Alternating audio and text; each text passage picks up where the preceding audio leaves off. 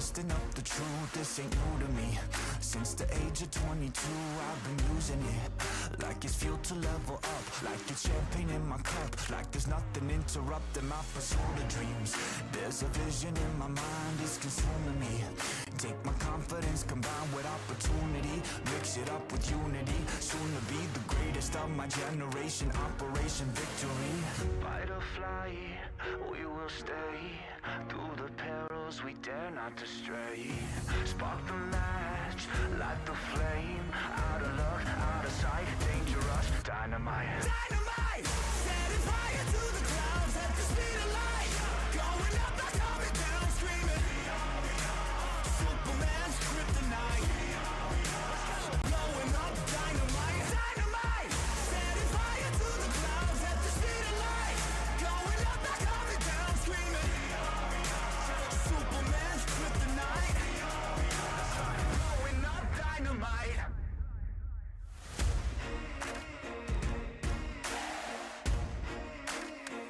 Check it. Troubled days, lonely nights, lot of tears, lot of fights. Big dreams met with bigger lies. It ain't what it seems from the outside. On my downfall they pray, will I surrender or will I betray? Given the trauma that lives in my brain, or use it to fuel up the fire in my veins. I never complain, I rise up and do it. If there's a battle, I'll fight my way through it. If the wind blows, I thank God that he blew it. Cause what is a blessing depends how you view it. The fruits of my labor are in abundance, indispensable, I'm not redundant. Incomprehensible the way I've done it. When the struggle pushes me out, I'll shove it, I'll rise above it. Fight or flight, we will stay, through the perils we dare not to stray. Spark the match, light the flame, out of luck, out of sight, dangerous, dynamite. Dynamite! Setting fire to the clouds at the speed of light, going up, not coming down, screaming. Superman's kryptonite, blowing up dynamite. Dynamite! Setting fire to the clouds at the speed of light, going up, not coming down, screaming. Superman's kryptonite, blowing up dynamite.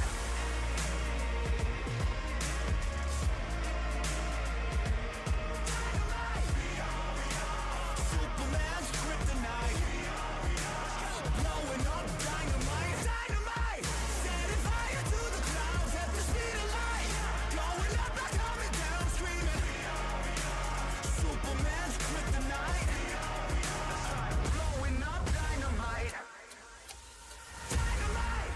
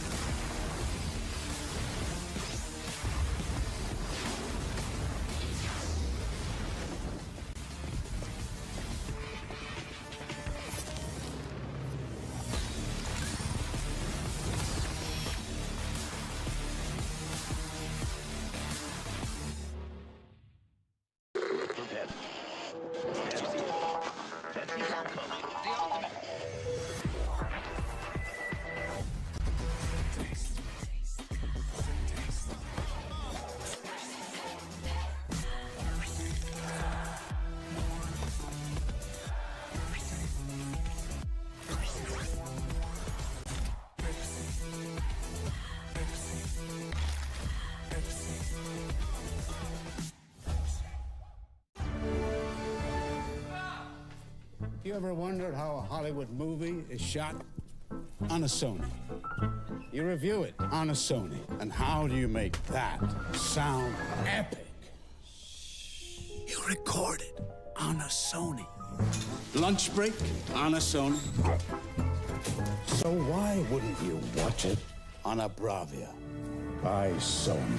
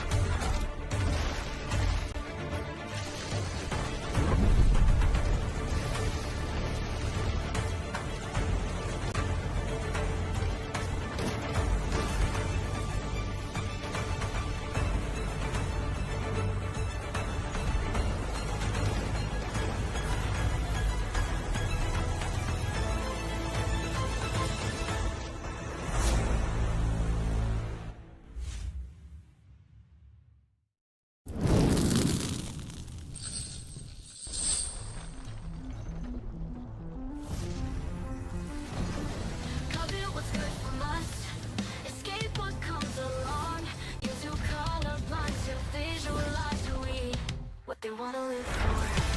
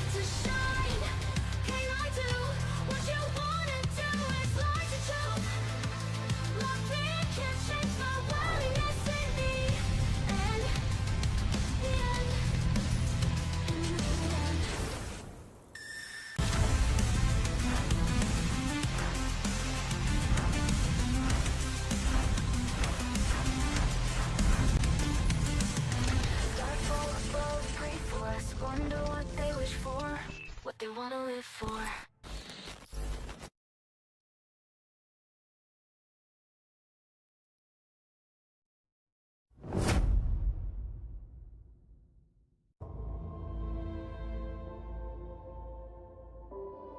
Welcome to PUBG Mobile version 3.3. In this update, we've added a new themed mode and items, and improved the game as a whole. Let's explore this new version together. A giant kraken, giant underwater statues, a mysterious underwater palace. Welcome to PUBG Mobile's newest themed mode, Ocean Odyssey. In this new version, we've opened up a new kind of terrain and area, the Ocean Palace. Let's explore the new underwater world and combat together. The sea suppressor sustains an air pocket in the underwater Ocean Palace. You can walk around and fight within the air pocket just like on land, but once you cross its boundary, you'll be swimming underwater. To reach the Ocean Palace as quickly as possible, parachute directly to the ocean surface at the start of a match. You'll quickly submerge upon entering the water. Take advantage of the faster swim speed to get ahead in looting the palace. Don't worry if you're not the first to reach the Ocean Palace. There are hidden crates all around that are also full of supplies. Due to the abundant supplies, the Ocean Palace is sure to become a player hotspot rife with competition. Upon first entering the palace, you'll receive a special respawn card, so you can fight without worry in the Ocean Palace. You got this. Additionally, in the innermost part of the palace, there is a legendary trident. When you retrieve it, you'll obtain unique and powerful abilities, a special swimming animation, a swimming speed boost, and the ability to summon a powerful water spout. Make sure to get the trident and wield the power of Poseidon. It's worth mentioning that when the Ocean Palace's trident is retrieved, the Kraken will destroy the sea suppressor in a rage, flooding the Ocean Palace. Other than swimming back to land, you can also return quickly using the portal. Be careful and move fast. Besides the underwater Ocean Palace, there is another mysterious area on land, the Forsaken Ruins. The Forsaken Ruins also hold loads of supplies. Be sure to search for the switches in the Forsaken Ruins to open the passage to the Sea Treasury. The Sea Treasury is an underwater domain. Pass through an underwater cave to reach the entrance of the treasury. Light up the columns at the entrance to open the treasury door and obtain the hidden supplies within.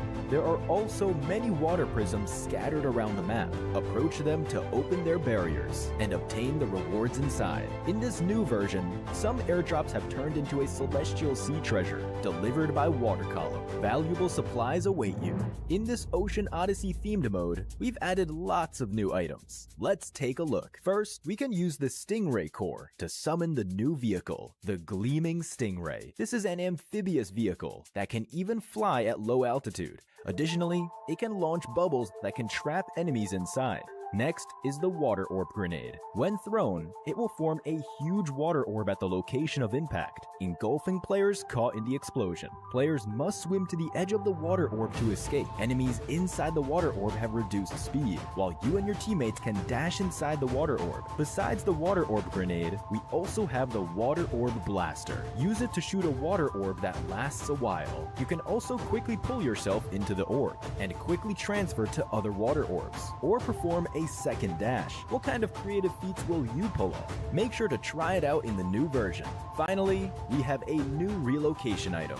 The Whale Escape Pod can transfer an entire team to the play zone. You can also change its route or get off midway.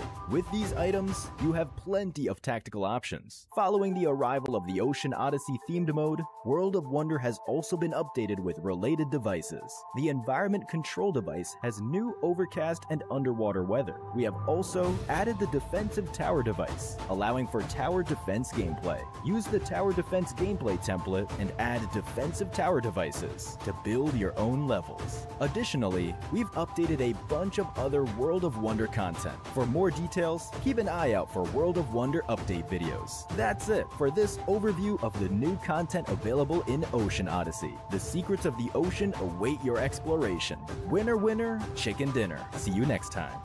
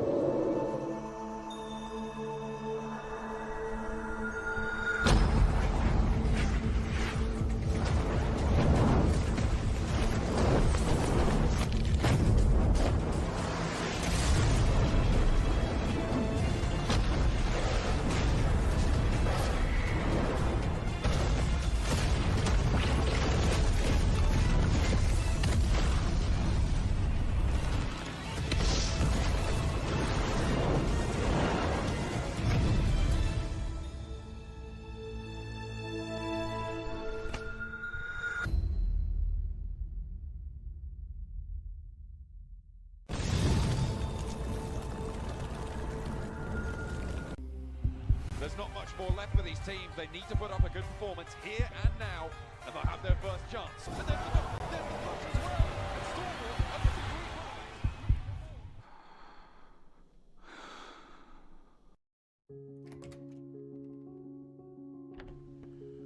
to Хүндэт аав ээж хоёртой сайн байна уу? Хайртай аав ээж хоёртой энэхүү цахиа очих өдрийн мэндийг хүргэе.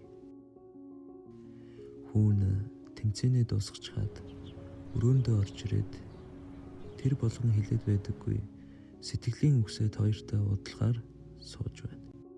Энэ захидлыг уншиж байх хооронд чинь би аль хэдийн Риядад тэмцээндээ оролцож байх болов. 8хан настайгаас минь хүүдээ итгэж энэ өдрийг хүрсэнд талархаа таншгүй билээ. Надад яагаад тэгж итгэж энэ олон жил зөвхөн өөрийн минь хүслээр явуулсан юм бол гэдгийг би мэдмээр байна. Гол шалтгаан нь хоёр минь надад байгаа болохоор зүү болов уу амархан давж. Аав нь үлдэж ихсаартай шүү. За сайн байцгаана уу? Намайг Алтан гэрэл өвгтэй Бүрэн Баяр гэдэг. Тэгээд team Falcons Force багт топ нэрээр тоглодог. За би анх 2 дугаар ангиас ерөнхий тэшүүрийн спортоор хичээлж гисэн. Явж байхад нь яг таараад тэгэл яг нэг 2 өдөр мөсөн дээр мөлхөж байгаа. Тэгэл яг тэшүүр дээрээ тогтож босч эхэлсэн дээ. За одоо яг би нийт 9 жил орчим тасралтгүй тэшүүрийн спортоор хичээлсэн байна. Тэгээд ер нь медальгүй үлддэггүй л байсан та. За би яг тэшүүрийн спортоор хичээлэхэд ерөнхийдөө нийт нэг 50-аас 60 медаль одоо цуглуулсан амжилттай байна да. Яг сүүлд бол шигшээд байсан. Тэгээд яг одоо хамгийн анхны гэх юм бол энэ би болгоных тэгээд Булган аймгийн авраг одоо шалгаруулах тэмцээнд яваад хамгийн анхныхаа хүрэл медалийг эндээс ингээд авч ирсэн юм байна. Одоо цалин мөнгөний асуудал ч гэдэг юм уу. Одоо ирээдүгөө харахад жоохон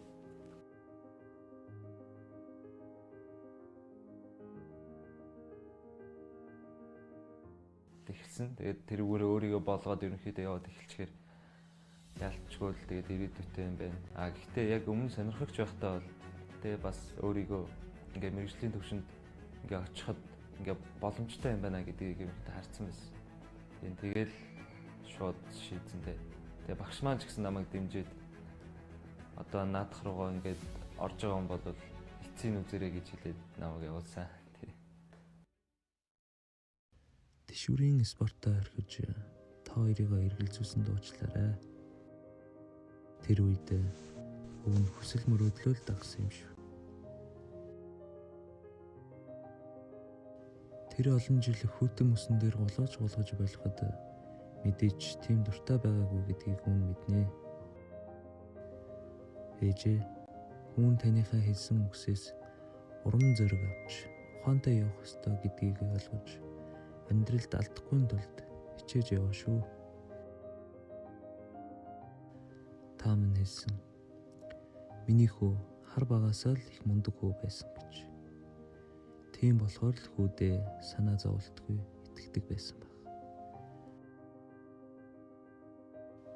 PUBG-гийн мэрэгжлийн тамирчин болохоос өмнө намайг яг юу хийгээд явааг ойлгохгүй л байсан. Тэр үед санаагийн зовоож байсан дуучлаарай хүүгээ. Хүсэл мөрөөдөл минь хэтэрхий том байсан учраас та хоёртой яг яаж ойлгуулахаа сайн мэдэхгүй л байсан. Монгол тэмцээн биш, гадагшаа өөр улсын багуудтай тэмцээнд орж авраг болж e-спорт гэдэг зүйлийг ойлгуулахыг хүссэн. За миний аав бол одоо тээвэрчин хүн. Тэгээд насаараа одоо том дэрэг барьж байгаа тийм хүн байдаг. Тэгээ миний хувьд миний аав бол угаасаа тэгээд үгээр хэлж одоо ингээд юмар барихгүй тийм хэмжээний л ерөнхийдөө одоо насаараа одоо ингээд том тэрэг бариад явдаг жолооч хүн байгаа.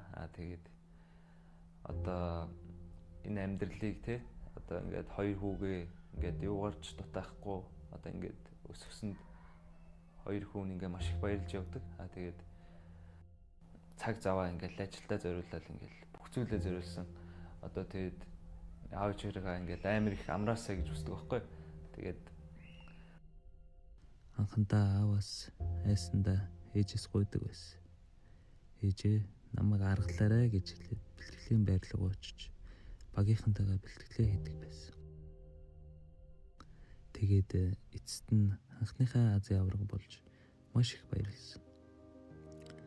Одоо л аав ээжтэй харуулъя. Одоо л хүүгээ юу хийж явааг ойлгосоо гэж хүссэн. Гэр бүл ойлгож дэмжихгүй бол угаасаа амжилт олоход хэцүү. Тэр цагаас эхлэж хүүгээ дэмжсэнд бас ойлгосонд талархаж явдаг шүү. Анх Азийн авраг болж байсан бол одоо нийт 7 удаа Азийн авраг болжээ. Бас цөмгүй олон удаа шилдэг тоглогч болсон байна. Хамгийн хэцүү үе дэлхийн аврагын цамыг атгаад алдах байсан.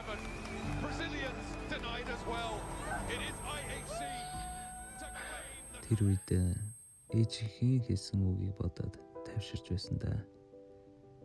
Цаг нь ирэхлээр авраг болноо миний хүү гэж ээж нь хэлж иж билээ. Мэргэжлийн тамирчин болоход миний хүсэл мөрөөдөл намайг хөтлсөн гэж би боддог. Одоо бол яг миний ажил гэж бодож бүх сэтгэл зүрхээ зориулж ажиллаж байгаа.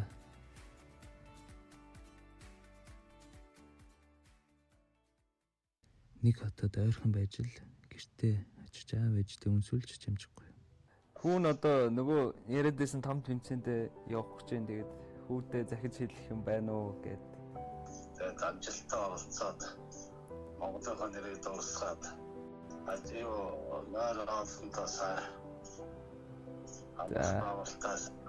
Тэгээд амжилт гаргаад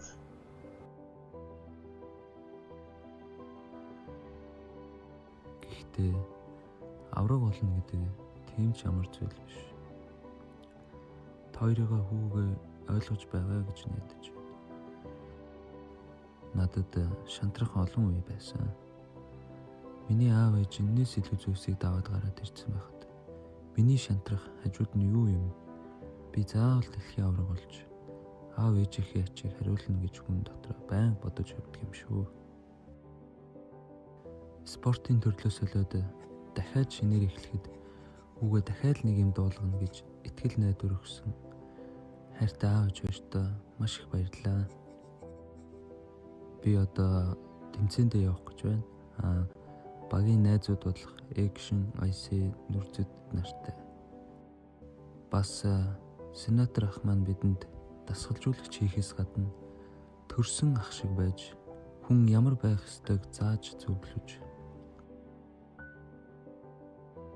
үргэлж тулж түшиж хажууд хамт байдагт ахта маш их баярлалаа гэж хэлмээр байна.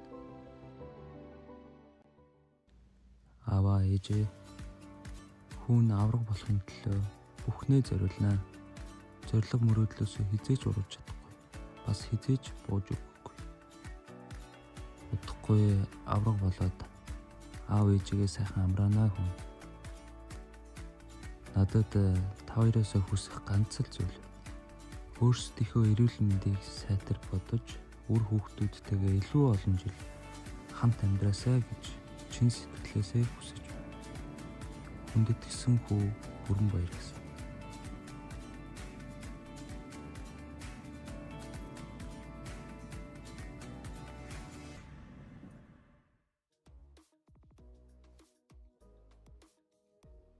We're here for predictions. PUBG Mobile is right around the corner. We're going to be putting the teams in order as to what we think is going to be at the top. Some of the teams obviously not going to be so lucky in our estimation, I think, guys. We're going to be chopping and changing some of their hopes and dreams, I think. Should we just dive straight into it? Dust this prediction leaderboard off right now. Clean it right Let's go. Give it a dust off. We're going to get into the archaeology of it all. Right, let's pick a team. Let's put them on the list. We've got a tier list to get through. I'm thinking Mad Balls to start off. What are we looking at? I'm going to say probably an A team here. The problem with Mad Bulls is that I think they are a good team. However, they have just been marred by very bad tournament after very bad tournament. And I feel like there was a point in time where they were kind of the creme de la creme, but the team kind of got gutted a little bit. They've lost some of their best players. I mean, I just don't see them doing terribly well here. I mean, they definitely lost some of their players to some of the other rosters here as well, who are going to be trying to push them even further down than 18th here. Jackie, are you agreeing with the 18th? I think 18 sounds reasonable. I'd be more willing to go for a 17th. I think 18, as numbers go, I don't like the fact it's so even towards the end there. That is true. 17th, that would be 17th. Should we go for 17? Let's knock it to a 17. Tiamba? I want to say maybe like, let's say 16th. I still trust in the Chinese teams. I still have some trust. Let's go for someone I think will probably be putting more towards the top, IWNRX. I think this is a team that kind of took EMEA by storm. Let's put IWNRX around about, let's say 5th place.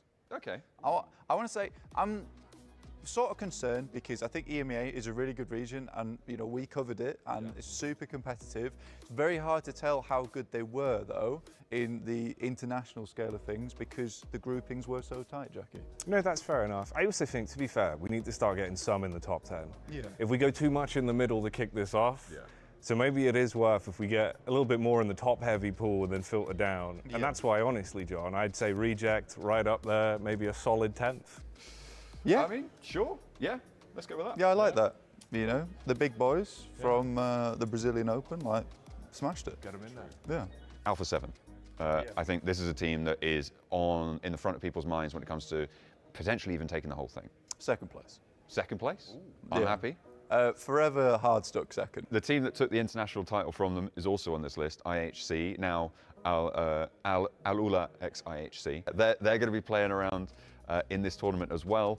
Are they going to be able to repeat the performance? Because the thing that was really, really strong for them at the championship at the end of last year was the fact that they were so elimination heavy. Yeah. Are they going to be allowed to do that again this time around? Because I feel like the door's going to be closing. I don't think it's as much as they're going to be allowed, right? Because I suppose you immediately have the optics, so everyone's going to know, we need to shut that down. It's not going to be as easy to sort of, slip under the rug, right? But I do think they have the talent to do it again and would like to see that happen. I definitely have a lot of time for IHC. I don't know. I think a solid 6th place for IHC would be fair. I would maybe push them down a little bit from 6th. I feel like top 6 is quite prestigious. I feel like 8. Okay, I think 8's reasonable. So let's talk about another team that's been benching a so-called star player, Moneymakers. The Moneymakers, they're a team that is, again, kind of similar vibe to IHC, or well, Al-Ula IHC, Just because, in terms of their style. Yeah, very opportunistic team. I think they like to go for their third parties where they can. And I think that if you give them that opportunity, if you open that door to the Moneymakers, then they'll earn a lot of money from it. But the problem is that they crumble. They crumble so badly. So I want to say a conservative 11th for this team. I think right on the border between the top side and the middle mark. They've always got time to move up. Yeah, they do. True. We can shuffle these a little Exactly, yeah. Do the old card trick. So let's go the other end. I want bottom teams. A bad team. I'd give you probably Rook. Okay. I'm so sorry to say it. Jackie, have you got another bottom team that you're thinking? Oh man, it's rough, John, because I feel like the way my brain works for PUBG Mobile teams is entirely in reverse. You know what I mean? I always go for the opposite. I think you quite like D+ Kia when we last casted them. That's what I mean. They were quite impressive. They're not good anymore. Does it really feel like it's They've really fallen off the deep end. Yeah, and I think this is one you have to believe. But I would probably put them around about 23rd. Yeah. Let's start rattling these off, I think. Let's get a couple in.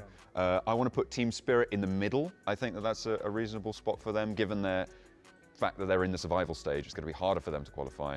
I feel like 13th. 13th, fair. Put them there. Get them in there. Lock it in. All right. DX Xavier, I want to put them in a 9th place. You know what though? I do think maybe swap Reject and IHC. Bring them up a little bit. Bring them up a little bit. Yeah, I think that's just for Who I'm looking at Vampire. I don't know if this is going to go out before or after our winning predictions are going to go through, but I've put Vampire as my winning prediction. but probably. But they are the two-time defending champions in Riyadh. They're obviously winning the two previous tournaments that we've had here. I'm going to put them probably down towards, I think, 14? I give them a 14 for a 12. I think 14 is probably better, honestly. 14th place for Vampire Esports. Man, I don't know if there'd be a 14. I feel that's a 12. You think it's 12? That's at least a 12. What are you doing coming here changing things up on the Because, fly you know, like that? you come in, Okay, pop on you're going to 12. have the memories, Yeah, things are okay. going to go No, better. okay, memories. It's all about confidence, bud. PUBG can Mobile is smell the confidence. money. Exactly. I want to put Power in there, and I think maybe a little bit higher than Vampire. Maybe I feel like maybe shift those three up one and put Power on 10. 10? Yeah, I think that's cool. Yeah, so Alula entire IHC box goes there to he 7. is.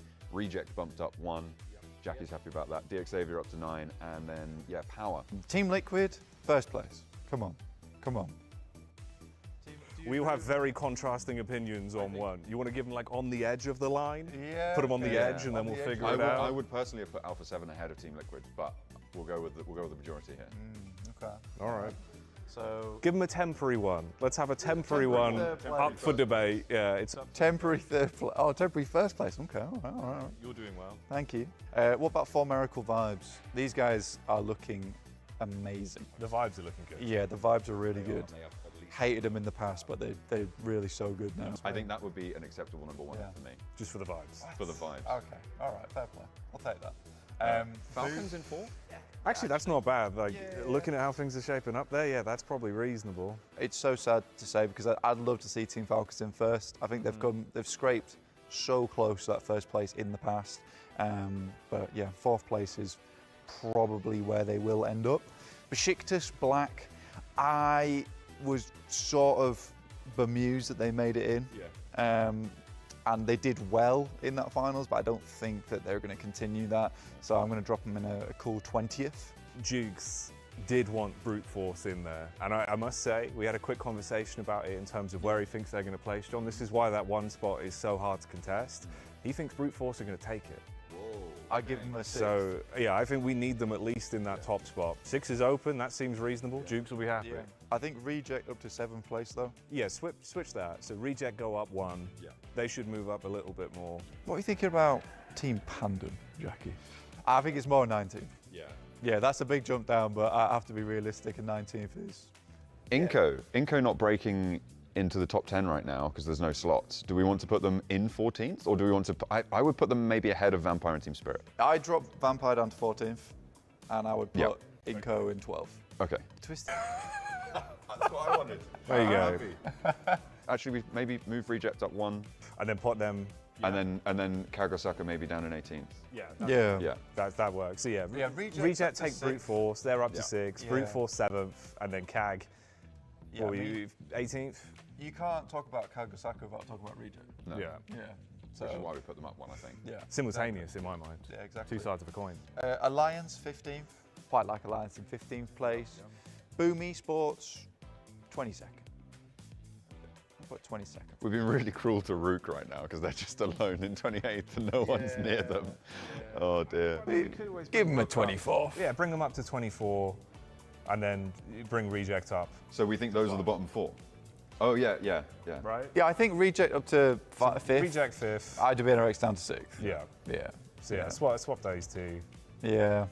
DRX about 25th. I'm interested about TJB, I think. Okay. I feel like bottom 3 team? Bit of a question mark in my Bit mind. of a question mark. Maybe Team Pandem down, Yeah. TJB up. I think so. It's a kind of a cruel one. Maybe Boom Esports 27th, Team Pandem 22nd. It's difficult to like slot a team in. TJB 19th. Yes. Yeah, TJB 19th. Bang. And then, Woo. right, what do we think? Maybe Reject up to 4th from Falcons? Yeah, I think Yeah. Reject up to 4th. So Reject from 5th to 4th. Yeah. I think maybe up to 3rd. You reckon a 3rd? Wow, a double jump. Okay. Yeah, that seems Okay, unfair so- to Team Liquid. But Yeah, that's fair. That's yeah, fair. yeah, okay. All right, that works. Yeah, I mean, can't really talk about Team 3 Reject. teams moving around the leaderboard without talking about Reject. No, you of got to talk about course. Reject. All right, so Um, 2 left. Let's put Talon in 26th, Straight in. and then let's put Bro Team in 28th. Okay. Okay, I'm kind of happy with that. I think that's perfect. I think it is. I think we've earned that. I think this is a souffle that's come up perfectly risen. Yeah. Well, we have to wait and find out. That's for the tournament to decide. Here's our rankings. Do you agree? Get in the comments. We'll pass it back over to the show.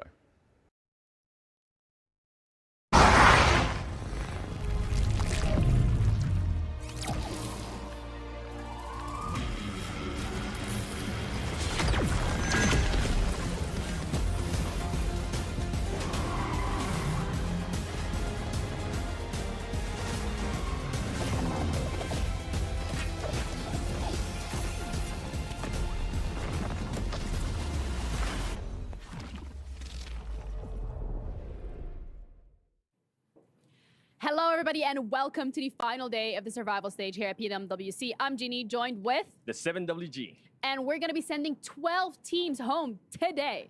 Ooh, we're finally going to be crushing some keys here at the PMWC, but 4 teams are going to be going to the main tournament. So stick around and find out who goes to that main tournament and which teams are going to be going home. See ya.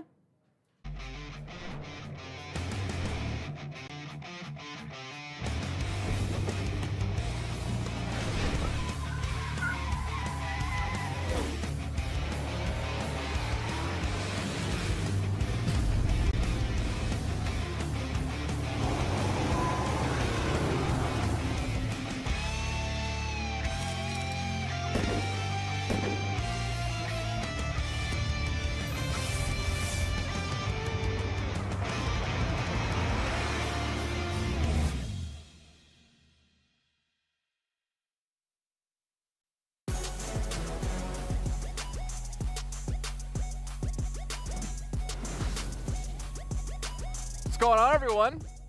We got Maxman, we got Severals Gaming, and we got Flexaurus behind me for the PUBG Mobile World Cup 2024. Don't worry, guys. I'm going to stay here this entire time, and your knees are eventually going to break, just like some of these hopes for some of these teams today, considering, as you heard before the cold open, I told you I'm staying here the whole time. 12 teams, unfortunately, won't be advancing further on. Yeah, well, no. Kalaris, if he just trained his quads as much as he trained his biceps, maybe he could have held that squat a little bit longer. But we are here for another day of PUBG Mobile action, and it's the final day of the survival stage, Maxman. Yep, and a very unexpected first day too, happening yesterday, right? A lot of teams that were at the bottom in the group stage, rising towards the top here in the survival stage. And this tournament has been the tournament of unexpected, it feels like. And who's going to be in the top 4? Except for IWNRX, I don't know. It's like almost what you've been saying from the beginning, Kalaris. Well, I mean, we don't know who's going to be winning. That was me, right? No. I think he said it, no. I think he said it. Well, backstage, I brought up the idea, and Jason was like, that's a good idea. Yeah, And then he's tried to pass it off as his own. Unreal. Okay, we're going to make someone cry here on the stage then. It might be me. Let's take a look at our daily winners from yesterday. If you missed out on the action, you can see who won these matches. But it tells a very interesting story for us. 2 wins for IWNRX, 2 wins for Kagasaka, 1 win for DRX, and a win for Twisted Minds. And now you're out there probably watching this if you missed yesterday and you're like, are we sure that these teams won? Yeah. Yeah, we're sure. And the leaderboards right now are wild. It's weird. It's a weird one. I'm not going to lie, Jill Saka, didn't really expect them to pop off the way they did, right? One really stronger angle, one Miramar on top of the mountain, just sniping down everyone. It's a great time over there. So the thing is, it could still be completely different who's going to be in the top 4, right? So sure, they had a great day. You still have 6 more matches. If they do, a D plus Kia, downhill. Yeah. I'm not expecting that too much, though, right? I feel like, of course, IWNRX, almost certainly safe, 99.9% chance here. Kagasaka, I feel like we're at the 90% mark for them, right? I don't think they're going to have a D plus Kia scenario. I think all Kagasaka needs to do now is sit in a compound, sit pretty, sit happy, and they're going to be into the main event. Do what they did during group stages, but just maybe fight a little bit more, right? That was the biggest question mark with them and also DRX. There were teams that were actually willing to fight, and it was a big surprise yesterday when we're like, okay, wait, Kagasaka, two chicken dinners? Okay. I did actually hear, I talked to them on the way down the elevator, and they said if Kalaris gives us another flex on air, I think we're going to make it into the event. But don't worry, you don't need to see our reaction about his giant muscles. We're going to take a look at the players' reactions from yesterday's matches with Pepsi. Take it off. What? Chill.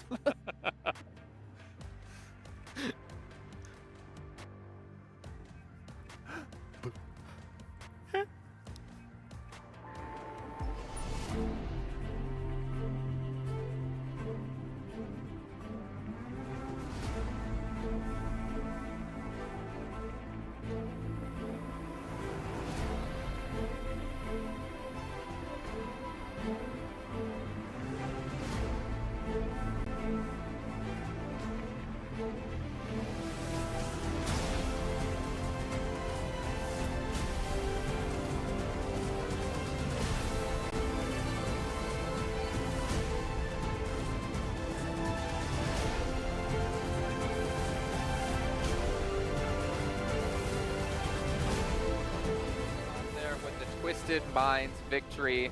Anything's off there with the Twisted Minds victory. I have no idea if you heard it the first time, but it was so nice I had to say it twice because that got them so much farther up in the leaderboards and got them within reach. Well, maybe not 7's height kind of reach. 4, our top 4. He's trying. I'm trying. No, I'm not. What do you mean I'm trying? I can't get any taller. Do you get put in like one of those like baby seats at restaurants, you know? Nah, but I do like the boost, though. It makes me feel a little bit higher. Oh. Well, speaking of boost, IWNRX, they had one yesterday with 2 chicken dinners and 73 points for themselves. As you guys mentioned, relatively, what, 99.999 of course, percent chance that they are safe. Kagasaka getting close to that. But as I mentioned, Twisted Minds, 38 points. They got a massive boost. I think it was 23 points in their last match to get up to 5th place. Yeah, really good position too, right? Playing in the center of the circle, going on top of the bridge there in the coal mine finish. Really unexpected. You don't see those circles happening too often, but you, Kalaris, are talking about their high ground position, right? Yep. He's always the one that's talking about this stuff. It's always me. It's weird. They just get so much information, going for the spray downs, reducing the amount of players remaining at that point. And it's pretty much an easy win, but they played it to their advantage. They had the terrain advantage and just made sure to get as many eliminations as possible. It's an unconventional circle, and they played it in what you would actually consider to be technically the most conventional way. Because why do I say that? Well, for all the teams caught in the kind of industrial area, you can't move. You have to wait and see how the circle's going to end up folding towards you and trying to see if you can kind of wiggle your way through. But for Twisted Minds, they had the pick of the litter on any target that they want to take. Good for them. You know it's not good for, though? What? Team Falcons. Oh. 7 placing points, and they have 30 eliminations, 37 points at the moment. I mean, let's be fair. They're currently not in the top 4, no. However, look at the point gap between them and 4th place. It is 4 points. So it is very possible that them, Besiktas, even some other teams on the second page can still jump up the leaderboards here with 6 matches to go, Max. Team Spirit, please hot drop again. Please, please do it. No, If they do hot drop, what would happen, though, if Team Falcons ends up losing this time? Doesn't happen. It's not. That's a bad timeline. I do not want to think about that timeline. Wait. Put the camera on Max real quick. No. Hold on. I want to do the replay of what happened yesterday in Sandhawk when you were like, yeah, this team is amazing in Sandhawk, and then we played it back. No, wait. So Team Falcon never loses hot drops in Sandhawk? No. Okay. Right, let's just shut this down for a second. I am so confident that they are not going to hot drop on Sandhawk that if they do, Max will shave his eyebrows. Wait, why is he always about my eyebrows? Max Smith's eyebrows might be gone on the line by the end of the day. You gotta do it for content, man. Yeah, just finish shaving I off don't the know, head. ask me to dye my hair. I might do it. I'm not getting rid of He's on the line. Dye your Wax hair. the eyebrows, put them on the head. It's a win-win either way. Good shout. Yeah, good shout. do that. Moving on from that good shout, though. TJB, I know, Seven, you were talking about them quite a bit yesterday, and I think you wanted to focus on them in particular going into today. It is... Sorry, TJB. I'm going to become Evil 7 there for a little bit. It is the most inconsistent team out of yesterday. Where if they were not in averaging about a 2nd place finish, which they did, I think in like 3 matches, it was a 2nd place, and then a 3rd place. They were more than likely going to end up averaging a 13th place. So there was no in between this team. They either did very quick rotations, very good rotations to kind of avoid the fights within the middle, which just kind of helped them out in regards to them being able to get those 2nd places, get those 3rd places with those elims. If not, they would just end up losing early fights. So for this team, I want to see them being able to win those early fights. I want to continue to see the great rotations that we saw. Because remember, we even pointed it out yesterday. The rotations that they were doing, the wide rotations that they were doing were really impressive. And on top of that, Flower has been performing really well. Yeah, I think he's right now in one of the top fraggers of this entire survival stage, so he's definitely popping off. But these long rotations you're talking about, right, is definitely put them in a really good spot for these late game scenarios. They're currently in 4th position though, right? They're the first team to fall if they have a bad day, so they need to start hot here in our first game over on Sandhawk. I want to see a little bit more out of GK first too and the rest of the squad, because I felt like it was just mostly up to Flower yesterday. In I want only S to pop off at some point. That would be cool. Okay. Well, I mean, you know, GK first when he played in Europe was doing very well. It goes to NA, and of course the NA curse just inherently makes you play worse. He was good in NA. What you talking about? It's easy to be good in. Wow. Facts. Not wrong. Jeez Louise. What about another team, though? We kind of criticized them heavily. After day 1, they were looking pretty good in the group stage. D+. Yeah, and D+, I want to talk about them very specifically. They had amazing, and I mean amazing Miramar matches yesterday. Very harsh down on that point. That their Miramar was absolutely fantastic, going for these white rotations from one of the southern drops on the map. For these wide wraps onto the cliffside. Yeah. I like what they were doing there. I want to see them bring this kind of success over onto Erangel. Miramar alone is not going to cut it. You know, it's interesting because I've gone back the evenings and watched how D+ has been playing these games. And I do think actually, yes, on Miramar, as you say, much more kind of success found there compared to Erangel. I think it lends itself to more traditional PUBG Mobile play. Like, it feels like the shotgun meta doesn't really favor them too much. And obviously we're seeing a lot of S12Ks and DBSs and things like that. Whereas when they've got these more long-range fights where they're kind of transitioning, taking fights with people who are 300 meters away as opposed to 150, 100 meters away, I feel like that's where they can thrive. Because they were making great transitions from Partona all the way into these circles, which were very similar to one another yesterday. And they were finding good success in those long-range fights. But maybe we need to see more of that on Erangel. Just Erangel. Really, if they do that on Erangel, I'm telling you, top 4 possible. Probably. That's the thing that we saw to them, right? Between day 1 in group stages, they were just pretty much being given the circles, and they really weren't doing anything out of that. But this time, yesterday, we actually saw them being able to do something when they weren't given the circles. That's why I was saying I wanted them to be tested and see them adapt to bad circles, which they did. So now, finally, this is looking good. Get tested. Stop it. Stop it. Stop it, Max. What accent was that? I don't know. I don't know. I mean, we really can't do accents whatsoever. We know what? Who can do accents? I've heard who can do some amazing British accents. It's our commentators, actually. We've got Jackie, we've got Blank to be joining us here. What? I mean, the they Brits technically are doing British accents. They are. Yeah. Gentlemen, do it. Hello. Looking great today. Looking fantastic. It's our final day of survival stage. Let's hear a hot take from you guys. I want to see a fanny pack. Oh, man. A hot take? We always keep it hot, Jason. And you're right, we're actually Australian. We just do the English bit for a laugh, don't we, Blank? It's just funny, really. We're actually from down under, 100%. But some teams are down under on the leaderboards. They need to bring things up just a little bit here in this tournament. You got Team Spirit sat right down towards the bottom. I don't think they're making it. But there's a lot of teams towards the top that have that chance. But CAG Osaka, man, did not expect that from yesterday, and IWNRX just bullying the lobby. Oh, yeah. You had Tongjia Bao making everyone bow down as well. It's very exciting to watch. I'm just looking forward to it, Jason. Survival stage is closing today. That fanny pack is so awesome from Jackie. Yeah, but gentlemen, I don't think they noticed that Kitsune is right behind them, and I don't think they're going to make it off the survival stage into the caster booth, because even looking at them when they said they don't think Team Secret or Team Spirit are going to be making it. Did they say hot drop? Maybe. Well, they've brought Falcons, we're coming for you. Well, it's very nice. Yeah, very nice. Yeah. You know what's also very nice? What's that? Our team in first place, who had a massive turnaround from group stage to yesterday. IWNRX, I don't know what they did from their day off, but honestly, it is not easy to pull that kind of switch around. And honestly, it kind of worries me to see a team be able to play that hot and that cold. Yeah, coming in so much so that those dogs were taking pictures of them. That was unbelievable. They had cameras and everything ready to go. But IWNRX, I really like how they were able to perform yesterday. Obviously, I think that what we expected of guys like Z-Wolf, and again, even in Miramar, we got to see the Mini 14s coming out and absolutely blasting with them. Bring me more Mini 14s. I want more DMRs on the battlefield. Maybe on Erangel one day.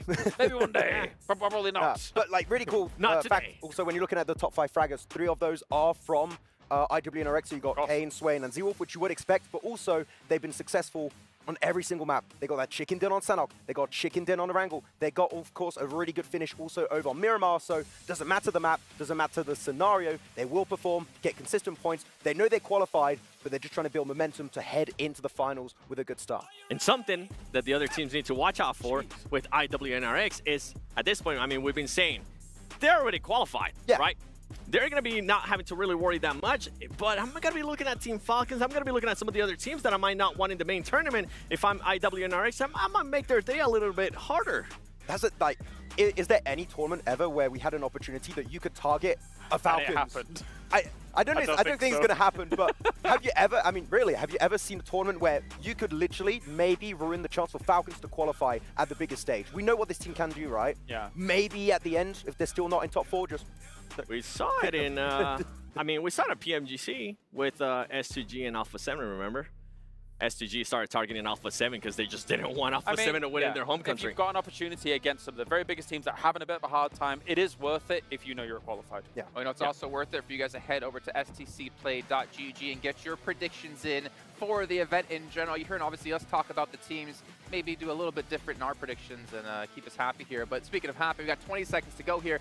7 in 10 seconds or less. What's your hot take on the day? Inco Gaming is gonna qualify. Just kidding. It's a bit that we're doing, guys. Is it? I don't know. They're not gonna qualify. They're not gonna. Day long, but it is time to head down to the stage. Let's kick off our final day of the survival stage. cut it. Yeah, sorry.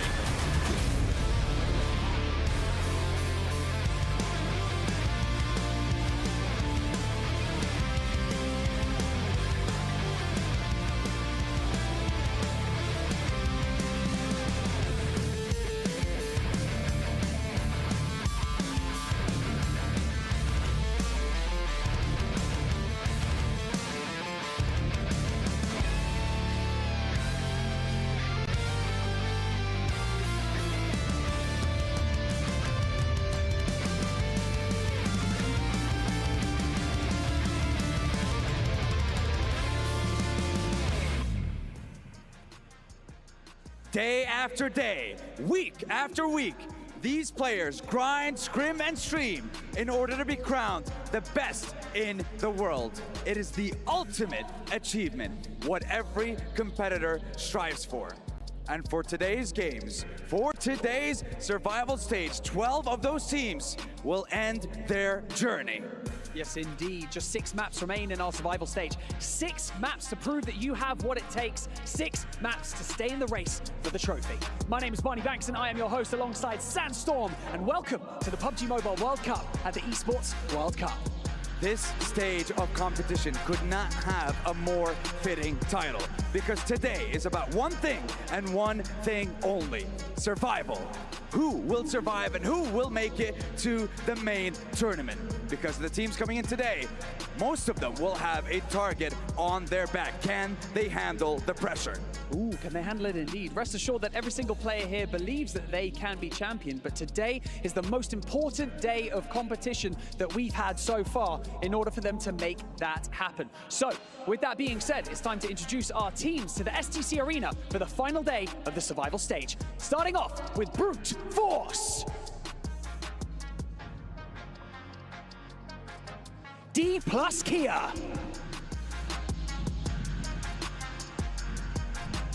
Istanbul Wildcats next, Ruya.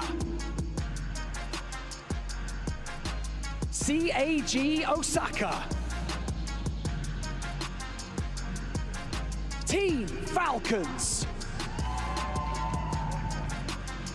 Inco Gaming.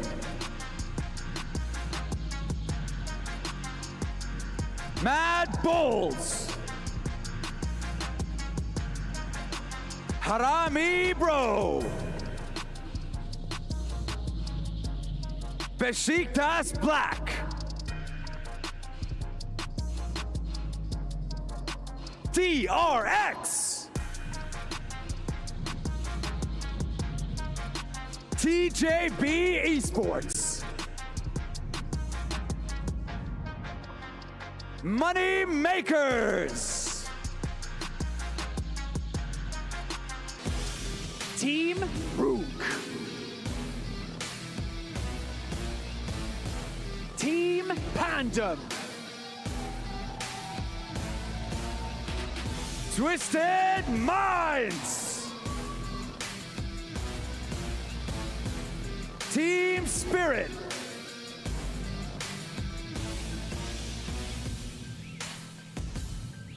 These teams have traveled all across the globe to be here, fought tooth and nail to stay here. But only 4 teams can join us in the main tournament. Who will rise and who will fall? That's right. They've had 24 hours to make adjustments, and now it is time to bring it home. Ladies and gentlemen, it's time to find our final 4. Casters, over to you. Oh, thank you, Banks, and thank you, Sandstorm, for setting the stage with your magical words that really do bring the pace and importance of today's games here in the survival stage. Day 2, Blank. This is where Giants will make their leap into the games that are yet to come. And then we have to say goodbye to everyone else that fails to make it to the bar. 12 teams will be leaving us at the end of this one. Spells and rituals will be needed. Oh, yeah. Sigils drawn in the ground, trying to evoke some kind of performance from today, because some of these teams have just not had that oomph that we were expecting, Jackie. And I think Team Falcons, so far, they were impressive on some maps yesterday. Where was that in the group stage? Maybe they can bring it home. For one team, we know they're safe. IWNRX have absolutely nailed this survival stage. These guys are already living it up in a house, central heating, aircon on.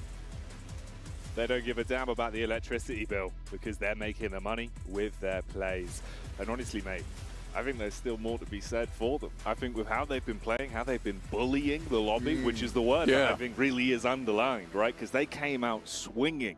Sure, group stage was one thing. Maybe they didn't look like they put their best foot forward. They weren't playing with the pace, weren't playing with confidence. But you cannot take away how damn good they have looked on the stage just over the course of yesterday. It felt like they were always in the forefront. It was only the final game where it looked like they even went down towards the starting moments. Yeah, I mean, for IWNRX, there was just not a single game that really seemed that bad. There was games where it felt like they were having fun. This is not the stage for fun, Jackie. This is the stage for really high-octane performance and moments, but it just felt like they were in Longhouse, fighting against 3 teams. They kept trying to come in. They kept telling them no. We don't take any kind of knockers on doors here. And they just sent them back, and it was great. It was really good to see. And it really did feel like a moment came where everyone was like, Longhouse is taken. Yeah. We can't go in there. There's a new landlord in town, and I think rent is due with how they were playing, mate. They were kicking everyone out and not allowing much room to breathe. There was a few sides as well that it just felt really underwhelming from how they were playing, and it was a shame to watch them consistently stumble and falter. You know who we're talking about. It kind of feels rough to bring it up again and again, but it's a big focal point. If you know, you know. Yeah, if you know, you know. Viewers, you'll be aware with those eagle eyes. Yeah, absolutely. I do think that some of these boys are a little bit more eager to get into it than others. Brute Force, I think that they rallied around Freezer yesterday. Yeah. So proud of that guy on that team, honestly. From what was a rookie startup towards the beginning of the year into PMWC, sort of carrying a lot of these engagements, Freezer has a long road ahead of him, and it's going to be a successful one, I can guarantee that. The optics for that man's career look fantastic, especially with how he's playing now. You know, these benchmark games where he's able to pull ahead of the pack kind of just makes you think if everyone else could fall in line, if they can pass the baton a little bit, the level of lethality they could have, yeah, that could be through the roof. And the roof's pretty high. I don't know if you've seen, Blank, the SDC Arena, that's a tall roof. I mean, I've been exclusively looking forward. Today, I looked up and I was surprised at the magnitude of the arena. The sheer stance of it. The sheer stance of it was intimidating, yet also awe-inspiring. Well, there you go. That's what they've got to go through. All of these players on that grand stage. If you look up, you better not be afraid of heights, even though that would be looking down. But in this instance, you might be afraid of verticality in general. That's why they call it heights. Verticaligo. Other fears are available, of course. What, the sky? What is that? It's a roof. I hate it. Really bad let's fear, bring that. man. Let's bring that down a notch. Yeah. Yeah, you'd have to live like in Hobbiton, wouldn't you? Yeah. That's all you could live in. God, it'd be rough. The Bouncing Shire your head would off be fine. the, Anything that's else what I'm probably saying. a bit much. Hobbiton. The Shire. Yeah. I knew what you were going for. Yeah. You know. You knew what I was saying. Yeah. The beacons are lit. Because the stage calls for our games. And PUBG Mobile will answer. It's crying out for it. You can see it's going to be a good day here at the survival stage. EWC calls for aid, specifically in the caster room. That's where you want these games started. We're getting for it. We want to go. We're ready. Oh yeah, we are, mate. We got the gas on standby. You know, we brought the fuel cans in. We're going to top ourselves up over the course of the day when it deserves it. But we'll ease into it. Unfortunately for these teams, you don't really have that benefit. You can't kind of take your time, have a bit of a jovial start to the day. Look, man, the pool's too cold. You get in. That's just the way. That's the only way about it. You can't dip your toe in, be like, ooh, a bit cold. You just got to jump right in. And that's actually good life advice for anyone out there as well. That is the best way to do it. Don't go slow, because then you get the cold shock the whole way up. You're like, oh, I don't really want to go in the pool. And then you're going to sit on the side of the pool. You're going to look like a weirdo. Yeah. All right. You'll look silly. Everyone People else is swimming. Everyone's swimming. Go swim. Get in. Just get in. Have a swim. See, remember that. You can be cool. That's a cool thing to do. People respect that. Yeah. And if you're going to cannonball, make sure you check the depth first. Yeah, that is actually a big one. Yeah, that's I've important. cracked my knees before doing that. That's not good. No. Are they okay? Yeah, they were. I mean, they hurt when they did it. Yeah. Now they're fine. All right, well, that's good. Yeah. Strong knees. Yeah, and then I just breaststroking it around. Just swimming off. Yeah. Like, And I was like, ha, ha, ha, ha. I'm going to do some doggy paddle, guys. I'm fine. Yeah. Which is basically what Team Spirit did yesterday. Just doggy paddling, they cracked treading water. They cracked the knees are gone. The knees are gone. They've got no legs. No. Yeah, we need immediate assistance for them. Yeah. Hopefully, man, there's a little bit more to be said for them today, even just for the mentality for yourselves, because there's other squads that have really been ramping up the pace. One of them's name is on your screen right now, CAG Osaka. And boy, did they bring the furious fist to the gameplay with how they were delivering on some of those chicken dinners. But it looks smooth in a few moments. The prioritization of fights, even when they're thrown sort of into a Hell in the Cell style moment, right? You've got two teams either side of them. Their brains were just working quicker. They knew how to make the snap-second decisions. And we know how to get you set up for today's games. And that's going to be, of course, with the GT20 Pro Blank. Of course, apply the rest with the best on the GT20 Pro. You're looking at 144 hertz gameplay. Ooh. You can see everything. Someone zooms past you. You've seen it. You've seen it. You could spray that down if you wanted to. Yeah, they're not getting away. Max that response design. time, man. Bezel-less. They based it on the way Maxman's brain processes information about professional PUBG Mobile. They studied him for months. They got it was one of the first brain scans they've ever done, where they got the entirety of the consciousness. Maxman's consciousness is in the GT20 Pro. It literally is. They said to him, gives you tips. We're going to put you in, you'll be like an AI. Yeah, but just pretend you're not Maxman. No, you actually, every time you use the phone, it rings Maxman. Hello, this is Max. Yeah, that's a good alarm. Wake up at 9 a.m. Bye-bye. You get a lot of missed calls on it from AI. He's struggling. He's had to buy 70,000 phones. It's because he's talking to another customer. Yeah, he'll get to you as soon as he can. Maxman is always on the line when you need him. And it's good to have him back in the studio. It's good to have day 2 of the survival stage kicking off here. So let's join each other in collectively saying, thank you, Max. Today's going to be a good day of games. That it is. And on the line is not only just that, but also whether you get into that main tournament. Oh, yeah. Where you can play for a chance at lifting that gorgeous trophy on the stage. But you got to get through these games first, guys. Top 4 will be heading through. As it stands, currently IWNRX sat in our first place position. 73 points, chilling, cooling, by the pool. CAG Osaka, 57. And we drop down to 48 and 41 for TJB. This is where it gets scary. It's 2 teams tied out at 37 points, and Falcons as well as DRX. Twisted Minds with that mega game they had at the end of the day have shot themselves up to 38 points. Can TJB and Brute Force remain in? That's the question.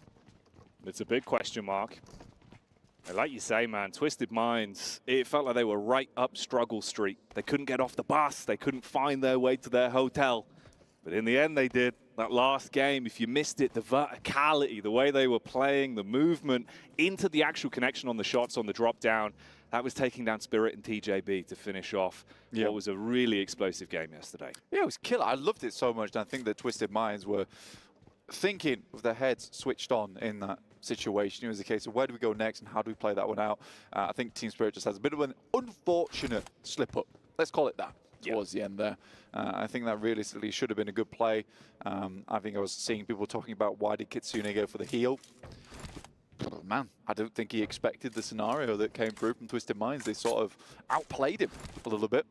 Brute Force, not great stats from yesterday. 2 elims on Sandhawk. On the other hand, you got IWNRX coming through with the 12 elim game they had yesterday and the chicken dinner. They were doing very well in the jungle. And again, on a spicy map like this, that's where they thrived.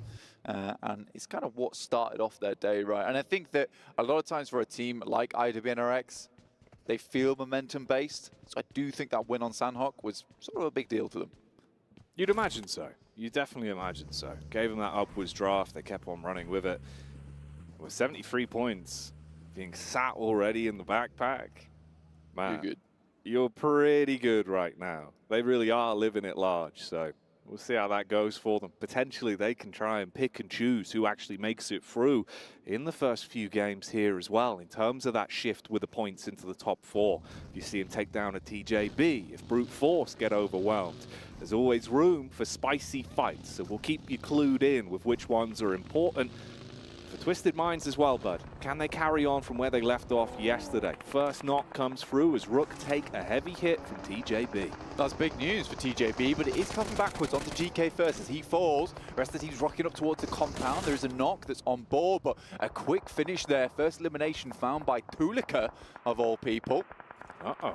Okay, so Tongji Bao, they see an opportunity to get stuck in early and want to farm some points, but they leave themselves exposed in the rear to Madballs. Madballs making the best of this opportunity. That's huge gameplay so far. You get the stab onto TJB. You continue to assault now onto Rook as well.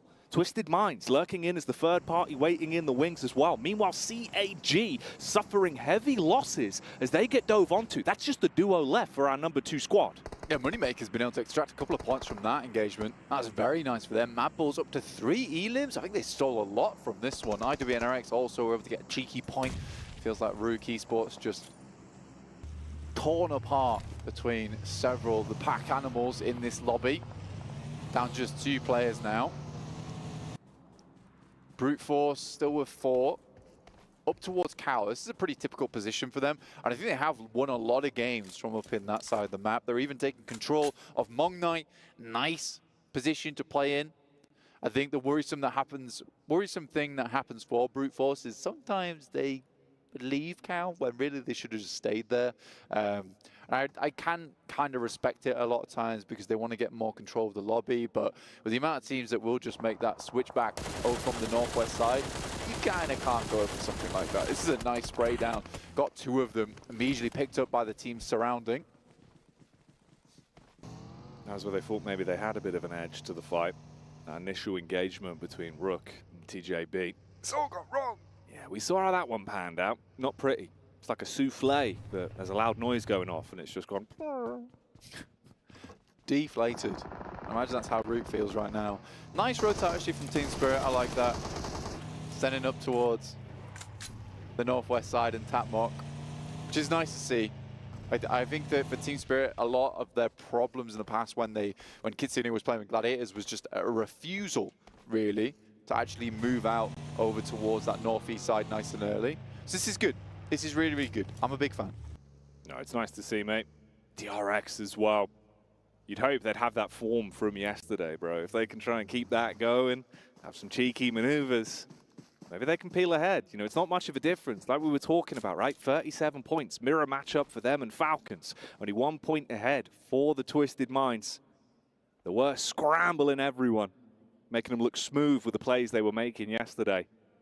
It's all about consistency, though, Blank. You need to keep putting up those points. I think Kale was saying at the end of the day yesterday, it's sort of an interesting thing to say. Yeah. Because it's Kale. He always comes out with the interesting stuff. And he's an interesting human. He is, yeah. Yeah, he is, really. But he was saying that it's still technically not over for some of these teams down towards the bottom of the lobby. And I would be inclined to agree with them. But it does require you to make that performance happen early in the day. Yes. So for any team down towards the bottom side of this lobby, they need to get themselves into a fighting position on this game and also hope some of the teams towards the top don't have themselves a good game either. Here's our shift on the circle over towards that eastern side. If we take a look at what's going on right now, you've got CAG Osaka currently in boot camp trying to hold out some of these teams as Inko tries to flow around that south side. There's definitely an opportunity there for them, but I always find this quite a difficult position on the map to play.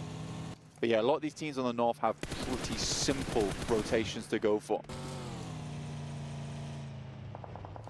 Balls on the move then. The balls that are on parade, will they be seeing red? Or will they be left down in the dirt? It's D plus Kia. One man lurking behind the geometry. Potentially a bit of room to find some chip damage, but he's going to know they're all there. Doesn't want to overcommit. Of course, you are just a solo. That output, that firepower is more reliant on your timing, and that's a good one to take the first hit. Zerich going to buckle. If he could actually prioritize this somewhat, there could be a few more stabs, but the problem is they've got close grouping. They can go for the pickup onto Zerich when they feel comfortable. Fleek is going to make that move now. I think for Madballs here, they really just need to keep pushing because 25 points is not actually bad at this stage of the game with 3 elims to start the day off. It's really quite a good result for the squad. So they're going to keep pushing as as much as they can. There's shots onto Brute Force from Team Spirit. This is a big actual crash that's come through between both these teams. Now, Brute Force made that rotate on the northeast side, and Team Spirit, they've managed to get themselves sandwiched in between Brute Force and the circle, and that's put them in disarray now. They're all over the shop. Yeah, this is a little bit of Panic Station's moment. So you lose Prepod, he's down. He was taken out in a bit of a rough spot. Okay, hang on a minute then. I mean, there is room. If you expose yourself on these peaks, Brute Force could still take a couple of pot shots back, and that's one of the reasons why. Seizes the window of opportunity, literally, as he pumps those bullets through. Meanwhile, Mad Bulls, they rotated off, not wanting to face the squad that roamed in from D+ Kia, but they go running straight into the Moneymakers. The Moneymakers switching things up. Goodness me, the double nade on it. It's so readable as well on the res, but a wonderful play there. That drops them down to 2 effective players. I think the rest of Brute Force is coming in to finish off Team Spirit and probably finish off their chances in this tournament. Another insane grenade over the top. Just Kitsune and Nomi to back it up in the action. Ooh, I mean, Nomi does get the first off at least. Big Papa Pump makes an introduction as he'll hit with that one. Be able to commit onto it, so Brute Force now in a similar position. It's all down to the battle of the duos. Little peek on the sideline. Nade through the door as well, trying to keep the pressure on them. Spirit, can you recover from this? They had a bumpy day yesterday, and they're being pelted by gigantic boulders off of the top of the building. Molotov in the hands as well. Isolate their pathway, restrict their peaks. Nearly an airburst that could have been huge. Yeah, that could have been massive. It was pretty well timed there from Kitsune. Nomi was a pretty massive contender for the overall MVP, to be honest with you. In EMEA, even just early on. He's not a bad player, but it just feels like on this stage, he's not able to perform at his best. And the reads coming through from Brute Force are crazy at the moment. This is feeling more and more like it will be an easy cleanup for Brute Force. Oh, mate, he's got his finger on the pulse of the game. The Molotov into the damage from the burn, the nade into the backline off the teammate's peak. Nomi pulling out the DBS again. He already hit one clean shot with this bad boy a few moments ago, but now the pressure's really on. You've got to clean up in the 1v2. They're trying to split round the angles, make sure they can isolate where he's peeking from. Nade's going over. They're going to get him trapped in the corner. That should be the knockout punch. Not sure exactly where he was in that moment, but Neos with that Molotov just makes it easy for himself to line that one up, and that's Team Spirit going down 2 points. Just sloppy plays, man. And it's so frustrating because you know that's not how Team Spirit usually plays. Mad Bulls, on the other hand, going toe-to-toe here with the Moneymakers inside the building, watching the stairs. But really, it's the roof that you got to be aware of. Fleek comes from the side and will flick them off this map. Oh, that's sick, dude. Fleek busts through the door, waving the 4-4. The Moneymakers, well, they ain't making any money no more. Takes them out, cleans up, gets the meds back in. So Mad Bulls, they've kind of been pushed around a lot so far in this game. It hasn't really been up to them where they've had to go, but they've been fighting tooth for nail. And at the very least, they're surviving these tests. Yeah, I think for Mad Bulls, it was a very big eye-opener for themselves in that final game during group stage, where it was a case of, we're playing too passive, boys. We're playing way too passive for a team called the Mad Bulls. You got to get mad. You got to get mad. I want to see rage in the lobby. I mean, all these players are extremely good and kind of suit more of this aggressive playstyle as well, I would say. I mean, English, crazy fragger. Fleek, awesome off-angler, but an aggressive off-angler. Tulika, we don't talk about Tulika because he goes a little bit too insane sometimes. Oh, yeah. But again, you should lean into that playstyle. And for the Mad Bulls, they were sort of making the same mistake that IW and NRX made, which was a case of not playing to their strengths. Some teams in this lobby are incredible at playing edge and just playing this careful, smart game. And D+ Kia springs to mind immediately.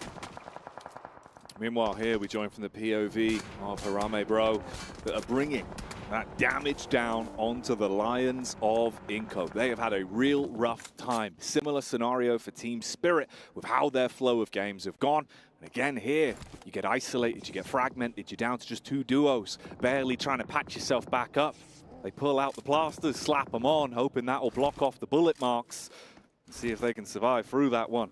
Replay back on your screens here. This was the compound crash that we saw where Moneymakers were overwhelmed by the plays from the Bulls. Some really good grenades there from English. Opens the door, quite literally, for Fleek. Head upstairs and make some of that. A lot of action going on right now. I think the notable one is the fact that Falcons is taking some damage right now from Pandem. But they are living it out. Again, not an easy spot for them. They do have the compound, but they are down to 2 angles right now. But they do get the res over towards Nerzed. He's back up at his feet, pat him on the back. He's good to go.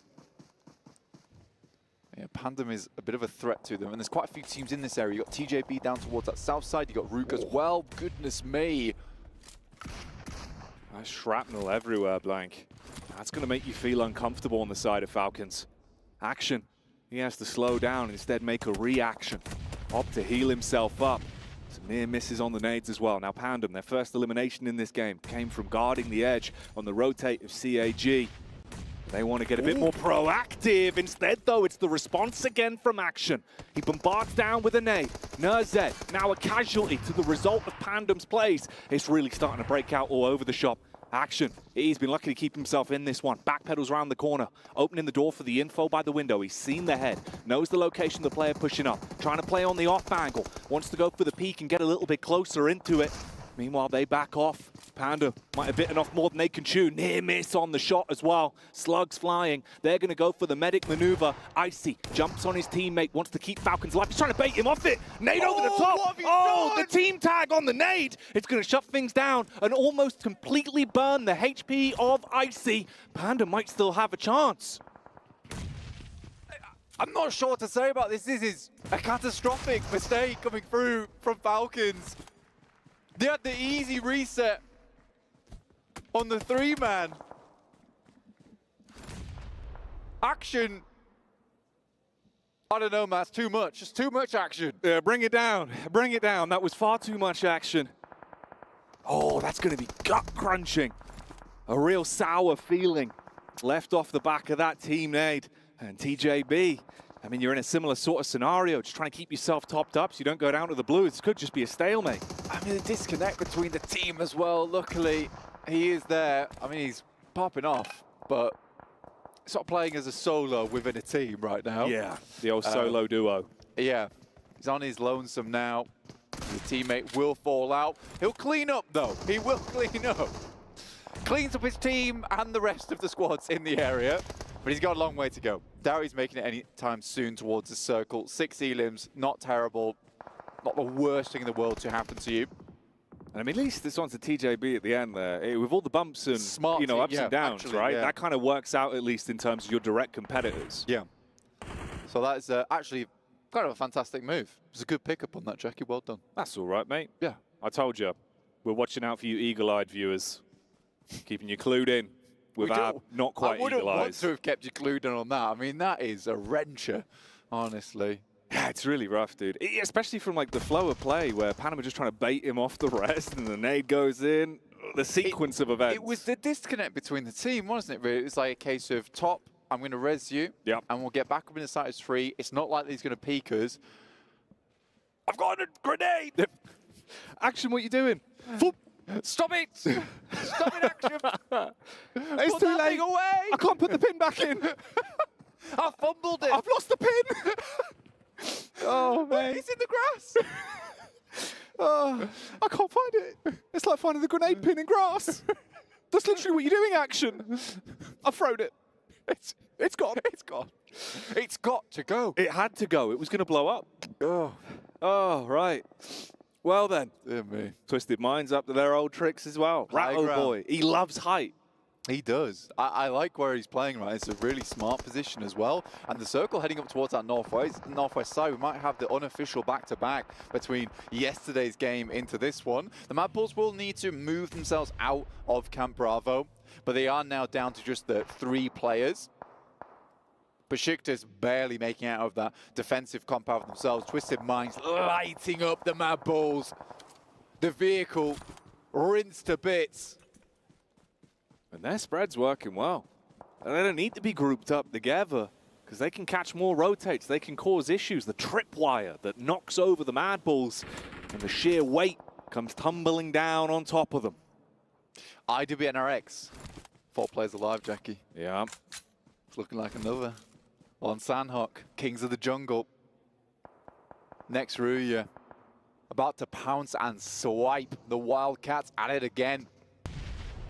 Uh-oh, they've spotted out Ratterboy. This was his big play, his timing-based maneuver. Yeah, man, these guys don't have verticaligo. They're not scared of big heights. They're not bothered at all. There's no digital interference for them. They know what needs to get done. The question is how many nades do they really have, that they do sort of need to clean out some more teams. This is a very cruel circle, by the way. Heads away from practically everyone. There's that slight ridge side, though, which could be an interesting feature of this map because it might give D plus Kia and Bro Harame a massive opportunity just to take pot shots over towards this northwest side. And you know what? Max was mentioning this during the pre-show that D plus Kia have been fairly impressive. Some good rotates, some very stalwart plays, at least over towards Miramar itself. But even so, looking here on Sandhawk, like they're making it into the endgame fairly frequently. They've not been looking too bad. Ugh, this really is a sad sight for sore eyes, though. CAG Osaka, if they were hoping to really go from leaps and bounds today, it's been an awkward game for them. They've been hemorrhaging players bit by bit, and the last man falls. CAG out of the runnings on this one. Twisted Minds. They were biding their time for this play. That's the peek up from Rattoboy, who strikes down onto IWNRX as Rook are attacking them from the side. He's been playing this for so long, and the long con's actually going to work off. Bit of damage back onto him. Jumps in the vehicle, maybe trying to shape up for a getaway whilst the cavalry's arriving. Yo, what was that? The full-on bounce on the buggy. Oh, it's clean. No, it's clean as anything. Rattleboy's just off. He's back into position. Good shot from Swain. Not going to live for long, though, as Harame will hit him with a beautiful headshot. But now tough times ahead for Twisted Minds. They've got to move over towards D plus Kia. Osal just went for himself on the loot crate. The circle's come to him. This could not be a more perfect opportunity for D plus Kia to take a game here. 8th place right now, 39 points, but not far away from 4th place with 44. However, that is Twisted Minds, and they're just pumping these points time and time again. Another knock comes through. Okay, here we go then. They might be able to build off the back of this. I mean, Chips, he's trying to get distance. Twisted Minds, when they group back together, they get that brutish strength, the power in numbers, and they're starting to get close. Dive in, bait out shots and information from the vehicles on the maneuver. Use the nades to clear space. Osal, he might have a big gun, but can he have any fun with it? Yeah, he can. First shot comes out, connects on to Rattoboy. He's got to make smart decisions on this. So low, bobbing and weaving, ring around the rosies, but he's going to fall down. I mean, he did a pretty good job. Honestly, that gun was fresh from the crate. Did his best with it, got a knock, but I think it's just 2 players now for D plus Kia and one down on their knees. And Twisted Minds, it might just be that unofficial back-to-back Jackie, seeing themselves head further up. These guys used to be Death Balls. I don't think a lot of people put a huge amount of stock in this team. There are underdogs over in the PMGO. Yeah, here they are, making numbers, taking names. Feeling the energy in the STC arena today and looking to deliver on their promise from yesterday, taking that chicken dinner. Will the momentum keep them going? Or will their eyes be bigger than their bellies? Harame, bro, as well. They've been playing a bit of a blinder on this one with some of the fights they've been taking, hitting some corking shots, playing some smart PUBG Mobile. But Rattoboy, he lives up to his name. He gets his belly down in the dirt. He's trying to sliver his way in. The mighty Cobra of Twisted Minds. Going to chew on some Emmental because he's about to put holes in his opponents. Good shots over towards the start there on Harame. Rattoboy drops back. Hits the first aid kit. He's ready for some more. Molly out over the side. Chips being pushed upon. That's obscured down. Okay, here's the reply. K, he really wants to bring the pace straight to them. He could clean up so many of the numbers on Twisted Minds just off the back of that play alone. But is he switched on? Does he know the location of the rest? Uh-oh, reposition back around. Rattoboy gets jumped on by Harame, bro. They hard commit to the fight. The DBS is firing out warning shots, but it's gone. It's not enough, D plus Kia. Put a stint in the plans. The boys over on Twisted Minds. They were brainy, the bodies were brawny, but not quite enough towards the end there. So Rami, bro, will pick up a win here on Sandhawk to kick off our day. So many teams giving it their all in this survival stage. I've never seen a more tight pack towards the top side. No one wants to go home here. Everyone would love a chance at that top 4. I think this is the type of day where it stays close up until the end. With IWNRX sitting comfortably up on their throne at the top, looking over the proceedings.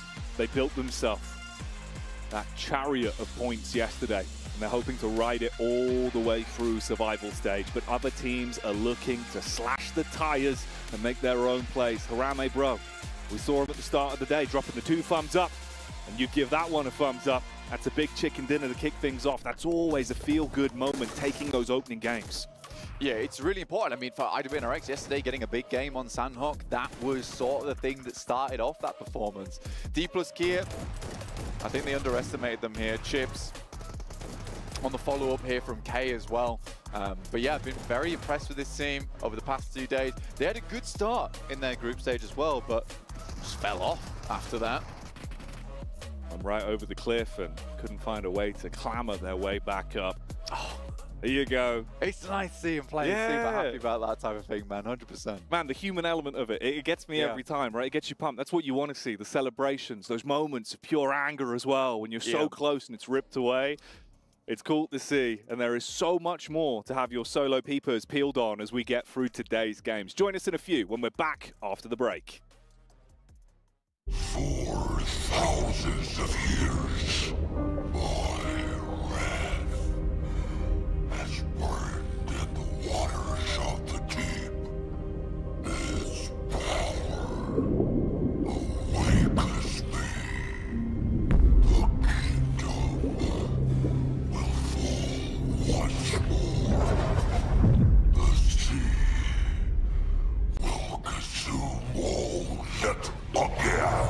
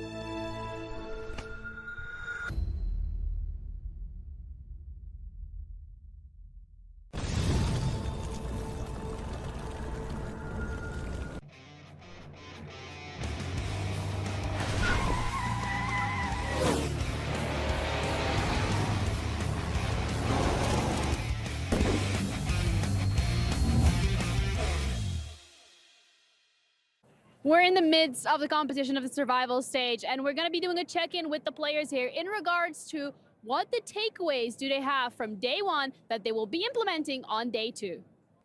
Today we do some mistakes, because of that we lose a lot of points. Tomorrow we will check our mistakes, change them, fix them, and tomorrow we will show our best. I learned day one is like we were lack of confidence, and maybe we need to improve on how we take team fights, and we need to review more about other teams' rotation.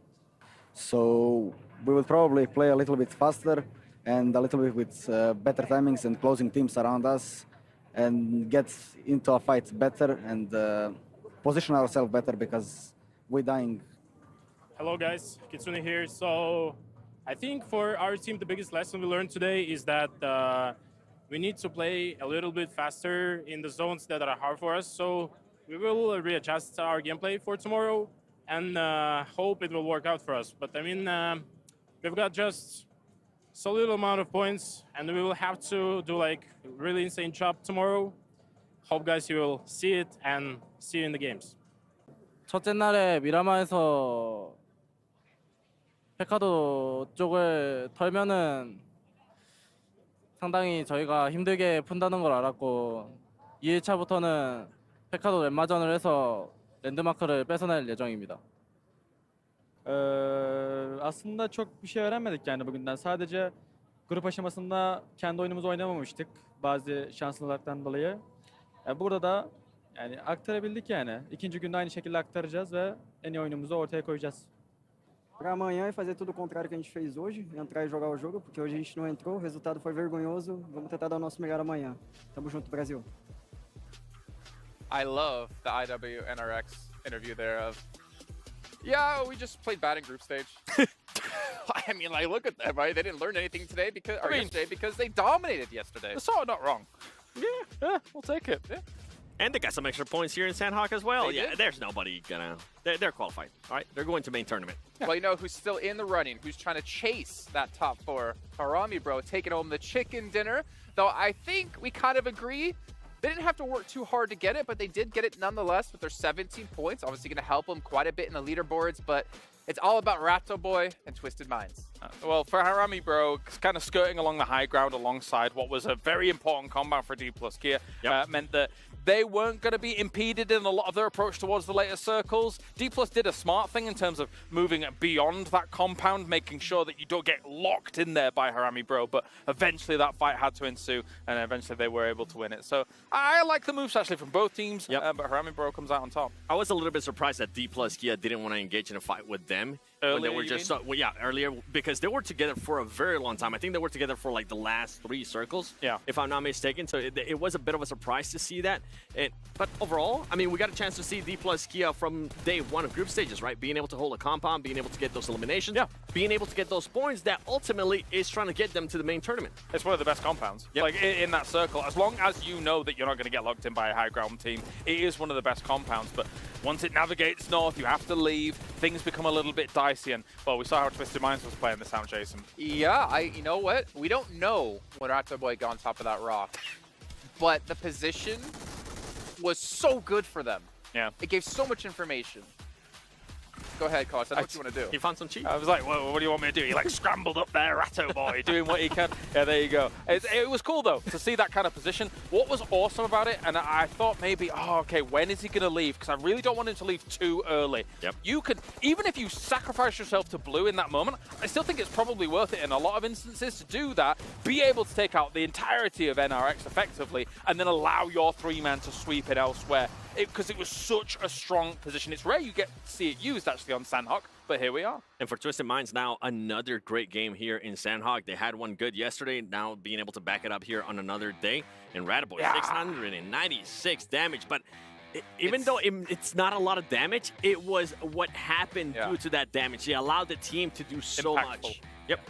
Just the information he was able to gather. He kept an eye on IWRNX. He also was able to help eliminate them as well. Really well done by Twisted Minds here. And again, I think, you know, before Survival Stage kicked off, we kind of almost had them written off, but I will say this because I want to give myself credit. Seeing what they've done in this year has been very impressive for like a new coming team. Seeing them get into PMGO, like passing the prelims, get here into this, as Death, we'll see them qualify for this event, and now putting themselves into, I believe, top 4 as well. This has been an insane run out of this new team this year. Yeah, that was good. I mean, this is a great start for them to start moving up the ranks here for the day as a whole. Again, consider, well, how do I describe it? The position, the compound and the high ground that they had might have been one of the strongest positions, split positions we've seen all tournament along. And on a Sandhawk, that is interesting. You can't stay up there because eventually if fights go on against teams in the south, foliage coverage of the trees isn't going to help you, and also it did get pushed out of the circle. But yeah, so eventually you have to come off, and it did at a good time. The big question mark for me for this team is, as I mentioned, yes, they did have a good performance yesterday in Sandhawk, but after that, in the middle, in between all those matches until the last Miramar, we really weren't seeing them much. It was that last Miramar that kind of gave them that big boost to be currently towards the top. For them to be able to follow up the Miramar they had yesterday to end the day here in the first Sandhawk, it was great, but I don't want to see the same performance from yesterday because we know that some of the other teams are going to start getting hot. I mean, Team Falcons, even though they really didn't get that many placement points, which they haven't, they were still able to back it up with those elimination points. 0 placements, 6 elims, even with nading your own teammate. I think there was actually nading top, and they're still able to pull it off, but not enough for them to get into our top 4. You can see Twisted Minds have squeaked through at 53 points now into 3rd place. Kagasaka still holding on to 2nd, but this is where it gets really interesting. Again, the gap, 7 points between 3rd and 5th. Not much farther behind that with 10 points between Falcons and potentially qualifying, and even TJB there. I feel like we're going to go into the last half of the day still unsure of what teams are going to make it through, except IWNRX. It's so crazy to see Team Falcons being the only team in that first page with less than 10 placement points. It goes to show how much they are currently being able to frag out. But boy, I just want to see them being able to focus a little bit more towards the later stage of the map, because the elims, I feel like they're just going to become easier for them. There is something, and clearly we don't know exactly what it is, that is not clicking for Falcons at this tournament right now, right? It didn't click in the group stage, and it's ridiculous to say this considering they're in striking spot of 4th, the top 4, but this is a team that we not only expected to click, we expected to challenge for #1 at the end of the main tournament, the championship here for PMWC. Right now, they're looking a far cry away from that. It is a little bit disappointing. They've got to still fix things if they want to try and live up to our expectations. If I'm one of the teams that are currently towards the bottom of the page, I'm going to start getting a little bit worried. I mean, Inco Gaming, if anybody's scouting them, it's such an easy tell. That team rotates so late and they become pretty much free points. You have players, I think, getting knocked due to the play zone. So if I'm any of those teams that are towards the top, you know what? Just try to get those points. Try to get those points and try to get yourself the Violet Thunder set here for PMWC. You can pick this one up right now. I know Max Ben was sporting it yesterday while we were playing our matches. And based off the design by Ailu in the PDPX Esports Outfit Design Contest. And it incorporates aspects of the trophy. You can see the W on the trophy, got the W on the back. It looks sick. And speaking of Ws, that's all we've got for you here today in the studios. We're going to head into our first air angle of 3 of the day.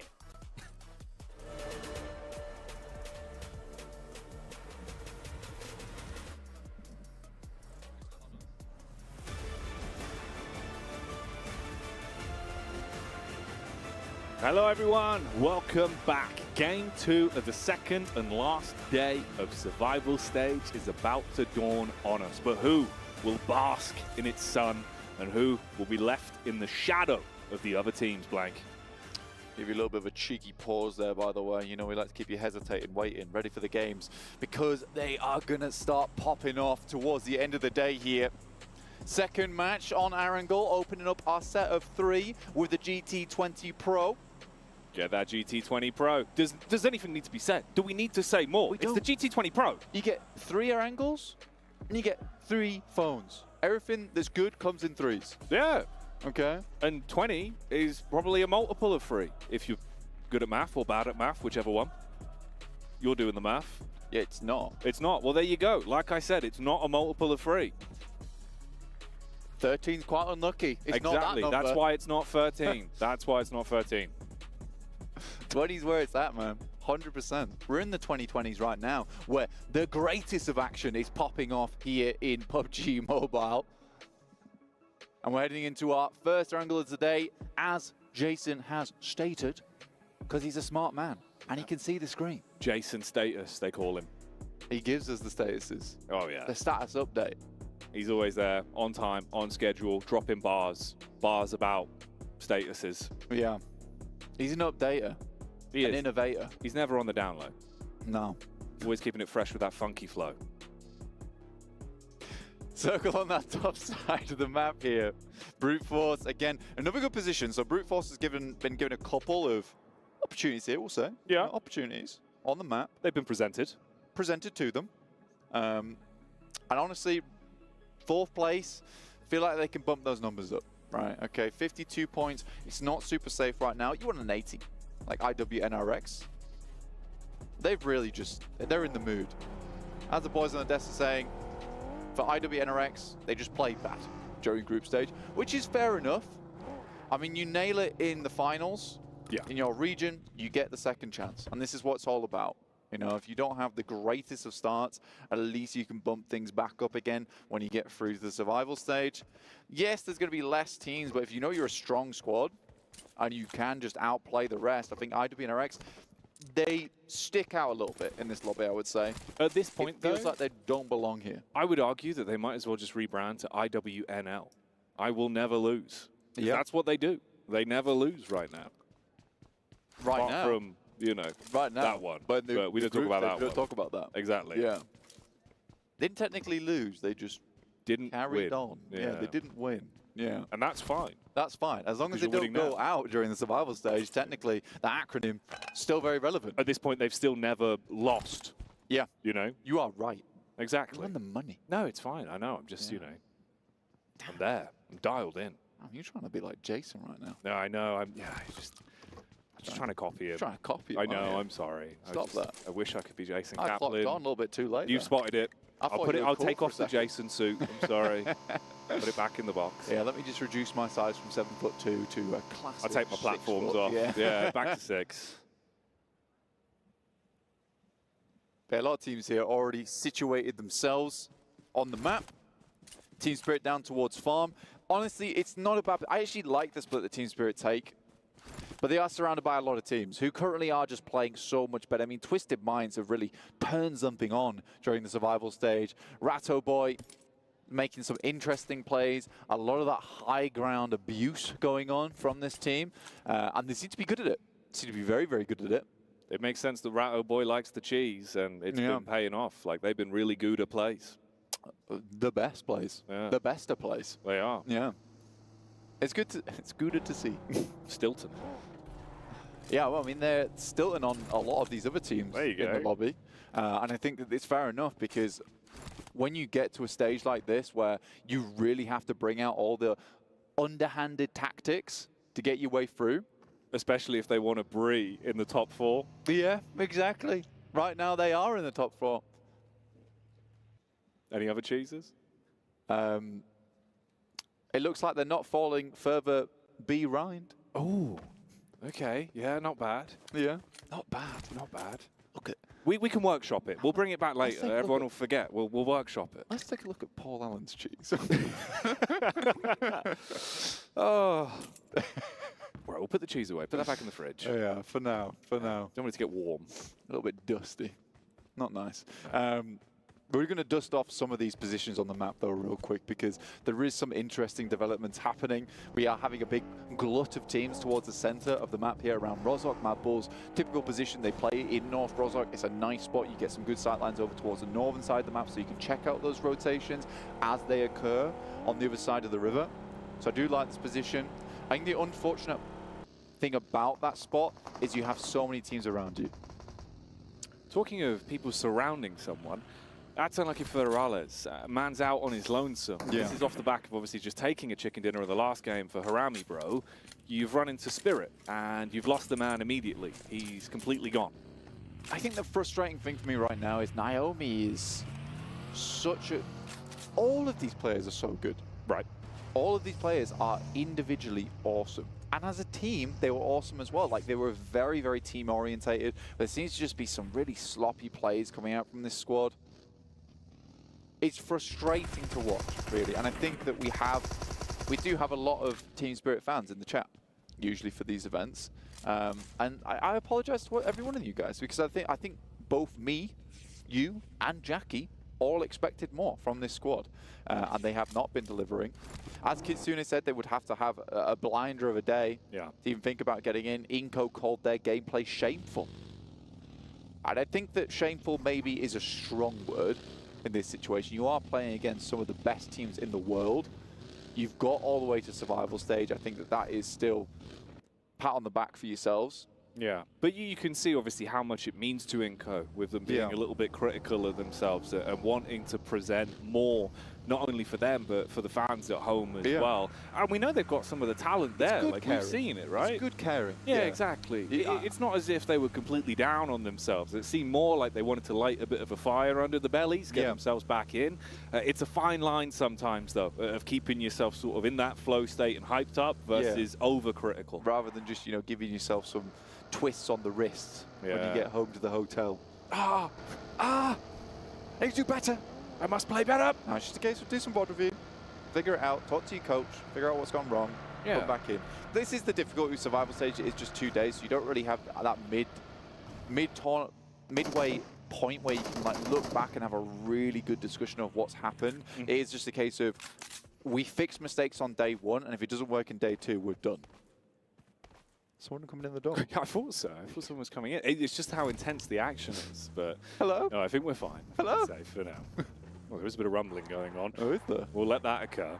But yeah, man, it's really interesting. I think, especially as well for me coming into today, it must be hard for some of these teams to sort of prioritize either unpacking the bag and thinking about like how do we reset for day 2 of survival stage, or how do you just keep yourself just drilling on, keep it going, you know, not get over critical of anything and just focus on the individual, that gut feeling. Because sometimes you can plan for something, but the games themselves go a whole different way, and it's just about relying on your mechanics and your decision making in those moments. We've seen some teams are really shining today and yesterday as well with IWNRX with the way they're communicating. Even CAG Osaka, like the way they were calming inside of fights was so clean to watch. Totally different from the group stage. And I think that if you look back on yesterday, there were some games that really went awry, like in terms of the positions on the map you had to play. A lot of it was pretty unplanned approaches to those games where we haven't seen matches end in those positions before for quite some time. So it's difficult. Circle does move up towards the northern side of the map, towards shooting range. Brute Force about to be getting hit with a brunt of squads who are all moving over towards that north side and have to hold them back at the barricade because this is going to get a little bit tight towards the northern edge inside the forest that surrounds shooting range and this little overlook they're currently playing. Hello, Rook. They always seem to find themselves in some sort of trouble. And it's Inco that find the bonnet action to shut that man down. Yeah, Rook's just been moved from place to place and hasn't really found a decent home. But again, I think for Rook, this is an unfortunate rotation. The fact that Inco is still chilling around here and the circle is so far over towards that northwest side. I would imagine this is a planned move, a planned play from Inco, waiting for a team to move through. Moneymakers, IWNRX, tough fight for them, considering this team is on point, on form. Oh yeah, they are. And they could add even more points to that big old bag of points they've already found. Icy Boss takes a heavy hit and he's down. The rest of the squad, they kind of scurry out of there, looking to get themselves into whatever covers around. It's not much that they can work with. Bit of a rock blocking the bullets. If they can get the off angle on him, that's an isolated fight. Could be another freebie. Koa and Co backed off massively as well. Cheeky peek up on the top of the rock. Does at least get the initial damage off. Koa's coming for the recovery. We're going to see if he can pick up his boy. Has to be quick with though. I think he understands this team is just not missing shots. An instant reposition as well from Kane. Get the high ground. Oh, the timing on it. Just for the peek down. Bad. Barrage of bullets starts to connect. The Moneymaker having their cash flow cut off as damage is done from the elevated peak. They thought they had the getaway, but not today. Bishke might have to double back here, pick up Koa, but he's got the vehicle, and I think Bishke just has to move on with his life. That was a great reposition from IWNRX, and I think that's the cool thing that we see from this team. As soon as they sense weakness or blood in the water, it's a case of it's all go. You know, the key is turned on the ignition and they're over. So they finish fights very quickly because they immediately know when the tide's shifted in their favor. And it's a very, very smart thing. It's a difficult thing to do during these fights. They seize the initiative whenever there is an opportunity that's presented for them. And there's respect in that alone with how they play it. Oh, huge backstab. This is the off angle they were trying to find for so long. Make him focus on the majority of the squads. The Frozen can find the backstab. Yeah, dude just splits up, confirms that one. Makes it look easy. Yeah, it's very nice. And again, just the confidence to be like, I can make a solo play here. I understand that I've got him. The rest of my squad is already locking him in position. We are going to get our next circle, though. You can see it on the top right of your screen here as we head into our latter portion of the match, northeast shift. And you know what? Brute Force might have a decent spot to play around with this position.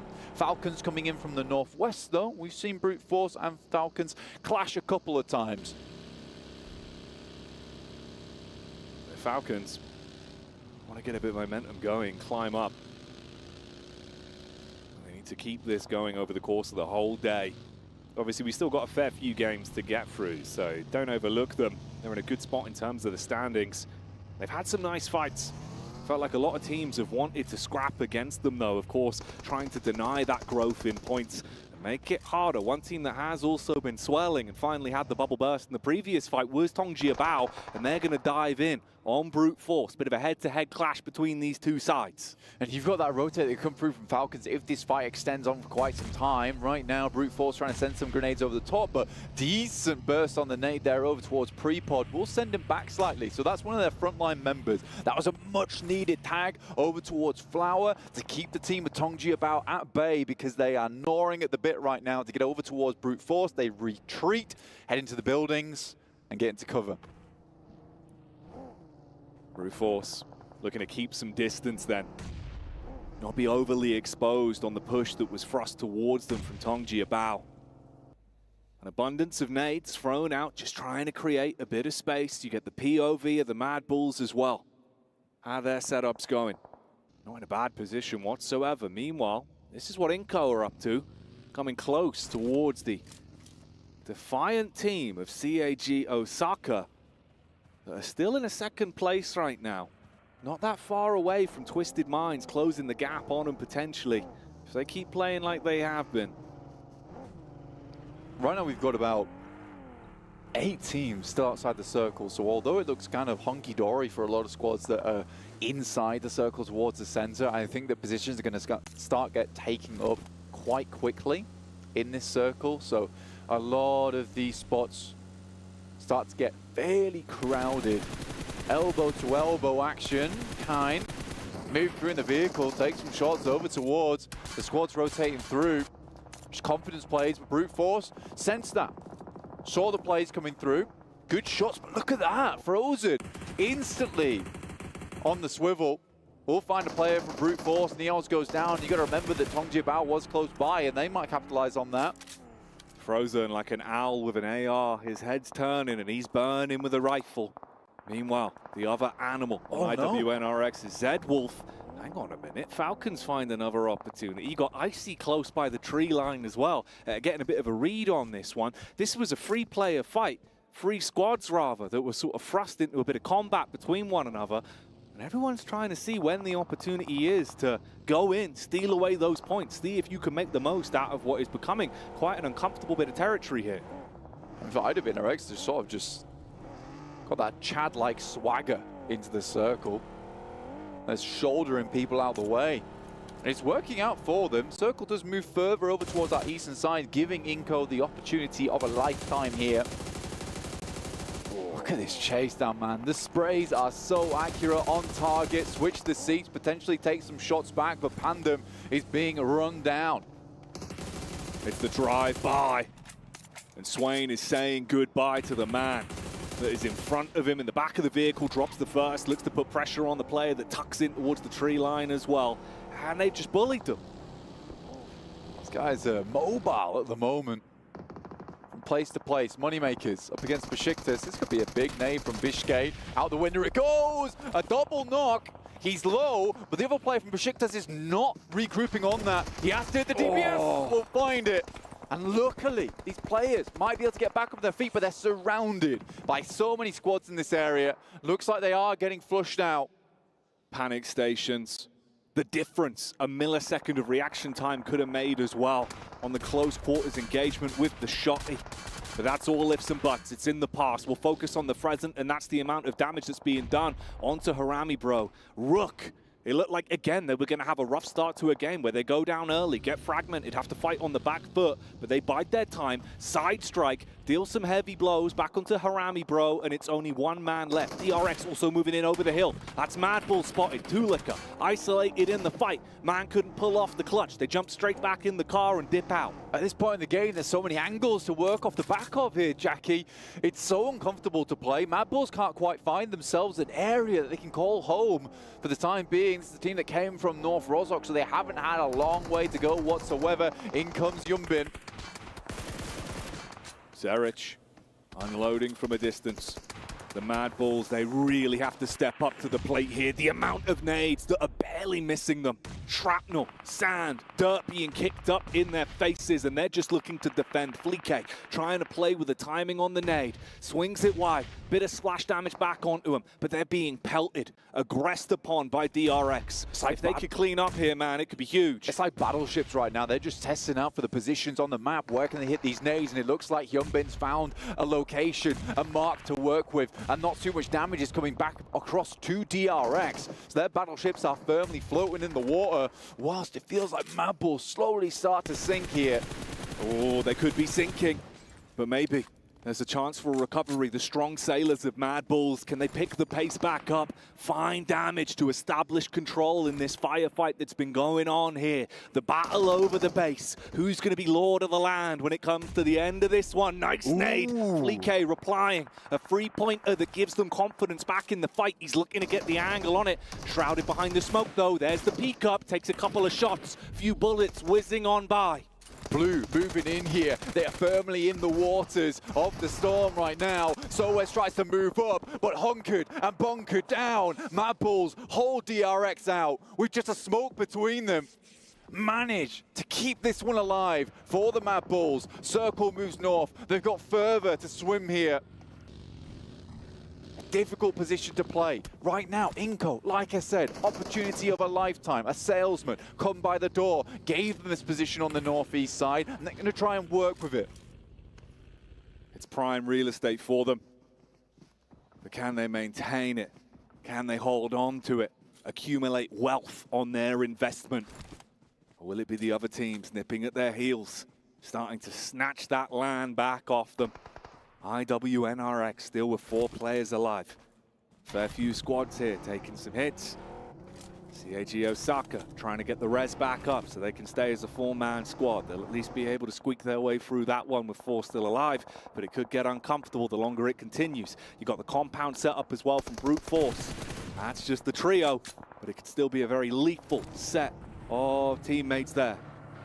You've only lost Neos there, and he got caught off by an unfortunate position. Coming through from the Falcons. Twisted Minds, though, take down Zerich. Nicely done. In comes Brute Force. Looking for some more here. Falcons, though, don't want to let this one go in the favor of the team trying to push in. They've got 2 teams to worry about here, Jackie, and just 1 player to rely on. Icy. Oh, I see. This is going to be your hardest task yet, and they try to use the elements against him, turn up the heat and make him feel uncomfortable with a Molotov. Throwing in those wide nades, the reposition barely over the top. That one wasn't cooked long enough to blow him out of commission, so they closed the distance on the Falcons and shut them down.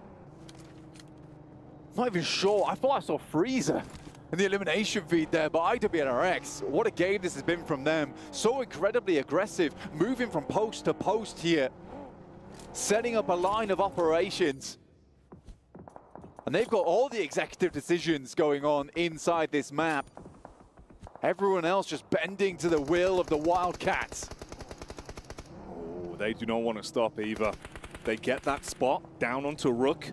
Barely a thin shroud of smoke cast out from Vic to back up his 2 teammates that are further away behind the tree.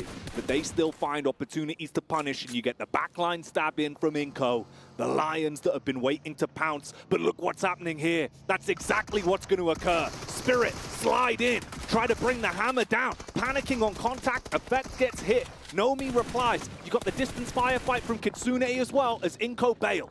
Inco crumbled under the weight of Team Spirit there, and they don't lose a player. Nunes might be coming back in for a little bit more as they go for these reses. They have suffered 2 players coming back in for a bit more of a regroup.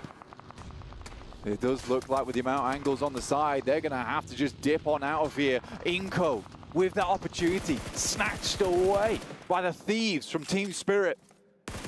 They get in, snatch away the elims and make out like bandits. But Inco, they're just thrown into another team. From pillar to post, a rock and a hard place of rifles facing down at them. Tongjia Bao finally start to step up to the plate as well, getting one knock across onto IWNRX. They've still got ammo. They've got rough positions to work with. They try and build themselves some geometry with the smokes and block off the line of sight that exposed the Spirit.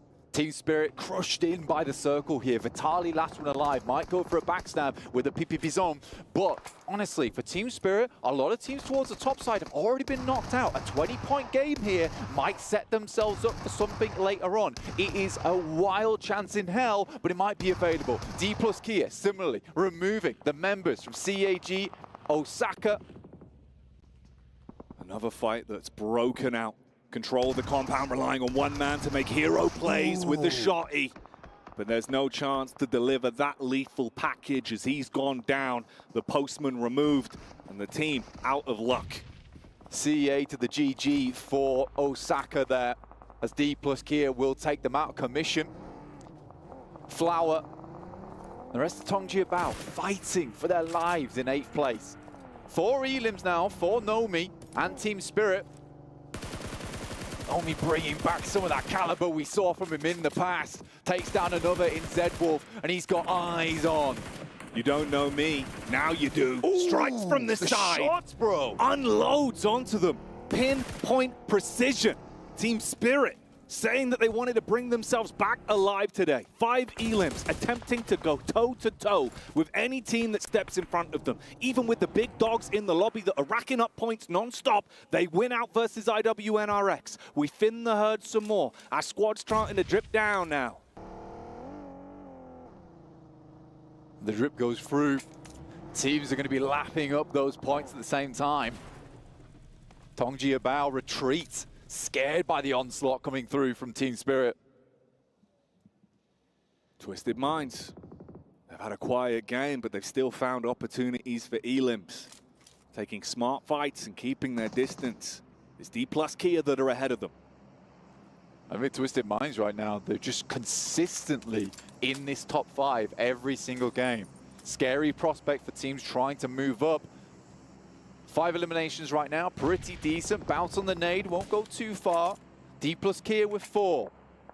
Some fearsome teams still in this lobby. Twisted Minds, D plus Kia, Tongjia Bao.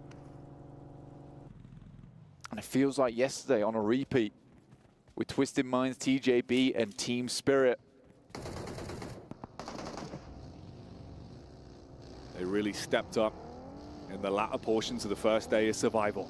And now we're starting to step up the pace. The roam in, the aggressive crash down onto Twisted Minds. D plus Kia, can you make this play count? The first connection comes out from Rattle Boy, but there's an instantaneous trade back. They're going to be able to get that one off. There's nades primed over the window. He might just run in, a little bit of splash damage on the side. They're thinking if they want to go for the res on Wholesale, but the nades make it awkward. They take the peek again. Obscure, prime time nade. Hits that one in, and he's not content with a single pickup. He wants to wipe them away like a spilt drink, and D plus Kia down and out to Twisted Minds. Tough position, space taken away from them instantly. In comes Tongjia Bao trying to capitalize off the back of this one, but Team Spirit got all of the circle on that north side. But they cannot afford to have a low elim game. This has to be a banger of a match for them. Although they might be feeling scared from yesterday after that game where they thought they could win, but they just couldn't go toe-to-toe with Twisted Minds. Tongjia Bao know this. They realize they've only got the 2 elim points to play off in this current matchup, so they got to think more about the longevity, the bigger picture. The devil is always in the details, and that's what they're going to be aiming for. A bit of a lull in the battlefield. What remains of Harami Bro, trapped dead center amongst all of these squads that are playing with passion. Looking to secure their positions. 3 stories on the go at the same time. Twisted Minds maintaining their position in that top 4 right now. TJB looking to leap up into it. And Team Spirit, they're playing for a hope in hell. This morning, Kitsune was saying, we need something big, and we hope we could show it. And this might just be the beginnings of that greatness, of a comeback. It just seems so unlikely. Kitsune drops wide, spots players rotating in, gets a bit of a tag on. but will back off. What's this?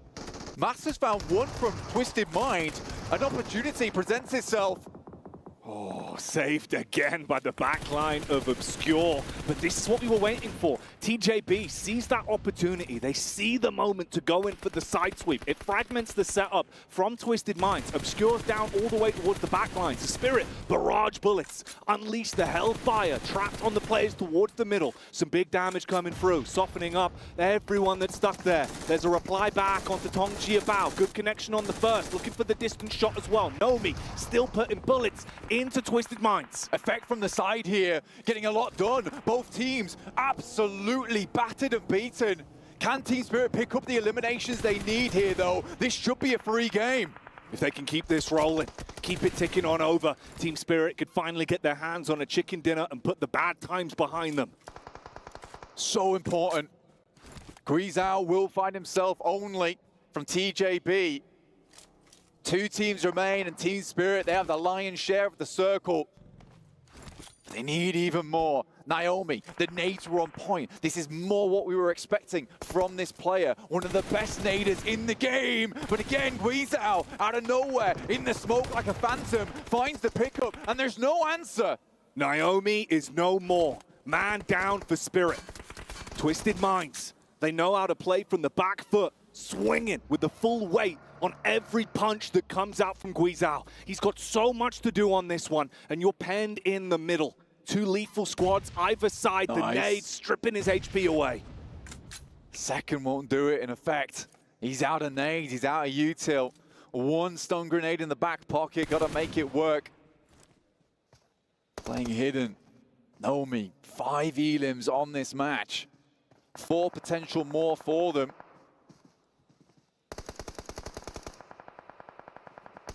Hot shots here and there. Little peaks, no overcommit. Don't give away that edge. Don't make the first mistake. Either squad waiting for the go signal to swoop in and commit off the back of a nice opening engagement, making the most of the limited utility that's left. GK first, Flower. Nomi on a wide rotate on that northern side. Looks like he might have been spotted though. He curtails back to the rest of his team as we hit a bit of a lull in the moment. The action, Molotovs sent through, preventing Team Spirit from walking too far forward. Kitsune gets hit by that, but a nice nade. He moves forward through the fire. We'll take a tickle from it. That's the man that could have made issues. Guizhou lurking in the middle. If he got some important shots off, he could have thrown this game in either direction. But now we're just down to the last 2 squads. Tong Jiabao versus Team Spirit. Tong Jiabao looking to guarantee this one and keep on climbing up. For Team Spirit, it could be the start of something new. They'd have to have a hell of a day ahead of them in the last day of survival stage, but it could all start here. A lot to play for in this one. You can see that with how confident they're being in not overextending, playing the long con, smoke walls up, give yourself a shroud. Nomi went for that initial split from the team, trying to play on the off angle. They mirror matched it, both of them recoil. Slight split now. They don't want to over-egg the pudding on this one because they need this to be sweet, sweet victory. 9 elims feels good, but they need the 12 elims and the win to have a shot. That would be a comfortable position. Stun grenade out. Over towards Flower, being pushed in by the blue. Out comes the shot. There's the first one to TJB. Spirit opening it up. They get the initial engagement they were waiting for. That first strike. Shut down the Flower. Leave him pushing up daisies. Start to set yourself for the summertime to shine versus Tong Jiabao. But they want you to go down heavy. The punishing plays come out. They start to push the initiative. Bullet after bullet rattling into effect. He's panicking behind the tree. He's trying to make the plays. They close the gap, find the pickup. Tong Jiabao with the win. An unbelievable play from Tong Jiabao. One knock into another. And Team Spirit do not have the spirit within them to keep them cool, calm, collected towards the end. And it all comes crumbling down again around them. Luckily, they at least secure the elimination. 16 points, but not the game that they were searching for. Again, Spirit with a meteoric rise in some of these games, but when they reach the final hurdle, they crumble. This time around, it's TJB that are able to upset them even with the initial knock going towards their squad. They still reply with good movement and good target prioritization. That's a hell of a comeback from TJB. Should not have happened. Should not have been able to happen. Kitsune just makes another grave error towards the end of the game, peeks out too far, and it sets things off because Nomi was on a really nice approach to the side. As soon as Kitsune goes down, all of a sudden that position becomes so much more weak in that situation. So frustrating, I imagine, for Team Spirit there. But again, this is a start. It's not what they needed. It's something, but it could have been everything for them in terms of the momentum of the day and a potential pathway to climb. Whereas climbing is what TJB have done from securing the chicken dinner on this one. Direct competitors with Twisted Minds at the moment, man, because I think they've been so close to getting ahead of Twisted Minds, but Twisted Minds constantly there every single game. And getting 12 elims on that match for Twisted Minds just pushes them further towards the top right now. And I think that those teams in that top 4 are absolutely differentiating themselves, because although, yes, Team Spirit were able to get quite a few points, they're now firmly in the middle pack, which is like 40 points. And then we're jumping up into the 70s, into the 90s. It's tough. It's very tough now. Yeah, the buffer that they have built themselves at the top of the food chain is going to be hard to get into. We'll see if maybe miracles can happen here when we get back in after the break.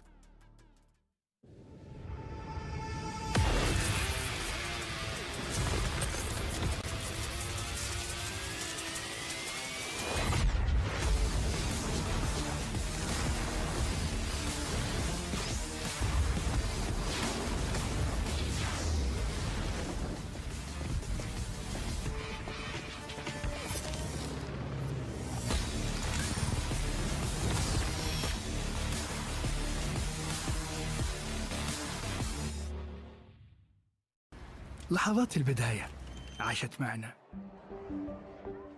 كنا نحسبها وقت للتسلية بس. نحسبها بس ذكريات. عبود أعطي أختك اليد يا ولد. ابتكرنا فيها ابتكارات، وإذا بغينا قلبناها خرافات. كنا نحسبها بس لمة وصحبة وسهرات. انتبه نوب ترى نوب. لكن كنا نشوف عالم ما حد يشوفه. ليت يشغل وقته بشيء يفيده. الله عليك على اليد صوت. عالم كبر وعاش فينا. عالم الحماس فيه يوصلك كل مرة لحلم أصعب، بس ما يصعب عليك. بارت معك وين ما تروح.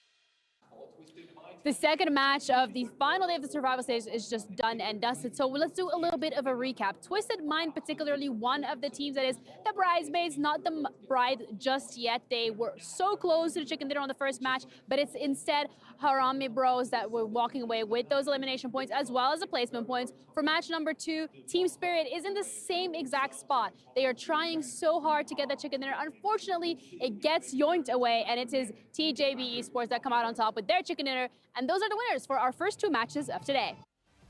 T! Yeah. Oh my god, come on. We practiced this. No, we didn't. I say T. Is Max here on the desk again? Like, yeah. Hold on. Oh. I just like that we both left him hanging. That was amazing. That was really good. What? Oh, Max almost came up here, actually. He got up and ready to go. But TJB take the victory again. TJB outside the top 4, trying to get themselves through, trying to lock a position in. But then again, we've seen a... You good? Yeah. Twisted Minds. Channeling my inner Max. Able to hold on against a push out of D+. We've also had Falcons meet their unfortunate fate. By NRX. Yes. I swear, they are just looking for a limbs, and that is a very scary thing, knowing that they're already qualified, and it allows them to play even more aggressive that teams have to watch out. We'll get a chance to talk a little bit more about what happened there towards the end of that match, but that was a big one for me. IWNRX fighting with Team Falcons. We've been kind of alluding it this whole time. You can see Team Falcons is currently here, not in the first page. It's looking so scary for that team. I honestly, if nothing changes within the next 2 matches, I don't see that team making it to the main tournament. Yeah, especially if you're running into IWNRX, right? It's not even just the fact that they're looking good right now. It's that today there's no pressure on them. They are like a wrecking ball in this lobby, and when they don't even have to think about if they're going to qualify or not, that means that they are taking these fights completely unimpeded by any nerves whatsoever. So great stuff by them to be able to do the way they did. And for Falcons, only 3 points. It's going to start to be not enough. Speaking of not enough, Brute Force, a team that was in our top 4 at the start of the day, only 2 points. Kagasaka is another team in the top 4, only getting themselves 1 point. And obviously you can have those mulligan matches still today with the buffer they created. But the fact is, a lot of these teams who are originally outside that top 4 are picking up a ton of points today. So if you're Kagasaka or Brute Force, you need to start picking up some steam. You need to maybe be IWNX. Can you go for like these other teams for us actually and stop them from catching up to us in top 4? It's getting really risky, really rough right now for all these teams, and you can just feel that pressure mounting. Yeah, I can feel a bit more aggression in the lobby today and a bit more desperation coming out from some of the fights that we're seeing here, because honestly, as seeing with these teams, I think like Twisted Minds, for example, in a brilliant position to constantly be taking these fights after fights and looking good whilst doing it. They're forcing teams to have to crash onto some of their positions, and they're greeting them in strong fashion. So it's good to see. I mean, we saw the fight, right, between Twisted Minds and also D+. D+, we've been wondering what this team's going to be able to do whenever they do end up crashing on the team. There was 0 smokes. They did, to be fair with D+, though, they did end up winning the fight against Kagasaka. That was nice to see, but that was in building. Whenever they actually had to push the action, it absolutely backfired. Twisted Minds, with the momentum they're currently able to carry, they're just continuing to perform really well. And I mean, look at those stats right there. 1,800 damage, 12 elims. That's what you want to see out of Twisted Minds. Eco Gaming, who is Twisted Minds now? You've given up finally on them. Yeah. Yeah, it's... Yeah. Never knew you were a It's over.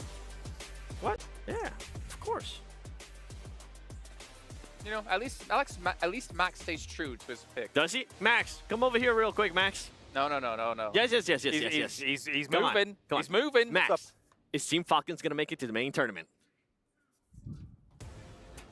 I'm actually glad he did that. I don't know if his mic was even turned on. Yeah. As he ran away, he did say, yeah, Falcons are going to make it. I'm Max Ben. He could have mimed his answer. He said, no, my new team is Tiamba. Let's take a look at our overalls. Let's get an idea of where the teams currently stand, because we are done with a third of the matches today, which means we only have 4 left to go before we do know the last 4 teams participating in our main event. And IWNRX, I mean, 90 points. We don't even need to talk about them anymore because they're so far ahead of everyone else. But we can see TJB's there. Twisted Minds, 2nd place, man. This team has really shown up, and they're continuing to improve. Yeah, they're starting to get to a point now where we, along the lines of IWNRX, we're like, okay, that team's starting to become a little bit safer. For me, Twisted Minds might almost be there. If we get another great performance out of them, maybe in this next team, I think we're going to end up talking about just 3rd and 4th place of all those teams fighting against each other. Yeah, it is very close. And yeah, for some of these teams, just one good game will leap them up into that top 4. So it's not done for teams like, we're constantly talking doom and gloom about Falcons here. They still have an opportunity if they get a win on the board, especially to actually jump on up. Again, it's just, it's disappointing to see that they're not at number 1, if not already in the main tournament. Team Spirit, 33 points, by the way. Yep.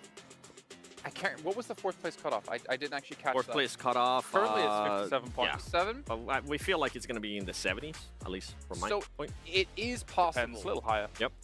It is possible, but they need to have basically a power day like we saw them have to get into the main event. You guys at home who are watching, make sure you guys check out that PUBG Mobile has been nominated as the Esports Mobile Game of the Year. You can take the QR code and scan and get your vote in, but also, what else can they do, Claris, while they're there? They can head over there and give this man his vote. That's very important. All right. Well, in the meantime, we're going to head down to the stage with Sandstorm, who does have an interview for us before we get into our 3rd match of the day. Thanks, Kyle. STC Arena after we wrapped up our first couple of games, and it's been an incredible performance, and I'm joined by Dadinho from Twisted Minds. So, Dadinho, I have to ask you, how did you guys prepare yourselves, watching the group stage, coming into the survival stage? How was the team's preparation for this tournament? Okay, me as a coach, I try to anticipate as much as I can everything. So I asked for Twisted Minds. Thanks for this, Twisted Minds. And we came here like two weeks or 3 weeks before the tournament. So the players come to the stage and see how is the feeling and do the preparation and everything. So yeah, it was very important, and that's why we are doing so good now. I like that. They don't want to be surprised by, how massive the stage is, the incredible audience that we have in the arena, so they try to prepare themselves in every possible way. And tell me, how is the team's confidence after, Game 6 win in day 1 of the survival stage, and then we saw you guys get a top 2, a top 3 previously as well in today's games too. So how's the team feeling after that performance? Okay, I'm going to use the phrase that my IGL just said after the 6th game. It just said, exactly as you do gaming. I forget the name of the team, I'm sorry. The top 1 from the group stage, Alliance. So he said they get top 6 and the first day after the 6 games, and then at the end they got top 1. So if they can, why we can't? I like that. If they can do it, we can do it too. It's as simple as that. And when it comes to your team, do you feel like they perform better when they are under pressure? Yeah, this is one thing that me and our psychologists notice about this team, about our team. This trait from our team, like we used to start very, very slow, like being passive sometimes, and then we go to another extreme that is be so fast, and with the time we just find the base, the equilibrium. So yeah, that's it. I like that. They found the perfect spot. They're not going too fast. They're not going too slow. They're finding just the right spot. And as we've seen previously in today's games and yesterday, they got a chicken dinner and they got a top 3, a top 2 in day 2 of the survival stage. So maybe they can keep themselves in the top 4 and we'll have Twisted Minds in the main tournament. We'll find out. We still have a couple games left to wrap up day 2. So time to head over to the studio and see what's going to happen with the rest of our games. Take it away, boys. Thank you so much, Sandstorm. Always nice to see the inner workings of these teams that are playing really good here live at the STC Arena, and to get that check-in with Twisted Minds. Twisted Minds that have been having a blinder of a day so far. And as we reach effectively the halfway point for the last day of survival stage, that big question mark blank. Can they keep it up? Is there any room for other teams to sneak their way in? Will IWNRX continue to just look unbeatable? And I think that we've been looking a lot of IWNRX, and we had a little discussion, a little bit of a chin wag, let's say, before this game. And it does feel like because they're so secure, they are just going for the teams underneath them, right? The teams that are looking to move into that top 4, they're taking them out. But it's not D plus Kia, Brute Force, or Team Falcons they're worried about. They're worried about Harambe, DRX, Besiktas. These are the teams that they're going after, teams that they think are relatively weak right now, that they can easily beat, because they are so far ahead that if they can just secure Twisted Minds, TJB, maybe another team underneath them, which feels a little bit undecided at this point in time, that's fine, because they're going to stay at the top. So if they can enable those teams, this is great. This is good news for them. Yeah, try and keep that distance between them and everyone else so bolstered off of smart tactical fights. They're just influencing the top 4 right now. Yeah. But it's intelligent because it will sit them at the top, nice and safe, not give anyone an opportunity at a banger day out of nowhere. No, they're controlling the flow of the games. And it's not only because of the smart decision making and sweet moves they're making, it's also because of those GT20 pros, Blank. 144 hurts, taking us to the next level, to the extreme, because some of these players are having to play at that extreme, like we heard from Didinho. It's important, it's imperative. And for some of these teams, they have found that sweet spot. All right, the money position where you want to be in, where you're playing at your highest caliber, and you just feel in the game. You are in the game. You're totally immersed. You hit that flow state. You're able to make the right decisions, rely on your gut. The communication's flowing, everything's good. Comms are pumping out, no one's jittery. You've had long enough now to acclimatize to the stage as well. So breezing your way through here, knowing that you're running in the tournament itself is still going. It can do a whole lot for your mental game when the games pick back up, when we know our top 4 that have withstood the test of the survival stage. All right, now that top 4 basically between TJB, D plus Kia, and Brute Force. Falcons just seem to me be making too many mistakes for a team that is well known as an incredible squad. It just feels like some of these mistakes that they've been making, it just feels weird. It feels very weird to me. Yeah, there's been some little issues here and there, problems that have been cropping up, and other teams have been taking advantage of that with the fights they've been taking to them. Always feels like there's two sides surrounding them in every encounter we switch to when we get the Falcons POV. Never an easy fight. Moneymakers consistently dropping down the rankings despite what felt like some good rotations yesterday and getting themselves set up, just never hitting those big points. And Team Spirit have actually overlapped them now in terms of points at 33. But again, another good game from Team Spirit is what they're looking for on a wrangle. This is the best place to do it, a fair map to work with. But I'm still looking up towards that top side. D plus Kia, it would be nice to see them in that main tournament, representing Korea over on that side. Brute Force, though, could always just pop off, but it feels like they're being shut out so many times from these teams. Having some unlucky runnings. Got an X on their back in a few of the fights they go for.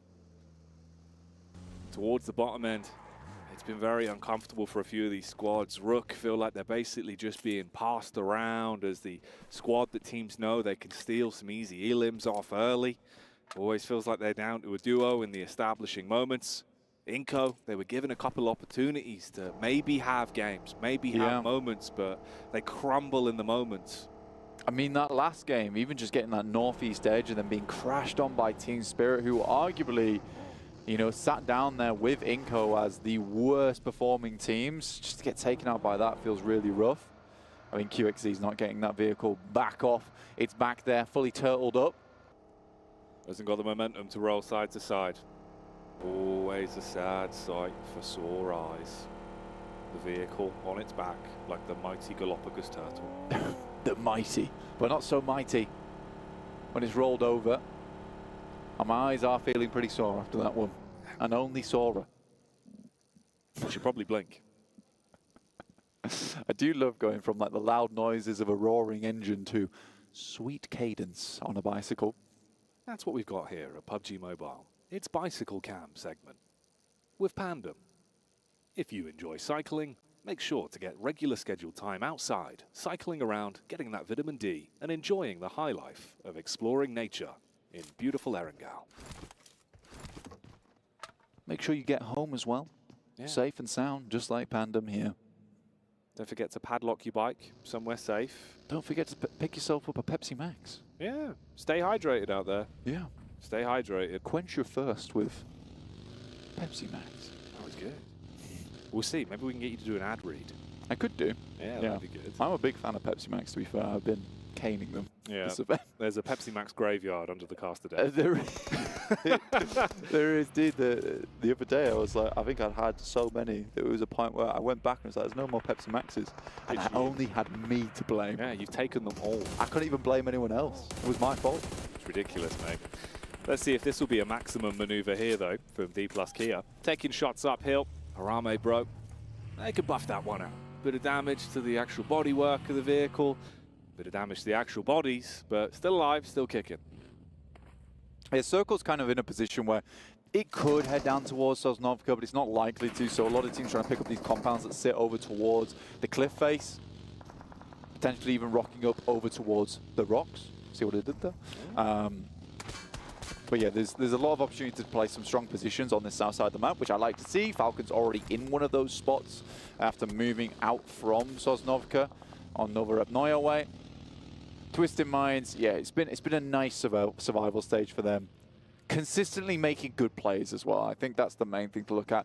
Even that last game where, you know, they were dropped down to one member, he still performed admirably well in those final moments to pick up some more eliminations in what was pretty terrifying position for himself. Yeah, he was in a horrific spot. Was able to stretch out the game for as long as he could, try to squirrel away elims where possible. Ooh, talking of elims though, Besiktas Black, they're moving uphill. Ooh, hello, quick maneuver there. That was a Texas two-step. He's dodged the bonnet of the car, been able to turn on him. Uh-oh.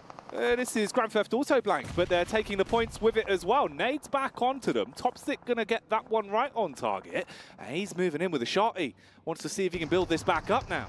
This is a really big fight as well for D+Kia. Losing members off the back of this one feels very bad for a team that is on the cusp of making their way into the top 4. Very difficult. I mean, they lose one player. It's not the end of the world, but Osal has been making some pretty clean plays to set up players like K on this squad. And Besiktas will just send away here. Still get some pot shots out the back of the car, though. A little bit of an angry play as they leave. The gangster move. Take a few shots, hop in the car, wave goodbye.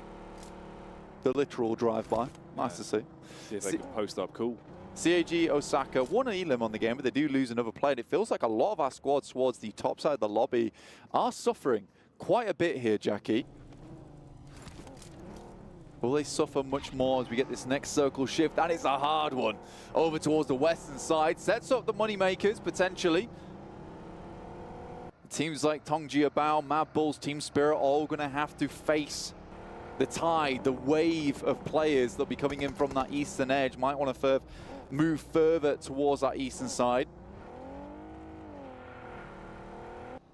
This is where you got to be fast and furious when you arrive. There's going to be no easy control of the map here. There for so many squads. Rapidly repositioning. D+Kia. They're not out of position. They get a clean line of sight on the rotate from Besiktas Black.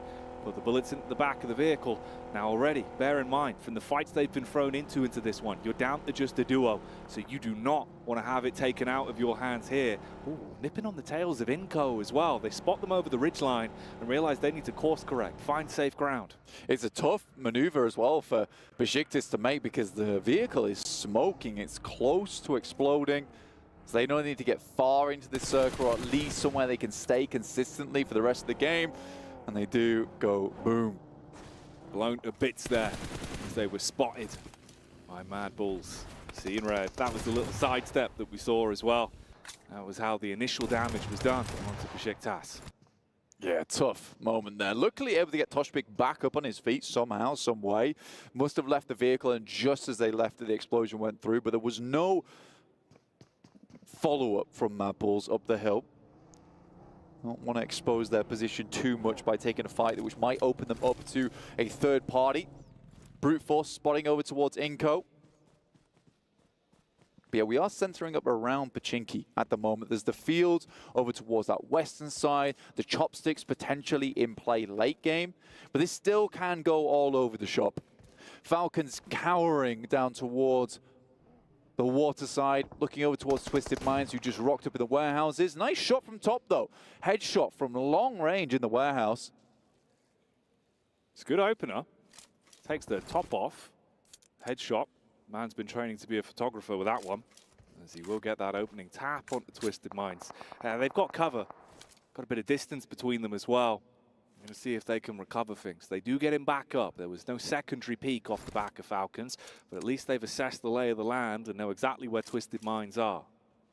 Yeah, the difficulty here for Twisted Minds is the retrieval of the position, really, because at some point they're going to have to leave. They're going to be exposed to the sights from Falcons. Unless it's an incredibly hard shift on the next circle, it's likely that Falcons will be just right on the boundary, which we'll see right now. At the moment, Brute Force taking shots over towards Inko on that northern side. Tongjibao, Team Spirit, slap bang in a pretty tough spot for themselves, but they are keeping their cool in this location. Laid back, waiting for the action to start. Twisted Minds, they take a knock as they try to make that maneuver outwards. And this is what I'm talking about here. They might be able to get their boy back up. Really depends on how much room these other teams give them. Everyone's grouping quite close together now with the limited space that's becoming available to set yourself up in CAG Osaka. They were on the move down. DRX off to the distance. Tongjibao nearby as well. Falcon still firing off the warnings towards Twisted Minds in the meantime. And everyone's scurrying to grab themselves some land, some cover to play with. Now the circle begins to close in. Again, forcing teams out of position. Pachinki's still in this circle, as is the field that sits over towards its east side. And you've got some of that high ground that currently Moneymakers are split across underneath Pachinki. Other than that, pretty flat ground. You have that dip over towards that eastern side as teams don't really want to head over towards DRX's position all that much. They know that you can be exposed to so many positions in that area. Teams just keeping their cool. Twisted Minds were able to make it out. They know where Falcons are roughly, and this seems like a bit of a bold push to me. We'll see if it pays off. Already here you take damage. That's not the ideal start to things, as Icy gets shot down by the Mini 14, and the connection will result in them trying to play for the quick pick-me-up. Smoke's going down. That was off this angle here, way back towards the coastal ridge, playing off the top of the rocks for Pandem. Little snaps, little taps with the Mini 14. Technically a really strong warehouse to play if the circle moves down towards that southern edge. So I think for Falcons, they're going to try and set themselves up for a big chicken on the back of a circle shift. But again, this is feeling like it could go anywhere, and there's a lot of positions inside this circle which can open up for strong finishes. This compound that sits just on the south side of the field that DRX are currently in, over towards this north side of the map, very nice, as is the one that Besiktas have been able to pick up as two though, so very crashable, I would say. D plus Kia looking over towards Rook though. Nades in to open it up. Close, but not quite on the money yet. Instead, it's Chips that's going to be able to hit heavy with a peek from the sideline and deal damage back on the Rook. The quick reposition as well. Keep them pinned from pillar to post, so they're trapped down the middle. Split the angles up. The zone ushering them in as well, so you've got to hop in the vehicle. You're taking damage from that right over the rock side. D plus Kia hard commit onto the weakened players, and they're able to deal with it. Nice plays from D plus Kia. Get themselves a fair few elimination points for them as well. Brute Force out in the wind. We're looking for a bit more, but down to low HP, and they'll have to move out. IW and NRX get themselves a very sick position down towards this south side. Sitting pretty. The compound they've been able to confiscate from the other players. And concessions will need to be made for everyone else. You've got to think about getting a move on here. Bit of a chase going on as well. TJB nipping at the heels of the rotate from CAG Osaka, but that's right on the edge line of that setup for IWNRX. So if they can get their eyes on it, they could potentially steal away some points. That's what Moneymakers are also trying to do. You've got TJB trapped now. They scatter back, tuck in behind the van. Yeah, for TJB, they know how much these games mean to them. They are so, so close towards that top four. CAG Osaka, you said they moved in already and they've got themselves a position on the eastern side, but this circle is really unforgiving. A lot of times you're going to see quite a few teams trying to head up and create these car compounds on the base of the hill, just on the roadside, but that's not too possible right now with Moneymakers heading up that high ground. So teams on the outer edge likely going to wait for the next circle to hit and then make a bold move after. Those bullets over from the Moneymakers do connect onto TJB in the end. Once again, knock a player back down. There's the detonation that Brute Force were gambling on, though. And that's gigantic for them. Brute Force, down on numbers, but playing smart. Steal away the opportunity. Everyone was grouped up behind the vehicle. entire team just goes down off the back of that. That is disgusting. TJB shaking their heads of disappointment in that game. They almost set themselves up for a good one. Up the hill as well, splattered on the front of the vehicle. D plus Kia leave a smear of root behind. That is a filthy play. Despicable scenes from Brute Force. Living up to their name on that one. Vehicle uppercut. Kind of disgusting. Sent him into the air.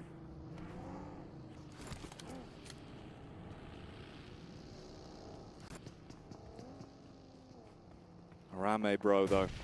Close towards Spirit. Off the back of the highlights, we'll give you a second to breathe. Focus back into the gameplay that's occurring before us. Spirit looking to defend. They spot him on the angle. Cleave round the corner with the butcher knife for the DBS, but no clean connection yet. Federales given the opportunity, trying to bait him out with the sound cues, making loud footsteps round the corner, see if you can get him off the heel. But he sticks to his guns, holds down the bottom with the SMG. Can Nomi get the connection off? There's the first tag, Molotov through the window, he dives around the corner, but the refrag's good. Wow, this is a nice play as well. They're able to get all their players back up on their feet. 2 limbs accrued, but again, there's more action over towards that western side, and they're about to get pushed in by the blue itself. So a tough rotate for Team Spirit. Falcons waiting in the wings down towards that south side. Twisted Mind moving in on IWNRX at Wizard Tower, and he's casting magical spells to make Twisted Minds disappear. Team Spirit, they lose Kitsune on the cross. Still keeping 3 players though, but Falcons always had a good idea of where they were, and Mad Bulls off in the distance on their north side. A 3v4, not an easy fight versus an aggressive team.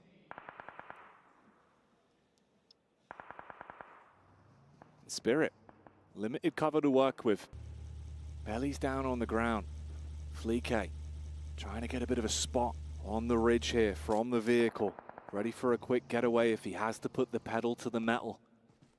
Naomi peering over the rock, sharing the utility and ammunition that remains below them. It's a real question mark to be had for Falcons is whether they head back down towards that south side or continue to pressure up towards Team Spirit. There's nades going in the top as Mad Bulls continue to try and jump spot this position. Nades going through now, back and forth, and I think a spot has come through there. I think a vehicle has been located for Team Spirit. They might be able to dip out, but it will have to be one hell of a rotate for them. Get into the circle, there's a shot from top though onto effect, that's from behind, and it looks like the guys from Falcons are looking to just send on in. I think they realize they need to just send away, look for the survival play here at this point in the game. How likely is it to happen though as Naomi barely gets away with his life? Everyone's getting detonated out of commission as the engine blocks are giving out and the players are crumbling over the heat that rises up from the carcass of the vehicles. Effect finally finished off for good. Naomi trapped, one man versus the world with everyone surrounding him. Falcons and CAG now focus their attention on one another.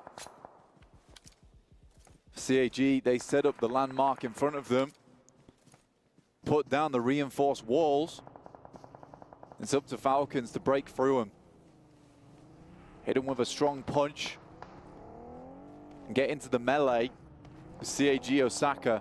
But Mad Bulls are creeping down on that north side, and it's something you've got to worry about. Smart from Naomi. I think he realizes they're in pursuit.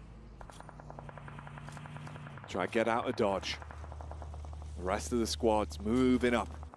They know they need to get that right angle to open up the engagement, be able to get that heavy first hit off to then commit with the full squad and overwhelm when you're at the manpower advantage. Potential points here in Naomi as he's scattering back, drops down to the ground. Zerich really commits to the punish, and that's the sideline sweep coming in as they get the tag back onto him and CAG deal damage to the Mad Bulls. Naomi tapping big brother CAG Osaka on the shoulder saying, look man, they're hurting me, dude. I need some help, but they will finally go down in 9th place, so not many points accrued from this match for Team Spirit. And they are left down towards the dirt on the bottom side of the lobby as Pandem starts to get ahead. So do Mad Bulls with 4 elims on the game.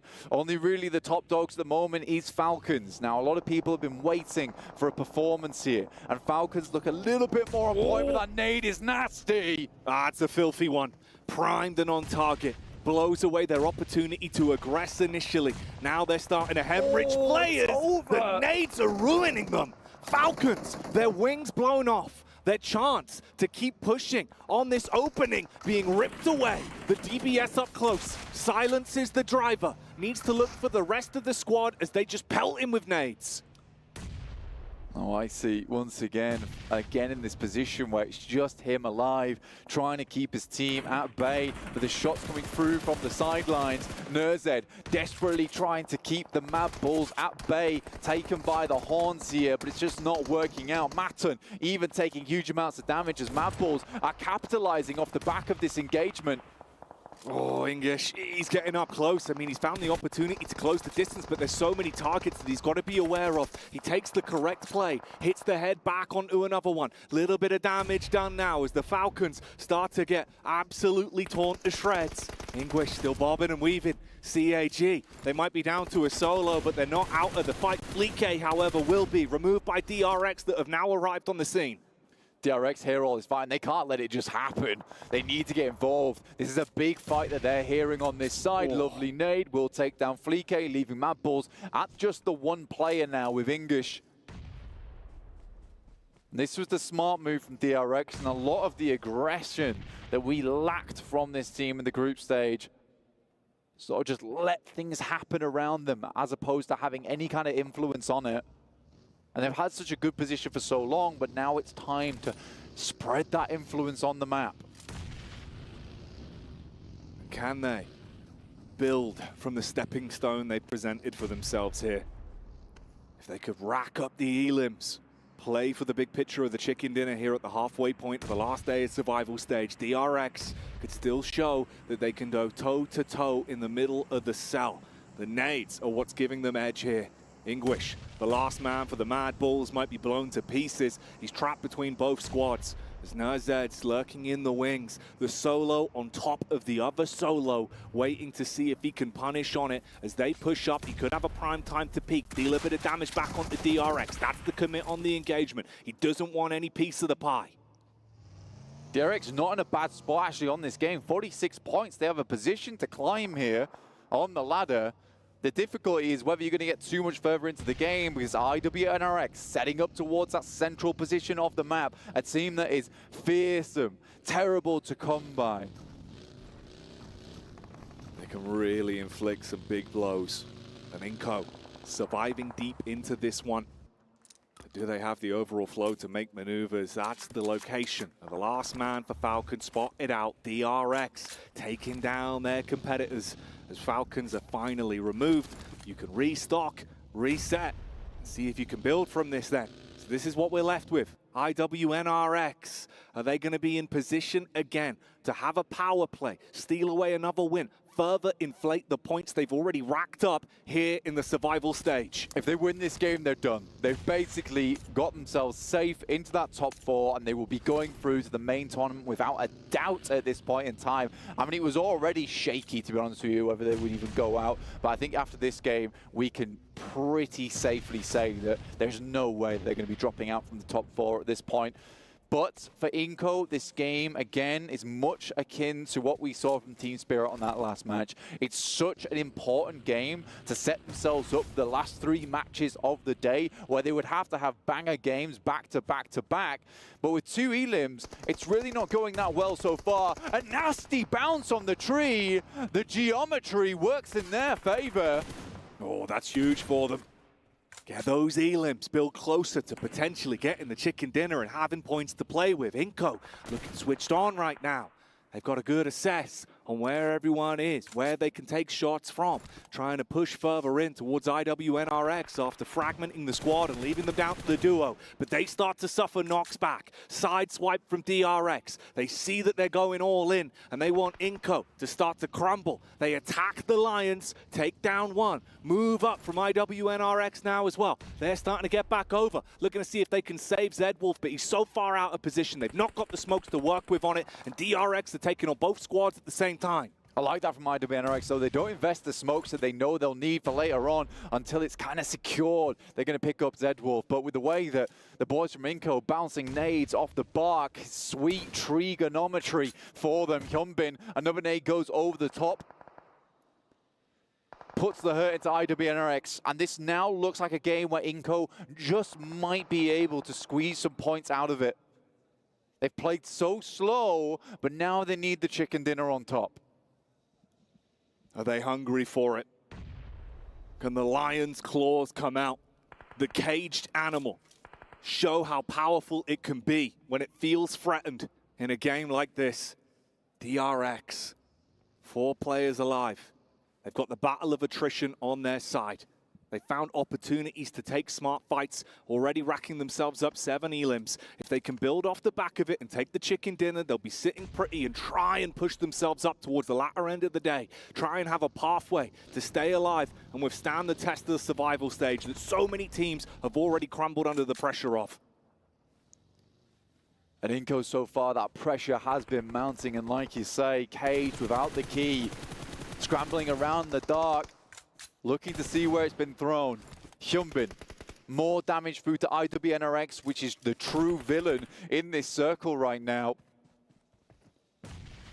Could be the cause of misery for both these teams, where they're sat at the top, grinning down evilly, having the chance to twist fates in this game for Inco and DRX on the sidelines.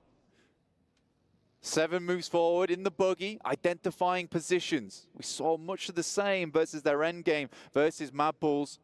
We're able to get a very clear idea of the lay of the land off the back of that scouting, and it was instrumental to their finish.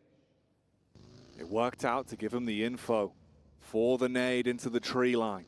It means that DRX have backed off. Now they switch their attention, and that is on point. A big nade. Claps down on IWNRX. Pressure already starting to mount. A bit of panic station scenarios now, and they're going to keep throwing in those nades. They want to hard confirm that one. Get another all-important elim and leave it just on the one man. He scatters. He tries to dip out. DRX from the back, but they can't get the initial tag out. That's going to be snatched again by Inco. All on the head-to-head. 3 versus 4. Is there anything that you can do here, Inco? If you can bring it back, or will it be DRX that make their move up? Start to farm those points and grab that chicken dinner. There's the move in from 7, baiting out the crosshairs. Wants them to take a peek so his teammates can get the shots off. They wait for the move. Nice nade over the top. Nunez eating the majority of the damage, goes for the backup. There's the tag onto it. They first for it as well. Down to 2 now. The Lions crumbling to the might of DRX. A 2 versus 4, a difficult game.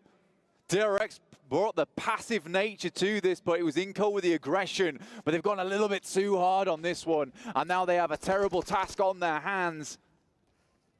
The question remains, can they get an opener? These nades have been good so far versus IWNRX. There's the first one, a 3v4 now. Immediately hits the second. They got to pounce off the back of the opening you've given yourselves. So much damage done. They know they're weak. They know they can buckle them. They'll push up with the shotgun. That's how you make it work. 7 strikes with the DPS. DRX are buckling, and the Lions of Inco are rising onto their hind legs. They need one foul swoop. It could still be a winnable game. They slow down the pace for DRX. They look to recoil and try and reset, seeing if there's an opportunity. The nades that have been so prime going again, but it's off target.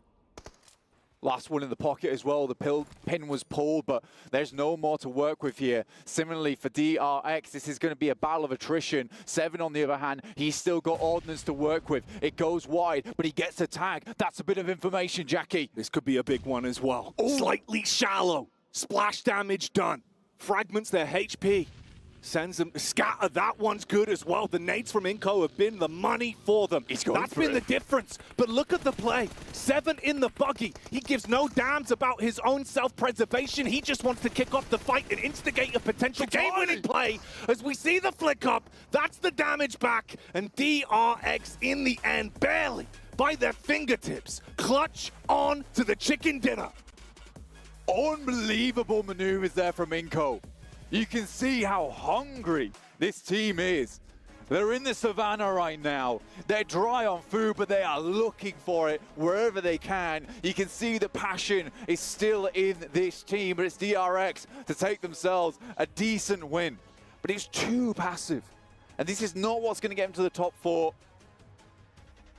I feel like teams underneath them might just be able to overlap them, but it's still a good game for them. And they get ever closer to being in a safe position. But can they keep this up, Jackie? Yesterday, started off strong, dropped off towards the end of the day. It's a difficult one. The next 3 matches are going to be heated. Is it sustainable? Is it repeatable? Is it something that DRX can do again and again now? Give themselves that chance. Best out. Everyone in the survival stage, break the top 4. A long path ahead of them, but a start here, and Inco's recovery in the day, at least showing they can tussle. They can fight. They made that one look ridiculous with some of the plays that were made, showing just how good Grenadiers they have on this team. Yeah, it was nuts, the amount of good grenades, and the amount of grenades that could have just finished off this map here. And this is a spark in the night for Inco, and one that might just ignite into a bit of a comeback. And we have a lot of teams here down towards the bottom, desperately clawing their way up to the top. Hunger in their eyes. It's me. It is indeed. Wow, that was an intense one. You could see we were absolutely drawn in, mate. The quality of competition has been ramping up here in the survival stage. And like we said, that was the halfway point. The last 3 games of the day, the sheer level of intensity that's going to have to come out, you won't want to miss it. Grab your seatbelt, click yourselves in, and we'll join you after the break.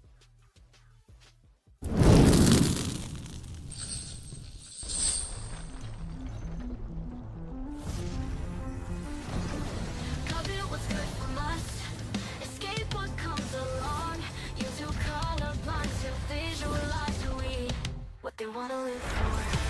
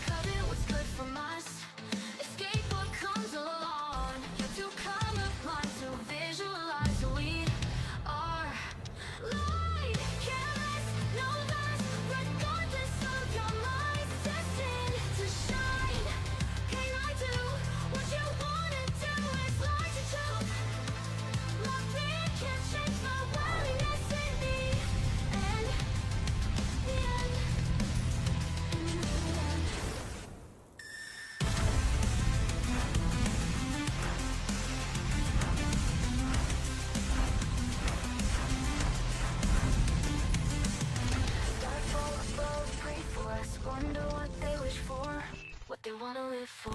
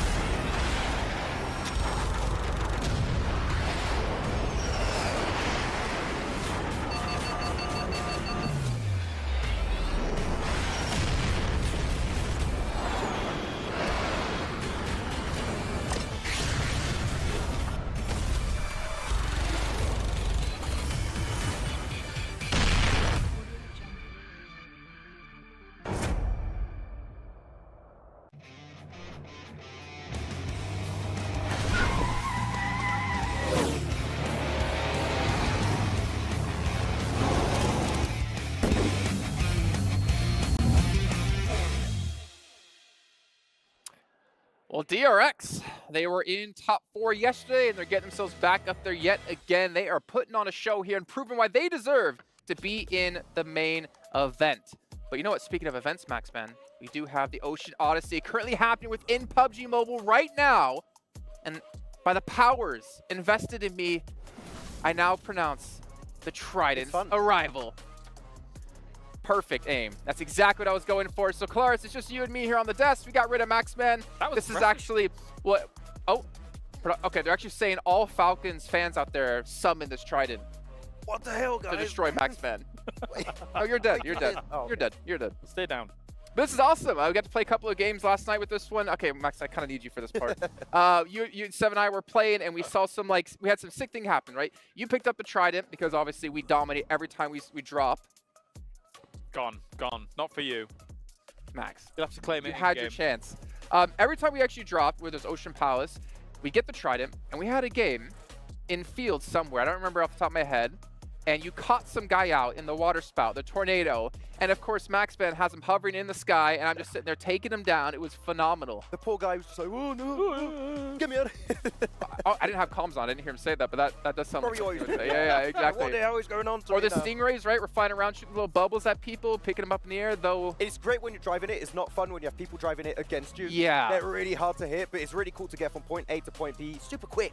Oh, Loving yeah. it. Super fun. Yeah. You guys should check it out if you haven't already. And maybe tonight, if you play, you'll run into us in a stack. Be nice. And you'll get destroyed by, hey guys, the MVP. Oh no. Or defeat Maxman, King of the Bins. Hey, I got 13 elims in that game, by the way, so like, King of the elims too. Sometimes. Yeah, well, hey, that runs. Oh, I did, yeah. Yeah, well done. Nice. He just doesn't even realize he just made a good like. I just did a thing. Yeah. Did a thing. But you also did a thing. DRX getting themselves a chicken dinner. I'm curious to see where it puts them in the overall leaderboards, but we're not going to get to that just yet. But a good finish out of them. And in a Claris, you're talking about position they had at the end, letting Inko fight it out as well, just kind of sitting back, waiting for their moment to shine. Don't get too aggressive. Don't get caught out here and confirm that win. Yeah, it did feel like DRX knew exactly what they were doing through a lot of this. I mean, splitting off 2-2, having the highest point of the South Pachinki Hill, and even sending the 2-2 up towards the field. Yeah. What felt like it was holding out, I think it was Brute Force that was coming in on that angle, and DRX seemed to be just like, okay, well, we know that this 2-2 is going to work. I mean, it has good coverage from each other in terms of positioning. Yeah. I was still really surprised they were able to regroup without losing a single player from that. Like, they're able to regroup from a 2-2 into a 4-man split. That was very, very surprising to me. But it worked out great. And then when they can reclaim that high ground spot, because IWNRX is being pincered between Inko and also DRX, play the high ground position, you still have some utility to play around, you're going to get a very, very impressive win here. So good for DRX. I want to see if there's more consistency, right? Not just a really big win and then they fall off. I want to see more after that win. But this goes to exactly what we talked about in group stage, Claris, that DRX were kind of gifted some of these positions, and yet they still were like, would be overrun. They wouldn't be able to lock down the eliminations they were supposed to be able to get. They wouldn't be able to lock down the position in general. And as we saw yesterday and today, it seems like DRX has been able to fix that. When they have the advantage, they're making sure to win out those situations. Feels like at these kinds of lobbies, they're keen for a slower play style. And this 2-2 into the kind of eventual controlling of a high ground like that South Pachinki position is a slower play style. They're more than willing to just say, okay, we're happy to take the util battle towards the very end of the game. Inko did actually come very close to being able to actually knock them with some of the util, but it was all for naught. Nunes in particular, like he had some really good nades, and also running around the buggy the entire time, just trying to get some good positions with 7 and get some info onto DRX. It didn't quite work out, though, as you have a few of the clips here. Talking about utility, Claris, shall we talk about Falcons? What the hell was going on there? I did wonder who was going to beat me to the punch. Okay. I have a personal issue. You had an issue with utility. I had a rotation one. So, so the utility usage... Okay, so when Falcons actually goes out, and obviously we're still focusing on them very much so because they came in as a big favorite for the tournament, so it's understandable. When Falcons went down, even just between 2 players, Nozed and Icy, they had 11 frag grenades. Never mind all the other utility that was across the team. 11 frag grenades, and they were not throwing them over on the east side of this map. It's inexcusable. At this point, it's inexcusable. If you are under threat from being eliminated in the game, I mean, yes, they got 9 points in this game, but they could have a lot more if they'd have been a bit more aggressive with the utility and tried to keep themselves alive during it. I don't know what's going on with the team at this point. I do think that's the biggest issue with them this game. I had a bigger issue, a big issue when it comes to rotations. They were playing the warehouses next to the cliff, which is super strong position. Yeah. They enter into the circle, not even quite in the circle. They play outside the circle on the east, and they just let Mad Balls rock up in a way better position that was free out from the get-go in that position. So I don't know, it's weird. It seems like they're not using utility. The rotations are a little bit wacky It's all from off. time to time. It's off. It is very off. I mean, I kind of want you, Kalaris, to even be blunt about it, like we were talking about off air. What did I say beyond that? I mean, they just don't seem like they're even trying. They don't really seem like they're caring too much. They're not playing like the Falcons that we've seen for the past 3 years, 2-3 years. Well, I mean, me and Max were musing, right? This is the weakest they have seen in many years. In terms of, it just doesn't seem like, again, they're using the utility properly. Doesn't seem like they're using the rotations properly. And, I mean, the numbers from this, I mean, yeah, they get 5 elims, yeah, they get 4 placement points, but it's just still not really enough for a team that should be challenging for the championship. We keep stressing this. They're not making it top 4 with this kind of pacing, for sure. Not right now. And like we're saying that this is the worst they've looked, I think this is what they would have potentially looked like when they had that big roster change, right? Adding the Z, adding Icy. This team was doing good after that big roster change, right? And now it's just dwindled away. They're just not performing up to par. So literally, I would love to know what's happening internally, because it must be an absolute fiasco inside them. What's going on in their minds? Because we've seen them in so many tournaments look so confident, look so strong, so powerful in the team fights, in the rotations, in utility usage, and none of it's clicking. Yeah, and it's really scary when you have teams waking up like IWNRX. You now have DRX that got himself some good games like this. They are going to fall behind, and it's going to be tough to catch up when you have now 3 matches left. And the thing is, it's not a significantly weaker lobby than they were just playing in group stage. Well, technically it kind of is, right? Because 12 of the best teams moved up into the main event, and then they're playing against the bottom 12 teams with 4 survival stage teams. They should be playing better than they currently are, but unfortunately it's not to be so for now. But we do actually have, as I walk over and get my daily steps in, a check-in 3 steps with our new commentators. Yeah, that's actually the most walking I do in the day, is from there to there. We got Hot Jukes and John Allen, the red duo, coming in for the final 3 matches. Gentlemen, it's looking grim for a couple teams out there. That's right. We wore our red shirts for a reason, buddy, and that's because 3 games left, and we're going to see quite a few guys go home. And it's so surprising to see the squads that we still see at risk here. Yeah, absolutely. And obviously, the big story over the last 2 days has been the emergence of IWNRX, or rather, the resurgence, given their performance back in EMEA. They're looking too good right now. That's for sure. Let's go ahead and take it back to Jason in the Cube to talk some more. Speaking of looking too good, the Cube. The Cube is very ominous. Is this a cube? I mean, I feel like if you say we're in a cube, we're kind of like trapped, but we do have the ability to walk out of the cube. Have you seen the film The Cube? Yes. Good film. Anyway, pretty cool. Cool. It's very old. Good chat. Let's take a look at our overalls, because this is what it's all about, right? We have 3 matches left to go. IWNRX, yeah, they're through. They've been able to make it. Falcons even getting 4th place in that last match, ended up in 8th place. TJB has fallen out of top 4. DRX has been able to get themselves into top 4 yet again. But this is like stupid. 7 points separates 4th from 8th. Like, DRX are not safe whatsoever. Kagasaka, which we talked about as being, what was it, 90% instead of 99%, they're not looking safe anymore. Yeah, big drop off for them. D plus Kia happening for them this time around in the survival stage. I feel like it's going to be down to the last game here to see who's going to be outside of IWNRX, of course, who's going to make it in. Twisted Minds are looking good to also make into the top 4, but I think it's like 2 slots remaining now, really, for the main event here. It's so unreal close. Unreal close between these teams. Again, you know, we're being hypercritical of teams like Falcons because we just expect more of them. But, I mean, even for some of the teams that are just slightly shy of that 4th place spot, right? Like TJB, I feel like they should reasonably, from their PEL performances, be in that top 4, but not currently. We were talking about it a little bit during this game also, Kalaris, that IWNRX, they don't really care anymore. So, like, that point sponge, they just become an even bigger threat here. And that means the point barrier into the top 4 is going to get lowered and lowered, which makes it even closer to the last game to make it into that top 4 position. So they're a big threat for this lobby there this time around. Yeah, there's money on the line here in the survival stage, but it's like, it's very small, the separation between 1, 2, 3, all the way down even, I would say, to 16th place. What everybody is fighting for is absolutely just be top 4 here and then get yourself into that main tournament, because obviously the prize pool at that point is ridiculous.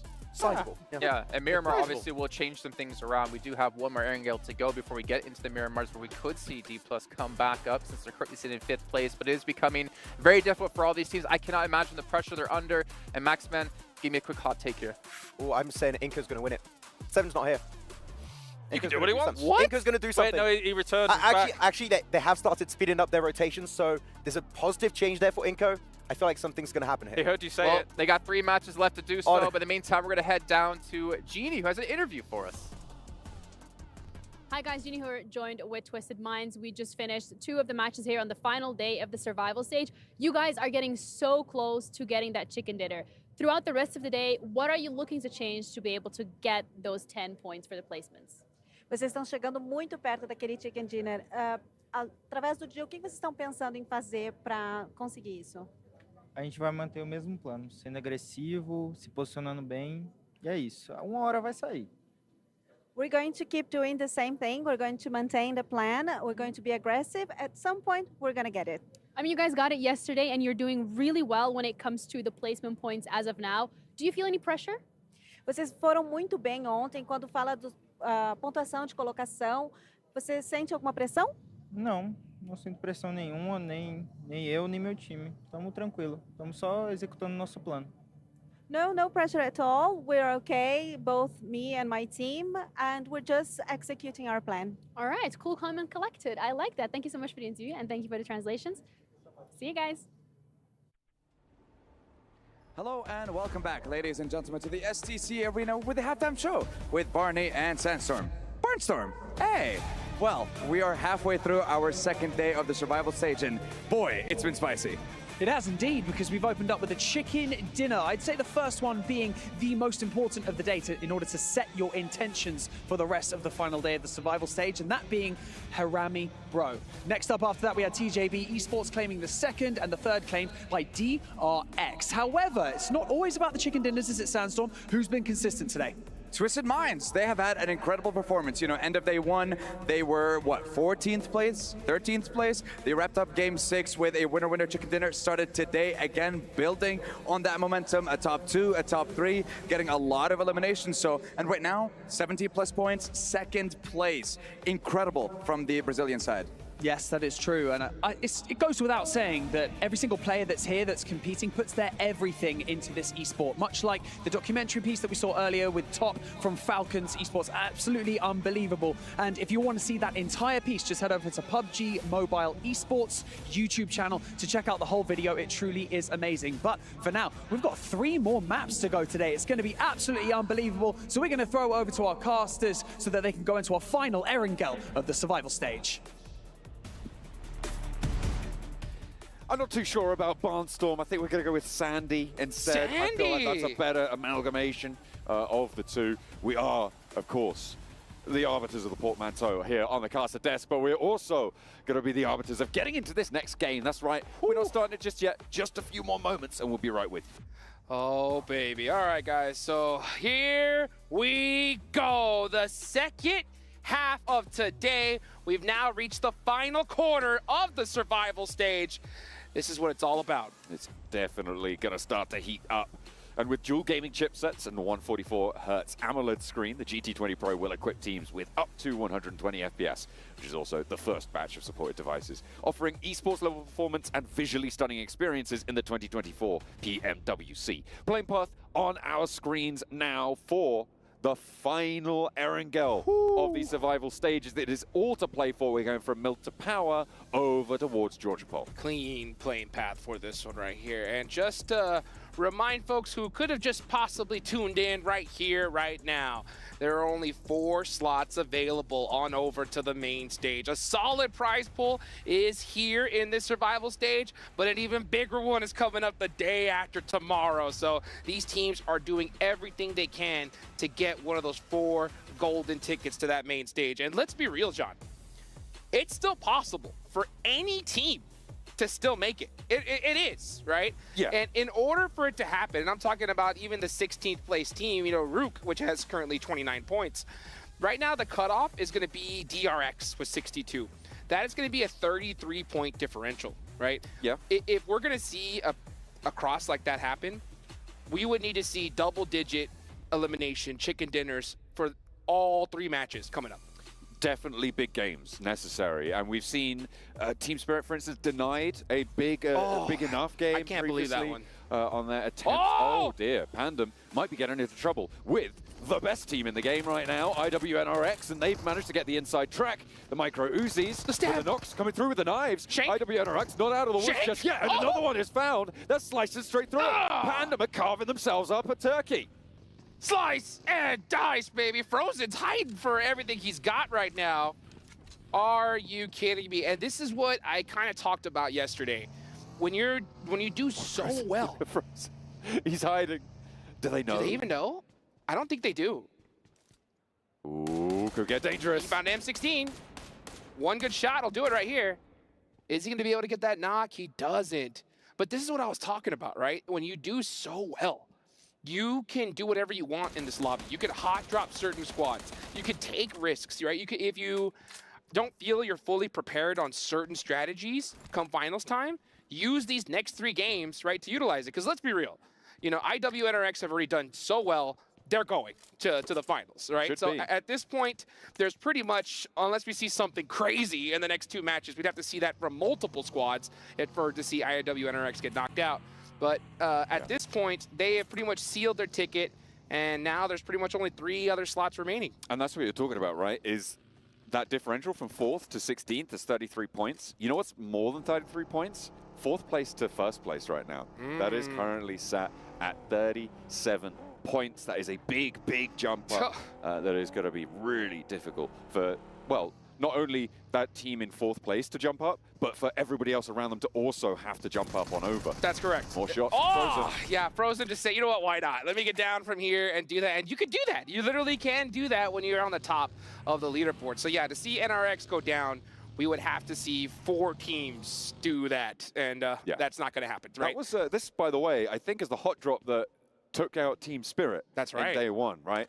So IWNRX also finding out that Pandem, so for some reason, just really good at that one building, you know? If you go in that building with Pandem, you're not coming out most likely. And Pandem really needed those eliminations, right? So Pandem currently in 11th place are going to start off strong here. So if we want to see a team like Pandem, you know, cross into that top 4, again, double-digit elimination chicken dinner right here, right now is needed. And this is what is going to make it so much more difficult as this tournament goes on. There's 2 more matches after this. And once we get to that last match, I'm telling you, teams, we know for a fact they're mathematically not going to make it, right? IWNRX are going to be solid.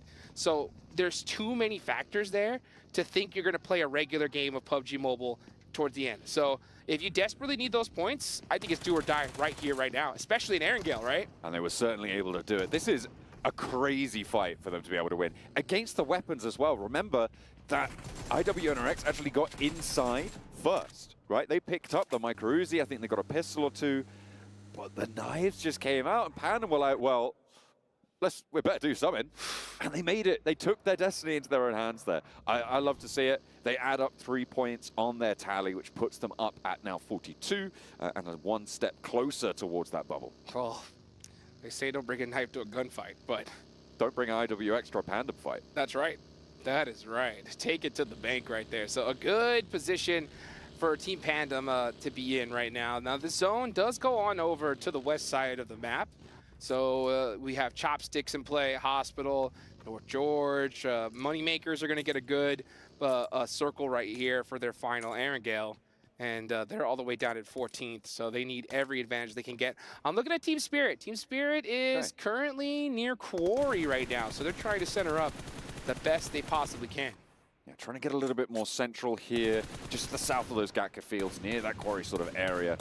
We'll be trying to make this one work, but Besiktas are getting taken down, and that point's going to go over to TJB. Just the 1 player goes down, but this is around Everest, right? And on the northern side of this circle, it is, again, a really important position on this side. Looking for the match. It will be easier to descend from this position if you can get rid of those players around your area. And that's what they were doing, opening up a point onto Besiktas. Yeah, you know, I want to see different play styles right here, John, from pretty much every single one of these teams, because they got to know that if we want to make it on into the finals, we want to stay a little bit longer here in the beautiful Riyadh, Saudi Arabia, they need to do something special at this point. So I want to see very, very calculated rotations. aggressive play styles, because let's be real, a lot of these teams, they're not going to be able to do it with just placements anymore. Like, they need crazy elimination. So it's about time we see all these teams turn on that full-fledged aggression switch. Absolutely. And the fact that IWNRX have managed to sponge away so many points does give them that opportunity, because they are sat, you know, clear 20, 29 points ahead of the next closest competitor. They've actually taken quite a lot from the rest of the lobby, which means that it's much more volatile. And that's why we're seeing the fact that Rook Esports could still technically make their way in. So when volatility strikes, that's when eliminations matter more. That's when their import increases exponentially. Yeah, and let's be real. As far as Rook having a possibility of getting in, it's only for this game, right? If they don't do a double-digit elimination chicken dinner right here, right now, they're done. Same for Inco, right? True. Same for Inco. And to be honest, anyone from Team Spirit down in those 13th through 16th places, I agree with that. They just can't do it unless you also have all of the teams around the bubble also going down early, right? Then with 2 matches, I mean, obviously we've seen, I think the highest eliminations we've seen so far was 20 back in the group stages. So a 30-point game is possible. It's just highly, highly unlikely. It's very rare that it ever happens. Yeah, and it's really hard to happen, especially when you got your tournament life on the line. So many of these teams, tournament lives on the line. I honestly, I can't wait to see some keys get crushed. I'm not gonna lie. I don't want to. I am looking forward to just witnessing that, because that's gonna be crazy. But I know these teams and fans don't want to see their squad go out in that manner right now. So this is the game, folks. If you are cheering on your squad, and I'm gonna say pretty much 9th place on down, they need a big game right here, right now, as it looks like we're gonna head on all the way to the beach here. So a very interesting circle. We've seen this one already. So teams should know what to do when it comes to their rotations. Brute Force rotating around on the north side of Georgia Pole, potentially coming through behind Besiktas here, if they can cross on this close east bridge on George. But they look like they might be thinking about going further, but no, they're just drawing up short, looking for the scout, making sure that they're not going to be cross-fired across this edge of the bridge. Yeah, real smart. Just double check every single position. Don't just blind rotate. You know, just scout and move, scout and move. Call that leapfrogging. That's what you got to do here. DRX, we saw them with a good bounce back game in the last one. They're currently sitting on that cutoff, so everybody's going to be staring at them. And that's another factor is, oh, hold on real quick. Tospic, getting blown up. And thirsted. No, he's just going to go down. Yeah, he was open to the field to the back. That hurts. That's tough for Besiktas. That's 2 players down in one of the most critical games for you. Honestly, it's already looking like nail in the coffin for them. It's so difficult. I mean, for each of these teams, there is so much hope, but it's just every time that someone goes down, obviously, except for IWNRX, it's just a massive hit. Because of the short style of this stage of the tournament, 12 matches only, it does get hairy. Nomi, potentially, going to be given a shave here as well, but the magazine empties and only 1 bullet connects. And Team Spirit will be able to stay as 4 for now. Currently, they're split, I believe, 3-1, with Kitsune all the way further out east on the south edge of this circle.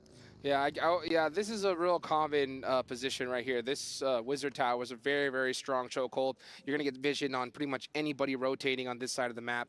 So they're very happy to just stay in that position for now, but it's going to be really up to Effect to hold down that Wizard Tower in case they get crashed on.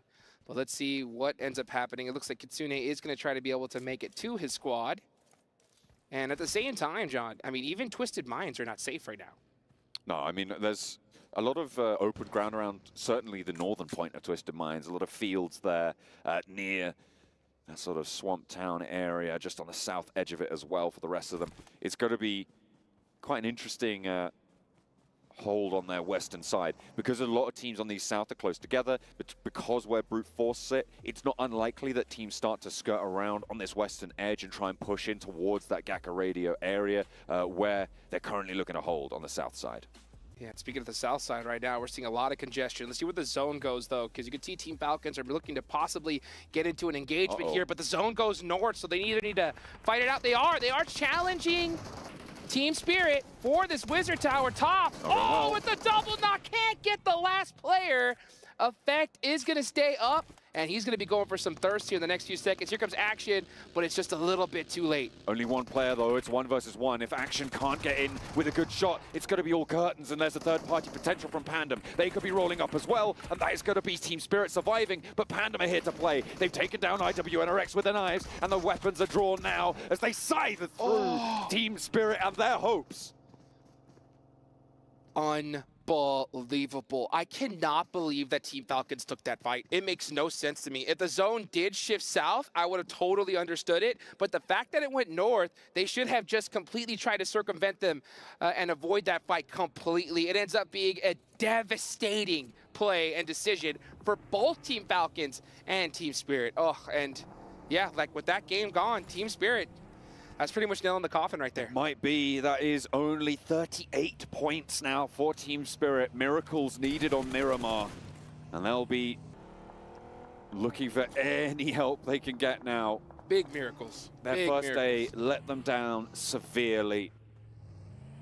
And now they are reaping those rewards, as gloomy as they might be. Top of Everest, though, as we turn our attention to the rest of this match. TJB. Kalaris has been rooting for him with their PL results. I think he likes them. I think he looks for them going into the top 4 here. And with their position, it looks likely that they can make that happen. Yeah, they're right there on the top of Everest. They're going to have sight lines pretty much full 360 here. They just got to watch out for those pushes to see one team just kind of full send it on into them. If they're able to hold them off, they're going to be able to soak up some points big time. But you know, as a matter of fact, John, you and I, we were in the players' lounge here earlier, and we were talking to Sir Tanny, the coach of Vampire Esports, and even he was like, he had Team Spirit to win this one. Well, I think I did too, to be honest. And I don't know what it is, man. It's so unfortunate to see them. They look like they're in disarray. They're not winning the fights when they really feel like they should be. I feel like they have shown much more mechanical skill in a lot of scenarios, but I think for the most part, it feels like just a lack of comfort here in Riyadh. Yeah, I'm not sure what happens. Or maybe Team Falcons were looking to get some revenge after those Sandhawk hot drops. Who knows? Who knows? But let's take a look here at Rook. They are currently sitting in last place. They're trying to make a hero underdog story. And in order for that to even be possible, 100% double-digit elimination chicken dinner needed right here, right now. They have Harami Burrow right next to him, and D plus Kia waiting right next to that hill. So it is not looking good for them. The zone does center up here, so not a ridiculously hard push for them to make, but they are going to have to battle. This is huge for Inco, right? On South George, on those crates, the fact that they catch a part of this circle is massive because they can hold this for quite a while. They're going to get some visitors, but Twisted Minds holding on their west, TJB controlling the entry from the south from the top of Everest. It's going to be a pretty decent chance for Inco to get a good match here. I feel for Team Spirit as well, man. They won this fight. It was a third party, which obviously when everybody's moving around, you know it's going to go through. And it just didn't happen for them. They weren't able to clean it up. A lot of that was because of the damage that Falcons did to them with that double knock. I think it was from top rolling up a little bit earlier on, able to find 2 of the Spirit players where by all rights he should have just been instantly on the floor. Yeah, that wasn't a misplay by Team Spirit at all. I mean, it's just Team Falcons that just full sent it on them. You know, there's not much you could do in that situation. So just an unfortunate fight for both ends of that spectrum. But there's still a lot of opportunities here. And honestly, that was a great opportunity for Team Panda, right? Absolutely. They've gotten a bunch of points already. That's 8 eliminations. We talked about double-digit elimination chicken dinners available. They've already got half of that pretty much already done so far. Yeah, but the other side of the coin is needed to get that chicken dinner. And That's right now, true. Pandem are in a pretty sticky spot right now. South side, not even skirting around Everest at this stage. They're going to have to push past Mad Bulls or flow out to that western side across some open fields. It's so hard for them. Rook trying to hold it together as Harami Bro trying to make sure that they come apart at the seams. Does not have the healing, and they are out in the blue. Rook lose a player. They'll get the res and play on as 3 on the east side now, but they're not in the circle. That could be their chance at the finals too, to be honest. I mean, they need a massive game right here, right now. And for the next 2 games, if we want to see them even have a shot of making it into the finals. So as 3 players, they're going to have to go crazy here if they want to extend their tournament life. teams are going to be worried right now because around the bubble, a lot of the teams still have most of their players. This fight for the top of Everest is pivotal. D plus Kia roll up, take 1, take 2 out of Rook, and they are slowing. Being cut through right now. D plus Kia on the east point of Everest will next have to take care of TJB because TJB are starting to extend their necks. Have a peek over the fence, see what the neighbors are doing. D plus Kia just crushing Dreams right now. That's pretty much said and done for Rook. We're seeing another team go out, and that is Team Pandem gone for. So all those eliminations they got early on wasted away just like that. But they did put something up on the board. They're going to need a miracle as well for the next 2 Miramar matches. Right now, it's TJB. TJB are in a great spot. They're at 6th place. They desperately need these points. They have to defend right here, right now against D plus Kia. This is a bubble fight. Both of these teams are on this bubble. That's around right. that 4th position. You could see right now, D plus Kia hold that. DRX, they're not in this fight, but they're also involved in that bubble struggle as D plus Kia continue to push in from the eastern side. Next circle soon to close on them, but with 4 players alive, it looks like they're reluctant to go for the summit. They're not going to put those climbing shoes on, scramble up those rocks towards TJB when they know that nades roll downhill. Yeah, and that's so smart, too. They don't want to take that fight just a little too early because it risks them getting third party, especially with the zone shift that could be coming any second now. So let's see where that zone decides to go, and it lands perfectly on them. So very big up on both these teams to have that discipline to say, hey, you guys don't even worry about it. And I think that smoke right there could even be a little bit of a white flag to say, hey, you guys stay there, we'll stay right here and fight each other later on to see who wins this thing. D plus Kia's position certainly smoked out quite a lot, but that's a nade over the top. Doesn't quite connect with the damage. K's taking damage. I think that might be for an off angle. Could even be coming from Inko. This is dangerous play. On the north side, another nade from high ground. Longs gets the knock. That's from the shots as well. And now you can see instantly pin pulled on 2. They want this confirm. Nolbu's there as well. He's going to divert, move away from this, and then he's going to look for the res, but his teammate is just burning away. The Molotov's putting the pressure on, and that is how you put them between a rock and a hard place. D plus Kia being bled dry by TJB. TJB saying, you know what? Now, especially that we know it's D plus Kia, we have to take them out. They're right above us on the leaderboards. No waving of the white flag at all. We got to take them out right here, right now. We need every elimination we could get. So they are starting this off so strong, but they got to work together. They have to commit to this fight very soon, and it's very fortunate. Nobody is headed their way right now. North side, Twisted Minds moving in towards Crates, actually trying to backfill on Inko. There's a big rotation going on the north edge, and all the while TJB are choking out D plus Kia as they push on in, get the first knock on the opener, and will look to continue that pace. Only 1 player for D plus. And meanwhile, over on the north side, 1 knock over towards Twisted Minds. Inko, still with all 4 players alive, have regrouped now outside of the Crates, and they're fleeing towards the foothills of Everest. And here comes the Mad Bulls. Now we're starting to see that third party ring out. Let's see what happens. Inko Gaming gonna have to do a defense against Twisted Minds. That'll help buy him some time. But it looks like on the other end of the spectrum, Moneymakers are getting into it with CAG Osaka. Still quite a few big squads in this game. DRX. DRX need this game so bad. They're in 6th place. They've really tried to make something happen here on the last day. Nades are starting to ring out. They look good. Oh, that was way too close. It's getting really dicey now for the teams on the west point. DRX, not having taken a knock, gives them a really big advantage here. CAG Osaka now anchored to their position. They can't really push too far up, and that nade is perfectly placed.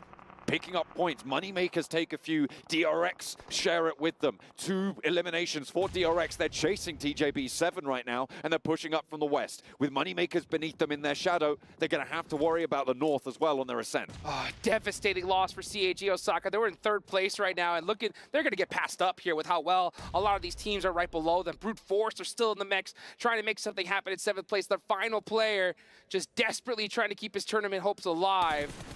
And nice shots there. That's going to get a knock, but that nade will shut him down.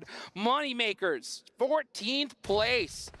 Now starting to make some noise.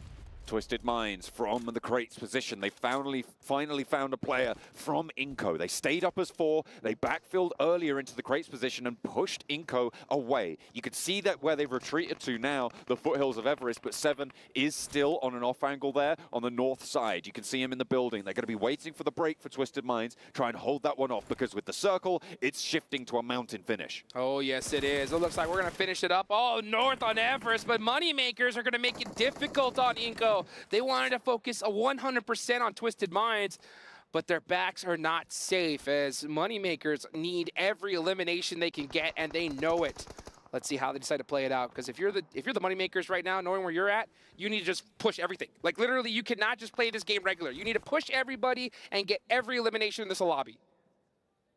It's going to fade away from you if you don't take the destiny into your own hands. Nades finding their way up towards TJB. There was a knock sent over. They've already lost a player as well, and they're starting to wane now. The Mad Bull's doing work with another nade from Zerich. He finds exactly what he's looking for, a flush and a knock onto another player as well. They're going to be able to find that one. There is no contest, and now one player from TJB remains for that bubble struggle. DRX looking primed to usurp it now if TJB fall in the face of Mad Bulls. Only yes, busts out the M4, not able to get that knock, and he had a beautiful chance there. He does get one. Mad Bulls playing this a little bit too comfortable here. They got to be careful. Only S is starting to look angry. Oh, but that's Twisted Minds. That's 2 players for Only S. Is he going to be able to wipe Mad Bulls all by himself? Mad Bull starting to struggle now in the scrap. The nade's high. It's a burst in the air. It tags on a bit of damage to Zerich, and in comes the push. The DBS, both ways. The shells are going to ring out now, and Zerich can't connect, but neither can Only S. Finally, he finds it, and a 1 versus 3 for TJB. Around the bubble, they put 2 digits on the board, and 10 eliminations is the mark to be made. But with only 1 player left standing, DRX now have a chance. They need to take him down now or risk losing that race. Everybody above TJB, I'm looking at you, Twisted Minds, even IWNRX need to start watching out here if they continue to play like the way they've done in this game. 10 eliminations. What a play from Only S to make it happen for his squad. Let's see how many more points he can get all by himself. He is in a very tricky position. Everest is so scary. There's so many nooks and crannies. You never know where a player's hiding. You never know what's going to cause you to trip up either, because Bishke just took a fall, took a tumble, and actually knocked himself there. And another knock over towards the Moneymakers. They had 4 players alive. Inco are taking casualties in the meantime. Bishke has got a player repositioning for him, but DRX not going to let TJB go without a fight. 5 teams remaining. Placement points start to rack up fast now. If you can get rid of another team, you'll add that point to your tally as well. DRX right across the ridgeline. Icy, close range, looking to get the fight in. Goes for 1, 2 shots, connect, but not the 3rd, and can't get the knock. TJB finally fall. Oh, TJB done for there. But right now, my eyes are on Moneymakers, because Moneymakers know that they need every elimination in the lobby and have to win this game. So you can see them, they're actually splitting among too many different squads. Icy Boss all up top goes down. That's a critical angle loss for them. Now they're going to have to play with the 2 they have downhill. DRX with 4. They're looking to get back at TJB. They're not too far behind now with the placement points that they've already earned. It's going to be pretty level, and CRG Osaka might be at risk at this stage. It is really dangerous to be around that bubble, but it's even worse, like you say, for the Moneymakers. Desperation's going to start to set in from the north side with the circle shifting away. D plus Kia as well. 1 player remaining. Spray down, and then they bet they can't get a knock. So 2 players remain for Moneymakers. 9 eliminations so far. I think they did a little bit of a misplay there, just trying to focus on too many squads. Oh, Chips by himself. 1 nade will do it. DRX is very piled up here. Certainly are. They're getting these reses as well. Moneymakers are going to have to push up the hill. Chips is going to be worried about that. Do you take your attention, turn it towards the Moneymakers downhill or to DRX? I mean, it's a difficult decision to make as the res comes through. DRX just going to bide their time. They're not getting too aggressive with it. They want to play securely. Yeah, DRX are playing this very safely. They're in a position that they can easily pass up so many teams, so they have no reason to go crazy. Unlike, you know, Moneymakers, where we should have seen them just full non-stop push, but they backed off just a little bit, and that was enough to lose a couple critical players. And now they have just 2 players left. They gotta win this one if we want to see them even have a close to a shot of making it to top 4. So as for DRX, playing a little bit split. I'm wondering about the nades right now. You can see no nades in the backpack right now for this player, but 11 for Koa. Okay, they know what they need to do then. They know that they need to target these players, flush them out with the nades. I'm going to say it right here. Koa and Biscuit, they have to win this game. If Moneymakers don't win this game right here, right now, I'm going to say it. It's nail in the coffin for them. They're not going to the finals. How many nails are we putting in coffins on this match? I have no idea. I brought a red shirt for a reason. Oh, yeah. It is getting brutal. DRX still just holding. I mean, they've got dead center circle right now. They don't need to push out. It is impetus on the other two teams. Absolutely. So DRX, they're in the position to win here. They're just going to be sitting up here waiting for everybody else to come to them. And Moneymakers, even Chips from D plus Kia, are going to have to do just that. Let's see how they decide to do it. We're looking at a nice little 3-1 split here. I like this. I like Soez on this really hard off angle. The blue is right to his back, so he knows he doesn't have to turn around at all. That's going to make it very difficult. They know where Moneymakers is at right now. So, yeah, we're going to have to see a crazy shot from these two players here. Smokes are starting to bloom, and Soez moving back in. That's a bad smoke. To the rest of the team, I mean, that removes that off angle that you were talking about. That might allow the Moneymakers in a little bit closer to maybe have a chance here. If Chips pops a nade in at the right time, things can crumble, but still, DRX keeping it under control. I feels like they definitely know what's going on here. 2 nades, and they're looking to start to cook them up now. That's going to go maybe right on target. Just a little bit short, but that's going to flush the Moneymakers players out. They try and flow to the side. Koa, can he get across to the headland? I think there might be just enough cover here. Chips isn't going to peek it, but I don't know if Bishke is going to be as lucky. So it's all up to Koa now. BSK goes down. Yeah, it's all up to Koa. DRX have this locked down. There's no way they lose this at this point. They're playing it so careful. They have the high ground, and they are not going to make any mistakes. I got a little bit worried when I saw that smoke bloom. I was like, if they're going to smoke themselves out, that could definitely lose them the game real quickly because they won't have any sight lines at all, allow these players to push up on them. But no, they are playing it well here. Now they know where Chips is.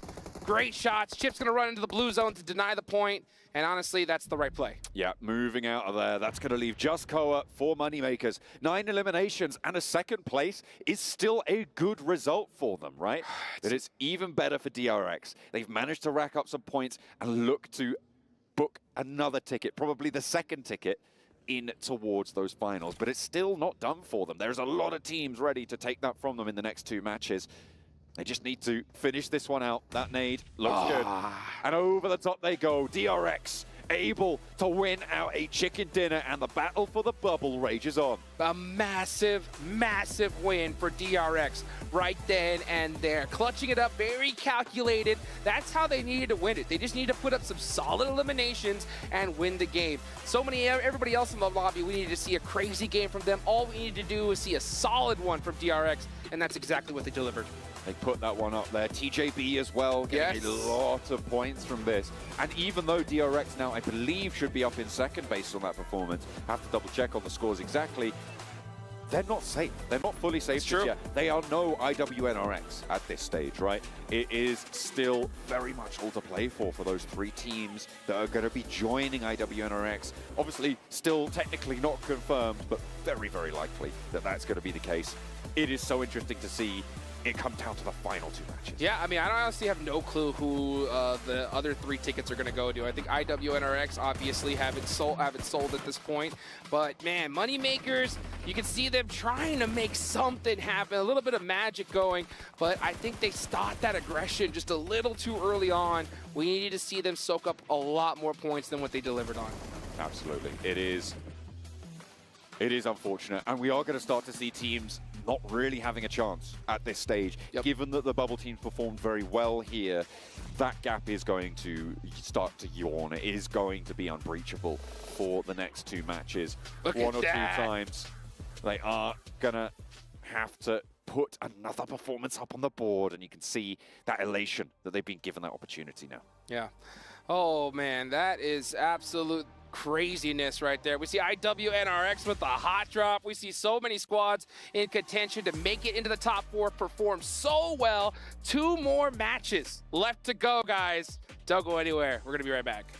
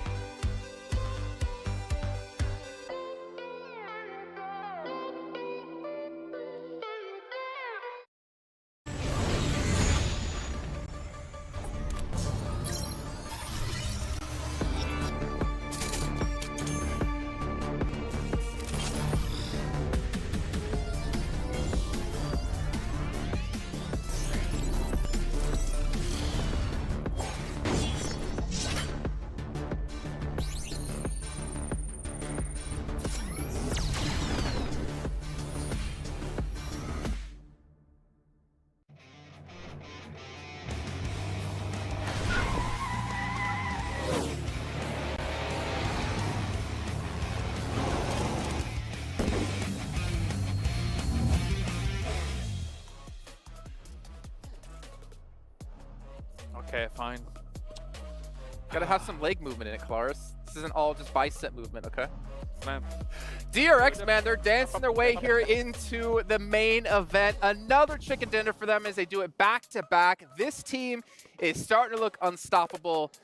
And honestly, looking like, I'm going to draw myself back now. I was going to say, a real contender for the title, but I forget there's another 12 teams who are already qualified. But nonetheless, they are proving they deserve to be in the main event. Yeah, I thought you were going to say Avenger level threat. Then like, whoa, let's calm. We're not there yet. Okay, let's calm down. Exactly. No ALT.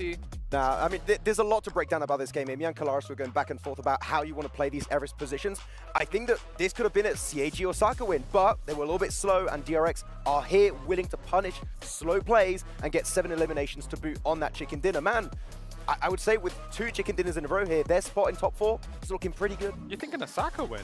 I think it could have been, yeah. Interesting. Because TJB were willing to fight teams over to the eastern side. I thought they would try and third-party that. They took so long, they made themselves very vulnerable to DRX. Yeah, so it's hard to get the scouting information from where they were relative to where TJB was pushing on the east side, right? You need to go off faint audio cues. You need to go off the idea that, okay, well, if the circle is encroached down so hard, it's very likely, even without sound cues, that there would be a team, at least one, moving up that east side. I think Mad Bulls really was the wrench in the works here for TJB, who would have had it on lockdown for a long time had it not been Mad Bulls' mad send up the hill. And fair play to them. I think it's absolutely the right play given the kind of severity of their situation. But only yes. Sorry, just there, you're being reminded, Falcons 0 points because of the fight they had up against Team Spirit, and then Pandem crashed at the very end. But let's actually draw it back to the end, though. Everest play and this event, Kalaris, I feel like you've been a little bit tilted, but barely, with how teams have been playing Everest and how they haven't been punished, or teams haven't taken advantage of the situation properly. I mean, at least eventually TJB did get punished, right? But for a long time, nobody was willing to make it happen. Sorry, ridiculous fights going on in this game. But TJB had a lot of room for a lot of time. And when that kind of thing happens, technically speaking, 2 teams can coexist on the top of Everest effectively, as long as you kind of, find one on the west, one on the east. But nobody's willing to take the fights early on. And then Rook and D+ find themselves in a situation where, okay, we're having to try and dash towards the east as quickly as possible, run into each other. Rook's the victim. Yeah. D+ did very well in that fight, actually. But just do it a little bit earlier, though. Like, that's the thing. Exactly. You coexist as 2 teams on the mountain on phase 2.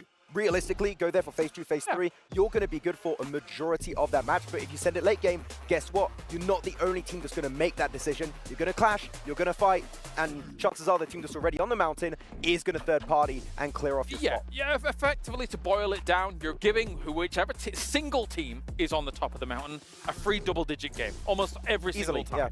And that is going to be able to, if you keep that in kind of numbers up, you're going to be able to get this top 4, no problem. We're taking a look here at DRX up against Kagasaka in that last game, and the reason we want to take a look at this is because Kagasaka had every opportunity to basically do what DRX could have or did do if they pushed up the mountain earlier on. They got overwhelmed. DRX just eliminated Kagasaka and then obviously took it into a victory themselves. The push itself of DRX going on to CAG Osaka was also very funny to me because CAG Osaka had a ton of utility. I think they had like maybe 5-10 nades all together, and they just go down in their little dip, just get naded to hell by DRX because they're just not willing to take the fight. And then DRX, guess what? They clear that space, get extra loot of CAG Osaka. They have all of the tools they need to go uphill, take the fight onto the remaining teams and win the game. So I think CAG Osaka were too complacent this match when they could have actually maybe not get the win, but at least get a solid top 3. Yeah, I think you're right. I think DRX is just more... How do you describe it? They're taking the initiative more. They're more willing, in being able to take this fight, realizing, okay, well, our only direction is up the hill. What are we going to do? We're going to go up the hill. Great stuff. Whereas Kagasaka, that really was their only direction. And they were like, well, it's going to be difficult. Admittedly, if you really if we really want to get nitpicky here, Kagasaka making the scale up the hill whilst DRX is still below them is a little bit harder because you know that eventually they would have line of sight on you when you want to scale. So it does slow down their eventual scale if they wanted to try for it, but they didn't, so it doesn't matter. Yeah, it's not going to matter anymore because that was our last Erangel here of the survival stage. It comes down to now, as you're seeing, Miramar for our last 2 games to play. You guys watching at home, by the way, if you haven't checked it out, go into the Esports client, make sure you check out PMWC, and make sure you subscribe to be notified when we go live and notified for any information out there. Max might even showed me it a little bit earlier on today saying, hey, we're going live. Also, hold the dance in, don't worry. From now until July 3rd, make sure you follow PUBG Mobile Esports over on TikTok and post a video of you doing your favorite victory dance, whether it's in-game or out-of-game. Go. Preferably out-of-game with the hashtag PMWC Victory I don't know what that was. That was committed. That's not going to be eligible. That's not. That For a doesn't work. chance to I'm win getting $3,000 banned on virtual TikTok gift for that. card. Yeah. That was good. That was. So, okay. I got one vote. I mean, have you seen Clara's dance? Do we want to see Clara's dance? No, we don't. But we want to see Barty, who has an interview with Team Pandem over on the stage. What are you doing? STC Arena, where I've got Dubrengi here from Team Pandem. Thank you for joining me in this interview. Very quick fire one. We'll just talk about kind of where you're sitting at the moment, because you're pretty much averaging 5 points per map, which isn't really enough to get you into contention. So what's been holding you back?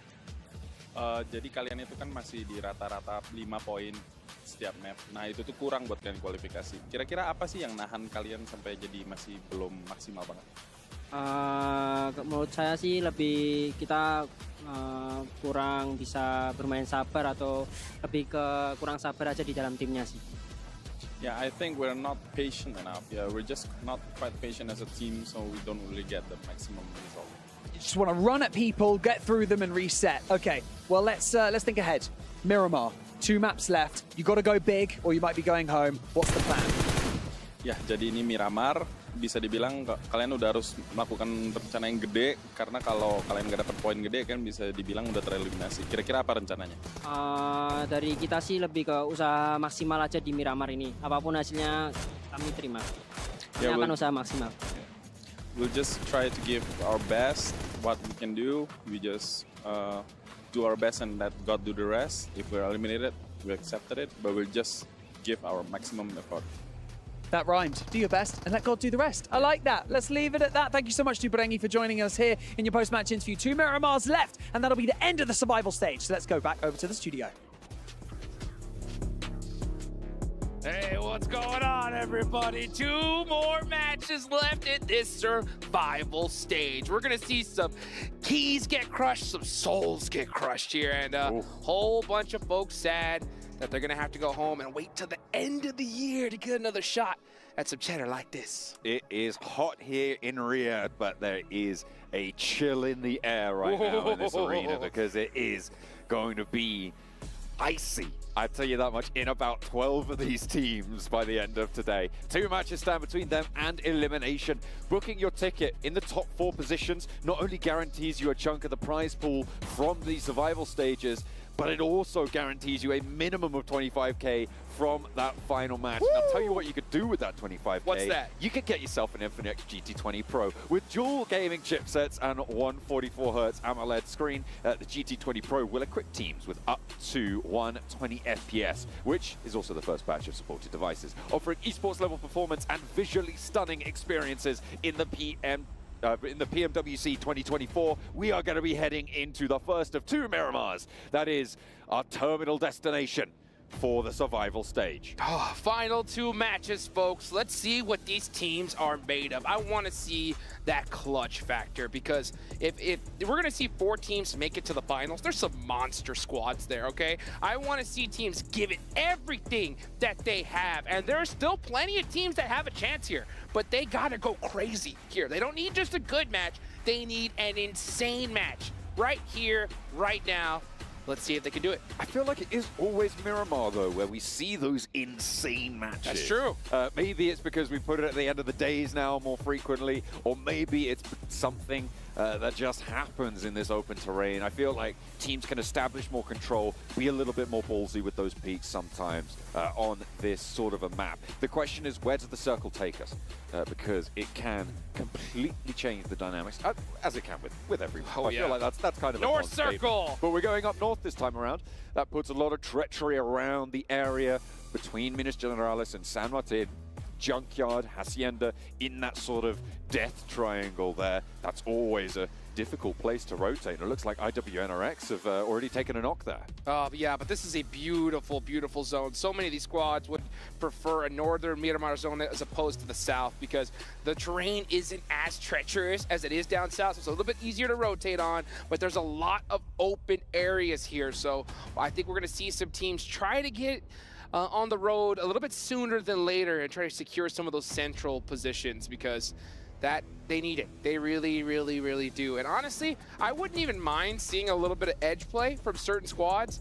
And honestly, it's going to be a lot of these teams. I would say, man, even Team Falcons on down. Like, they need to start just tearing up teams and soaking up some eliminations if we want to see them in the finals. Absolutely. It is on everyone, really, to push on up. There is the big drop-off that sits, well, I suppose it's not really a big drop-off anymore, but brute force down to Falcons, that's 62 points down to 55. That 7-point difference is getting more and more ominous, right? Because, you know, oh, it's just 7 points, oh, whatever. It's more than 10% of a team's total score. It's so hard to get 7 points out of a match, unless you're given one of those central positions, unless you're able to fight through pretty crazily.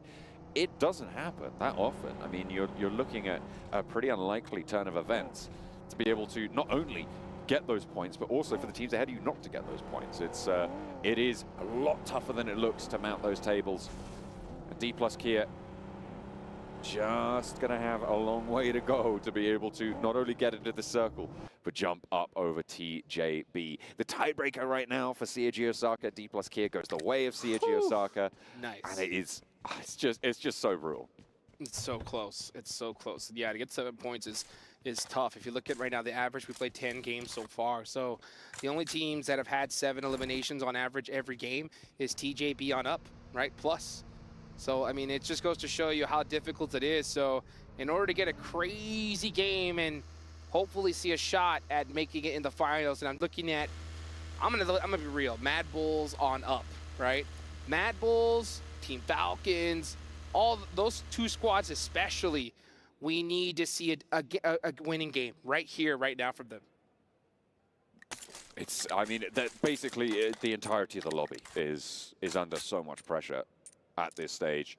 I'm going to call it, though, for a lot of these teams. Oh, you're going to call it? Yeah, the last game it was possible. The last game it was possible, but after not seeing the performance that I need to see from a lot of these squads, I'm going to call 10th place on down. There's just no chance. Whoa, okay.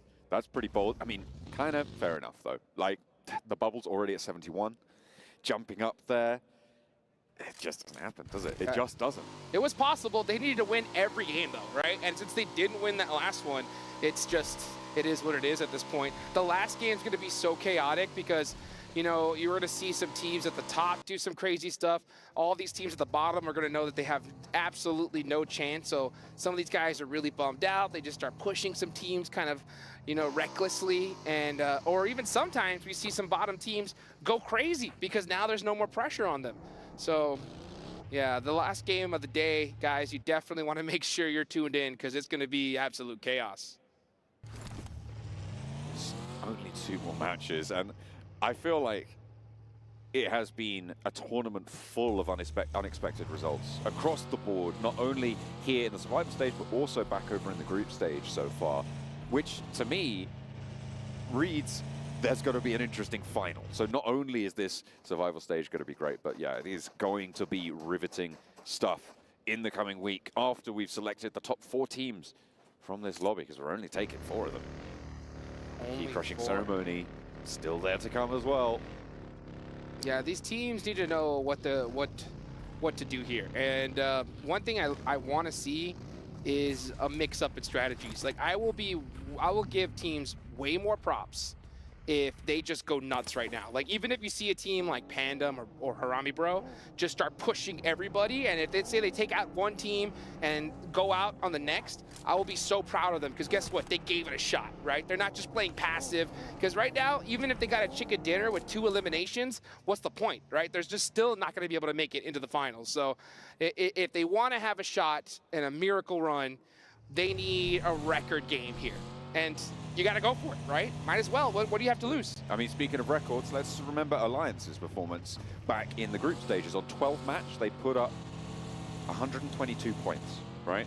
And that puts it into perspective just how bloody good Alliance were in those group stages. When you look at what IWNRX currently sit on, they're over 20 points behind where they were with 2 matches to play. So IWNRX also, if they want to break that record, they need to start pushing some stuff. Maybe change some stuff up. They can rest on their laurels somewhat, but oh, what's this? It looks like DRX not only having lost a player, but they've been taken down to a second as well. No way. This is horrible for DRX, because even though they're in second place, there's still a lot of teams that can catch them. They cannot afford to go out right now.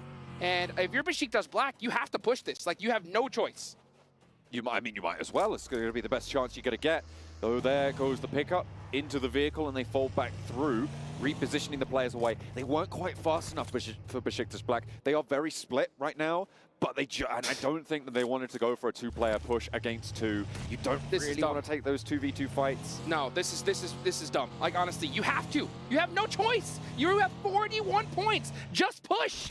Just push. Try to get the eliminations. If you get 4 now, great. Then you could possibly make something happen. You have no time to be playing this. If this was day 1, match 2, then yeah, I wouldn't be talking like this. But this is a different game you're playing now. I don't even know what Besiktas Black is doing. When I see stuff like this, it absolutely infuriates me.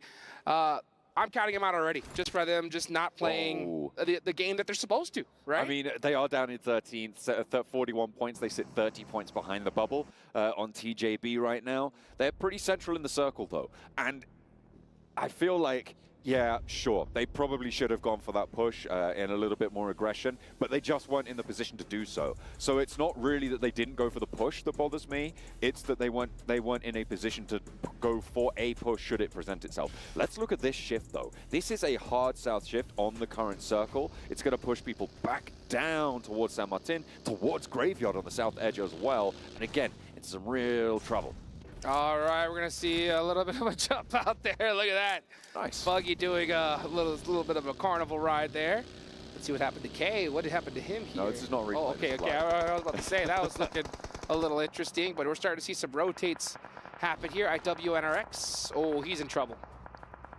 Doesn't go down, though, and I think that's going to be crucial to establish and keep that angle on the sideline. Swain is there as well, hops into the buggy and gets away. With the heal coming through, it looks like IWNRX are going to be safe for now, but on the east side of the circle, they've got a little bit further to go. We're seeing the M24 being pulled out by Kepa Boss.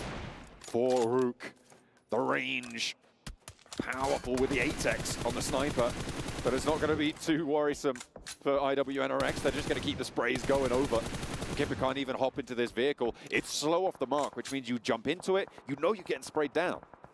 Frozen, you could see him just trying to make something happen, but he did give away his position, so we could see a little bit of a reposition from Rook to try to catch this player out, but we're seeing a lot of 1v1s happen here. Interesting play from Rook. Yeah, Rook, you can just see them. I think they're just kind of having fun with it at this point. A little bit too far down the leaderboards to make anything happen. And that's what I like to see, though, right? I mean, hey, might as well. You know that you're mathematically pretty much impossible to make it to top 4. Just push everything you see. 40 points behind right now, the bubble. Farouk. And I think you're right. Fairly close to impossible. Mad Bulls do take one of them down as well. Not a full flush just yet, but they will be on 3 active. They'll probably try and reposition for this. Pandem also taking shots from money makers. Yeah, it's going to get a little bit more tension from the north side there. Just watching IWNRX keeping things together on the east, and they've actually managed to find an opening with all 4 of their players alive. On the east side of San Martin, towards Hacienda, TJB looks like they currently hold Hacienda del Patron, and Team Spirit on the south edge, DRX out to the east.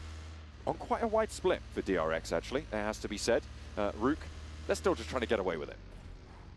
Yes, they are. So yeah, Rook just running around right now, having their way at it. IWNRX though, really? Looking to gonna just, you can just tell IWNRX is playing just a little bit loose right now. And you can afford it, right? You can afford it. You're going to the finals, we know it.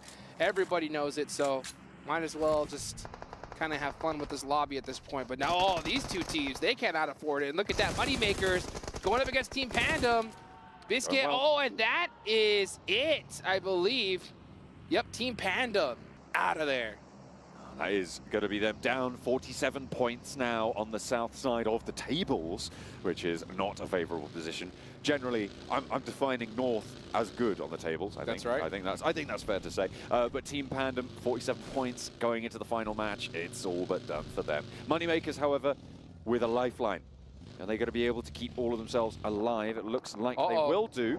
Shots over towards Team Spirit from TJB. This is the Hacienda clash. Falcons are just out to the east of this as well. Team Spirit do lose a player fully.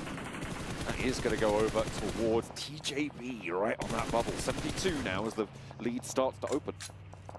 CAG Osaka. Now this is a team right now we got to keep our eyes on. Brute Force as well. Very, very close. Both teams in contention here. Team Spirit losing that player especially. That is going to be it. Yeah, and D plus Kia, a team that really needs those points, are soaking every single one up that they can. Nomi, just kind of driving away. Just trying to have some fun with it at this point. DRX though, DRX. Yeah, down to a single player. Let's see what he can do, and that is it. He is done for. So that's a big door open for a lot of teams. 80 points is where DRX will finish now in second place. Twisted Minds, 7 points behind TJB, 8 points behind D plus Kia, 9 points behind. You're right. There are a lot of teams that can push up on over, and you can see on the leaderboards right now, they are close to being able to do so. At the moment, TJB with Hacienda control. Where are we looking at Twisted Minds? They're out on the east side, and actually with the most danger afoot, with Mad Bulls close by to them. On the north side with Besiktas over to the west edge. You've also got D plus Kia, who we saw take down Team Spirit. Well, the majority of Team Spirit on that south side. Playing on us 4 with some decent hopes at jumping on in. So DRX not safe by any stretch of the imagination, despite their blinder of a day. That's for sure. By the way, I got to give massive congratulations to IWNRX for breaking the 3-digit mark. The only team to do so far. That's going to be 100 points for them with that elimination. And let's see what other teams are going to be able to do here. Twisted Minds are still in the mix. CAG Osaka is still in the mix. You got Harami Bro going up against Inko on the other side of the map. And it looks like we may just have a Hacienda de Patron finish here. Like that. Haven't seen one of them in a while, Dukes. But it's right on the edge. Let's see if it does go that way. Inko rolling across the open ground. One hop out there to try and take some shots wide. But Harame Bro, can I have some shots connect onto them from Nenebete, from Inko. Inko still rotating on the south edge. You can see D plus Kia looking to pick up more points here. Chase towards that second place. Try and push DRX out with the opening they've been given. 3 teams now clashing on the south side. Harame Bro down to 2 now. Federalis out in the blue. Having to shuffle on forwards. Nobu with the spray towards the player breaking forwards, but not going to connect on this. They might be able to find the res. In the meantime, Inko are healing up ahead of them. Inko have the inside track on this. They're closer to this circle, and it looks like IWNRX, they've sent Frozen down south to see what's going on. He's poking his nose in, and it doesn't matter if it doesn't belong, because he's going to take those points either way. That's right. He's like, what's going on over here? Oh, some more eliminations. I'll take some of that. D plus Kia, they definitely need them, though. So very heads-up play for them to hear these shots on this side of the map and try to get in the mix. They definitely need to be able to steal some eliminations and finish Inko out sooner rather than later, especially considering that they are not in this next zone. D plus fighting on 2 fronts now, and it looks like they're doing pretty well with an assist coming through from IWNRX. Frozen able to give them a little bit more oomph here on the off angle, slowing Harame Bro. They cannot be pushed from the east, and this is excellent stuff coming through from D plus Kia to be able to hold this fight down. But they still have a way to go. The blue is starting to push in, and they are making their way, but past some treacherous terrain. This is a tough decision for D plus Kia. Right now they need to decide, do we just try to make this push, soak up these eliminations, or go into the next zone and try to find a solid position. And honestly, I always err on the side of position because you can always get those eliminations a little bit later on. But it is the second to last match. You don't know what's going to happen. So I am not shocked at all to see D plus Kia hang out here just a little longer as they get one more player. And another major point. Mas trying to haul it on over there. Ooh, the vehicle explodes, and IWNRX steal that point away from the rest of the lobby. But D plus Kia now 5 eliminations and an avenue has opened. They could start to move past. Inco, they were split 1-1, which is why Nunez didn't go down instantly. They've got Nenobete right in the middle, in the field, playing a resurrection game for Inco to... I mean, there's nothing he can do, to be honest, at this stage for them. He's just seeing what he can get done. Over the top nades for Brute Force, who have got that outside track, over towards the Moneymakers. Shot and shot back. Over the top, they will try and flow, but Chudo is going to fall down, get flushed as well. There's a big fight right here. Brute Force need this game. They are right on that cusp. They could definitely make it into the top 4. They cannot afford to go out right now. Moneymakers need a miracle run, so they have everything going for them with 5 eliminations so far. But Brute Force need to stop their momentum some way, somehow. Another big fight, though. Oh, look at this. Mad Bulls in the mix with Besiktas. Northeast side, Besiktas losing Lewis there on the forward position. No one going down in response just yet. Nades are starting to pour in through the doors, though, and it's going to be difficult to hold it down through the corridor. They're going to move 2 and 2. Kikali can't quite get it, but there it is. Catches the ankle as he tries to flee around the door frame. The 2 ball players, but the Gross is barking, and it will take one. Look for a second as well. A Besiktas Black trying to slow and stop the Mad Bulls in their ascent. Twisted Minds come through the third party, and there's another Gross here to play. The Mad Bulls find more points, but they're only now on 1, and inside the building, it might be difficult, but you step out of there, and Twisted Minds are here. They're part of the party. 2 players to Besiktas running around, trying to hold their invite in their hand, but it is not gonna be so. Mad Bulls hold on with 1, but Twisted Minds want to shut it out. Obscure gets 1 with that nade, and they need a whole lot more here because we're seeing some great performances from squads right next to them on the leaderboard. D plus Kia with 6 eliminations so far. TJB right behind them with all 4 players up. Twisted Mind need to find a way to get these remaining 2 players of Mad Bulls finished out sooner rather than later. This is not a solid position in the next circle. It could definitely shift away from them, so Twisted Minds need to make a decision. But at the same time, the nerves have to be at an all-time high. They know what's at stake. IWNRX also could be third party onto this engagement. If Twisted Minds pull the trigger, and you can see they're aware of that, which is why they haven't gone for the full-out fight just yet. There's 2 Mad Bulls on the inside, and they are angry as anything. You do not want to handle them when you've got IWNRX breathing down your neck. No, you do not. And now we're going to watch D plus Kia on the push, trying to take out some of these stragglers on the bottom of the leaderboards. Desperately getting these points, and they're getting even more points. DRX, you better watch your back, because D plus Kia are showing up at the right time. They are starting to build pace, but there's Frozen, and again, this guy has been so much trouble for these teams on the south. Against Rook, against Harame Bro, now against D plus Kia. Nobody is getting away for free. La da da dee dee dee da. That's what he's just kind of singing in his head as he's just, you know, making it happen, just destroying teams' dreams here as IWNRX are just having some fun. And that fun is... unfortunately, just absolute chaos for the rest of this lobby. Look at where these tables are starting to get eliminated as well. 3rd through 10th, all still alive. People below them, nah, they're done. Rook is as good as out as well.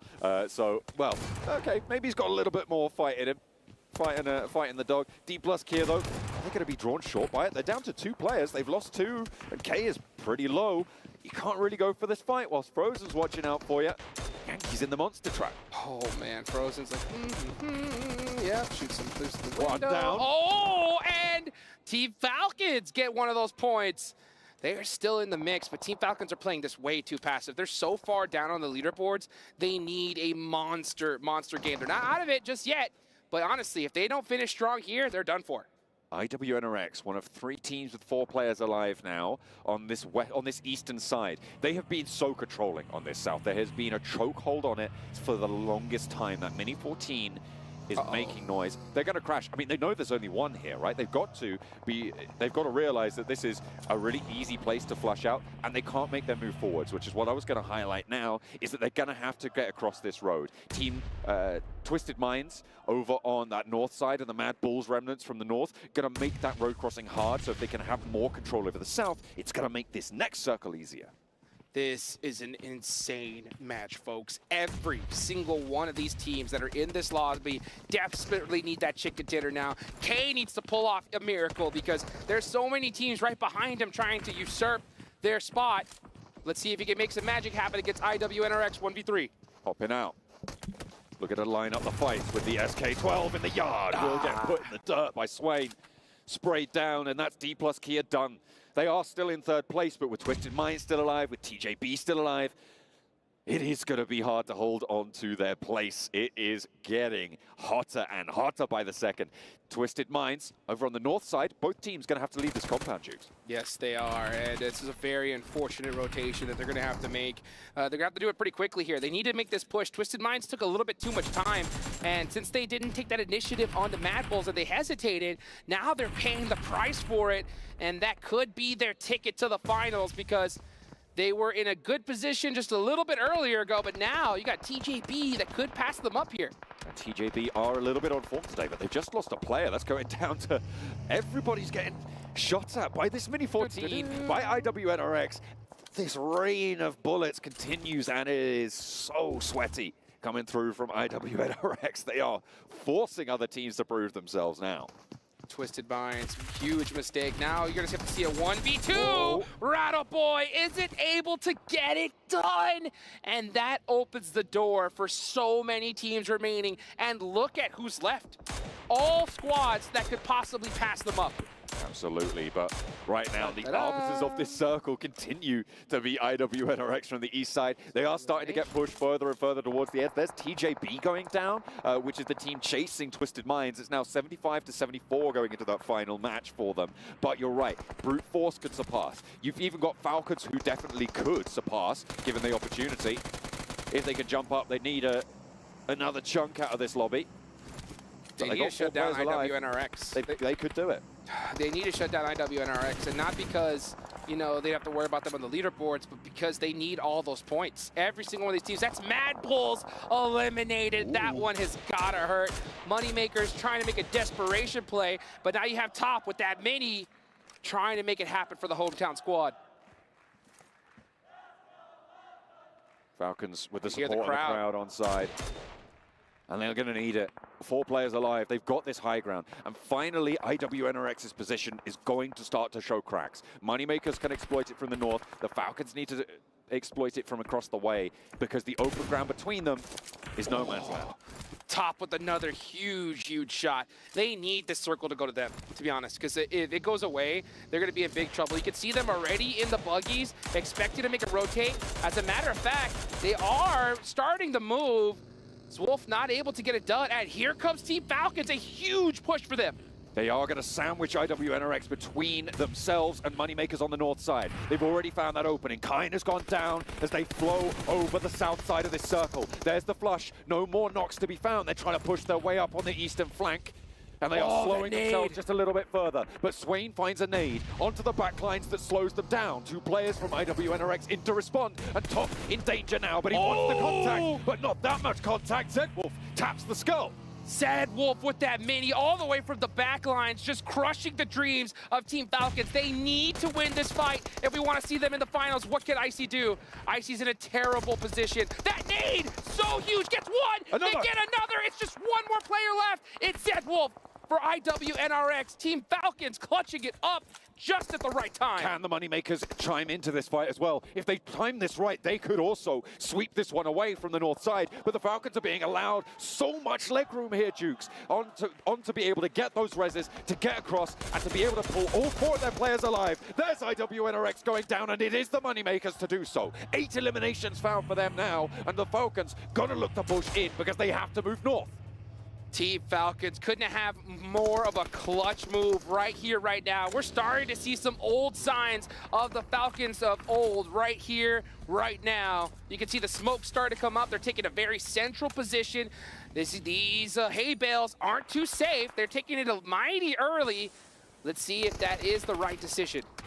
Brute Force taking casualties heavy. No one's focused on them for a little bit, but now those Mini-14s start to blink away. Havlik eating ankles right now for breakfast. Neo's going to be the last to fall, and that nade goes over, goes high, doesn't quite get past the hay bale. That one's a little bit better. No, not close enough. These bounces, difficult to land. They're right in the mix of it, and I think they're protected by the US and the hay bales on all sides. You're going to have to thread that needle with that nade. But yeah, Brute Force aren't going anywhere. They do put up a solid match here, but it's not going to be enough to put them into 4th place. It's going to come down to the last final match for them. And it's going to have to be the same thing for Team Falcons, most likely.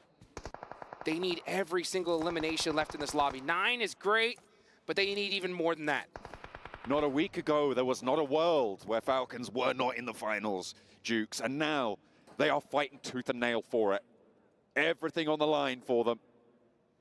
A team that everybody lauded as a potential tournament favorite. That's right. And this is the sort of performance that we've been missing from them. Their chase is on. The gauntlet is laid. Let's see what they can do. Still quite a few players still up. They have the position, they have the zone. All they have to do is execute, but they cannot afford to let any one of these players go out to the blue zone. They need every elimination they can get, because I said it once, I'll say it again. The last game of the day, you never know what's going to happen. It's going to be absolute chaos. You cannot depend on a double-digit elimination chicken dinner towards the last game. So if you're Team Falcons, you need every single one of these. Waiting. Timing. The most important thing now. One misstep and it's done for. Brute Force have the angle. They're taking the fight. Neos chiming in with a potential brutal pick up and a nade over the top. 2 knocks go over to the Falcons and they roll on in. Noah goes down and the Falcons are back. They are into the top 4, but they're not done just yet. With one more match to play, they are making it their mission. And the crowd goes wild. Are you kidding me? Team Falcons with a massive jump. Could not be more clutch. And look at it. Hands on the head saying, oh, are you kidding me? I can't believe it. I mean, I was almost about to count this squad out, but they clutched it up right there towards the end. And that's when it counts, right? To be able to hold your nerve in that situation. That flow on the south side across the open ground once they got that knock onto Kine was miraculous. That's what they need. And now they're going to look to spread their wings. There's Top himself. A punishing player for teams that step up to him. They were given a lot of leeway. The Moneymakers did not over-push from that north edge. I think if the timing had been better from the Moneymakers, this would not be the scenes we're seeing. Well, if Moneymakers had the ability to adapt, then they just proved that they don't, right? I mean, they're just playing a normal game of PUBG Mobile, and when you look at the leaderboards, they needed to change up their strategy, right? They had to just start pushing everybody because, you know, they didn't need just a 10 elimination chicken dinner. They needed a 20, right? So it's unfortunate that, you know, we're not going to see them in the finals. Hopefully they could kind of, you know, practice up for the next big show. But man, Team Falcons might just be in it with just after that game, and I can't believe it. It is absolutely crazy what we're seeing unfold here. The Falcons looking for a resurgence now into the second day of survival stage. They were able to get a lot of points. That's the nade that did it. From top, able to take 2 down, and Koa didn't stand a chance as soon as 4 Falcons are bearing down upon you. I mean, brilliant nade, brilliant timing. It was also Brute Force getting in there late. You can see that's what they're so relieved about. Unleashing. Moving out to that east side was a difficult rotation to make. And I will say it again, I think that was exactly the sort of play that you need to make. And I think it was the best rotation in that game. Yeah, it was so clutch. That one rotation against IWNRX and being able to finish them off. And that was a close fight, folks. So but you can see them right there towards the end, slamming that table. Hopefully they didn't slam it too hard because they're going to need those heads. Oh, look at that, Colares! Wait, that's Falcons dancing their victory dance. I'll tell you what, if we had a mic on Colares' knees, it'd sound like this.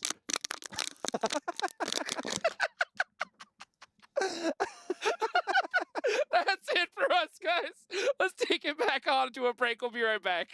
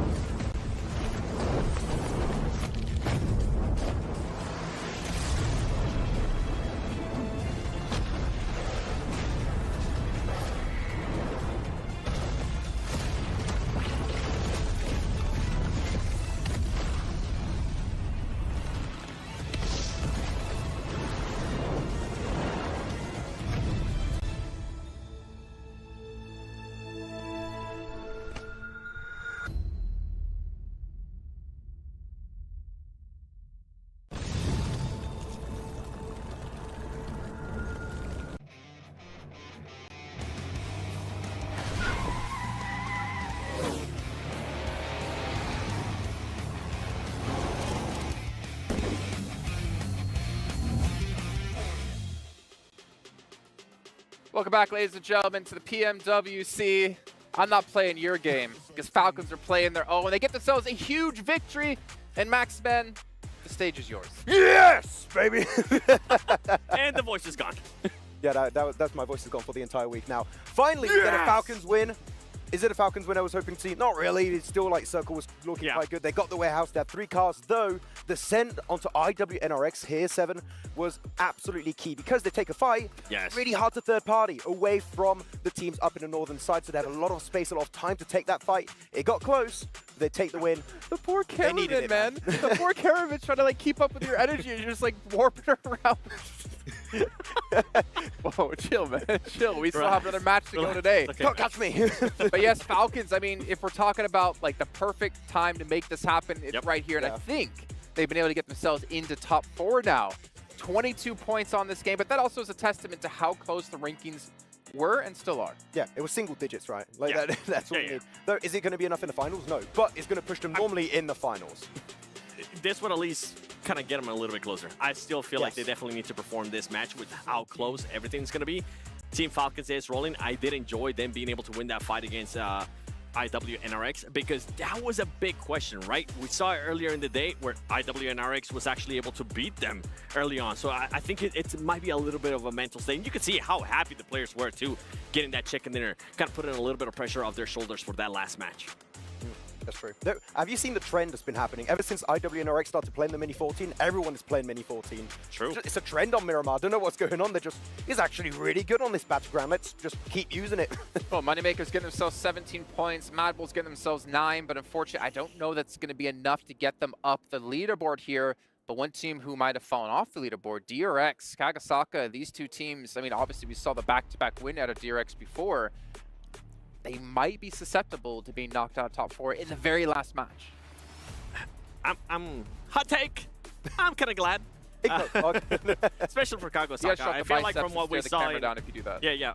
From what we saw in group stages, from what we're seeing here, I feel like some of the wins that they were able to get were kind of given to them. So it's in my opinion, I don't think it's a team that definitely deserves it.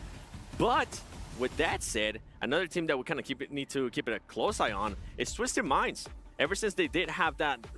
At the end of the day, yesterday, they ended up with the chicken dinner, right? They had a good Earlier start today. In the day, kind of started off hot. But after that, they just kind of falled off, and they're allowing other teams to be able to catch up. Now, that cushion that they had early on, it's going to be gone, and it's going to be a nail-biter here in the last match. I feel like this is like a symptom of the teams that are making it into the top 4. Feel so much pressure, and the teams below are just going extra hard in these matches, trying to get those eliminations, trying to clear that space, and to try and push themselves up in the top 4 themselves. So, man, I feel like we could have almost a completely different top 4 in the last game. Like, that is how hungry these teams are to make it in the main event. If you're IWNRX, accept them. With what just happened. No. If you're that team, right, you're pretty much already set. Everybody knows that you're set. You know how you're able to perform here in Miramar. Do you maybe try to hunt down one of those teams like how we saw earlier in the day? I want to see the leaderboard, see exactly how close it is and how realistic it is. That's fair. And if you can get rid of a big team, then maybe you want to do it. Ooh. My boy Top. Oh, expecting a sound out of you. 1,200 damage coming through. I mean, if we did talk, if we're going to talk about Top, we have to also keep in mind when he put up 15 eliminations and was the MVP of the day, even though Falcons were doing horribly. Yeah. Actually, imagine being the MVP of the day and your team still didn't qualify to the main tournament right away. I was in my hotel room. I was like, oh, I feel double sick right now. I was like, this feels bad for the rest of the team. I feel bad for Top. But it's very interesting because Top sure is doing great stat-wise. Icy, man, he was just reviving the team every step of the way versus IWNRX. Sure, he wasn't putting up damage this game. If he was not there, I think their chances of top 4 were dead, pretty much. Like, Icy kept the hopes of the team alive here in this tournament. Well, let's take a look at our overalls and actually kind of analyze this and break it down where we see our teams currently in Falcons. They have surpassed Twisted Minds, D+. Kagasaka has been completely out of this, but 7 points? 7 3rd and 8th? This is what I'm saying. Like, yeah, you were able to kind of make it a little bit easier for you to be able to qualify to the main tournament, and I'm talking about in regards to Team Falcons. Yeah. But it's not set in stone yet. IWNRX, yeah, you're kind of good. That's the only DRX, Team Falcons, D+, all of those teams can be passed by. We know Twisted Minds. We know what they're able to do. They have shown us. And remember what happened yesterday on the final day. Twisted Minds ended up with the chicken dinner. Yeah, it's going to be hard to predict. I'm going back to what Max was saying. Is there a world where IWNRX Hot Drop Falcons. If there's any team in that top 4 that you don't want to see in the finals, isn't that the team? It is. I want to see it. Yeah. Do you want to see it? I well, you can't. I don't want to see it. You pick Falcons. To be honest, like realistically speaking, right? If you look at a team in terms of how they're playing now and their potential, what they can truly bring to the table with their roster, Falcons is a potential threat in the main event if they just wake up. I mean, Kalar, is that you? Even Mad Bulls and Moneymakers, I'd say, still have actually a chance. They're not too far behind. They're, what, 15 points for Mad Bulls behind third place? It was 77, now 62.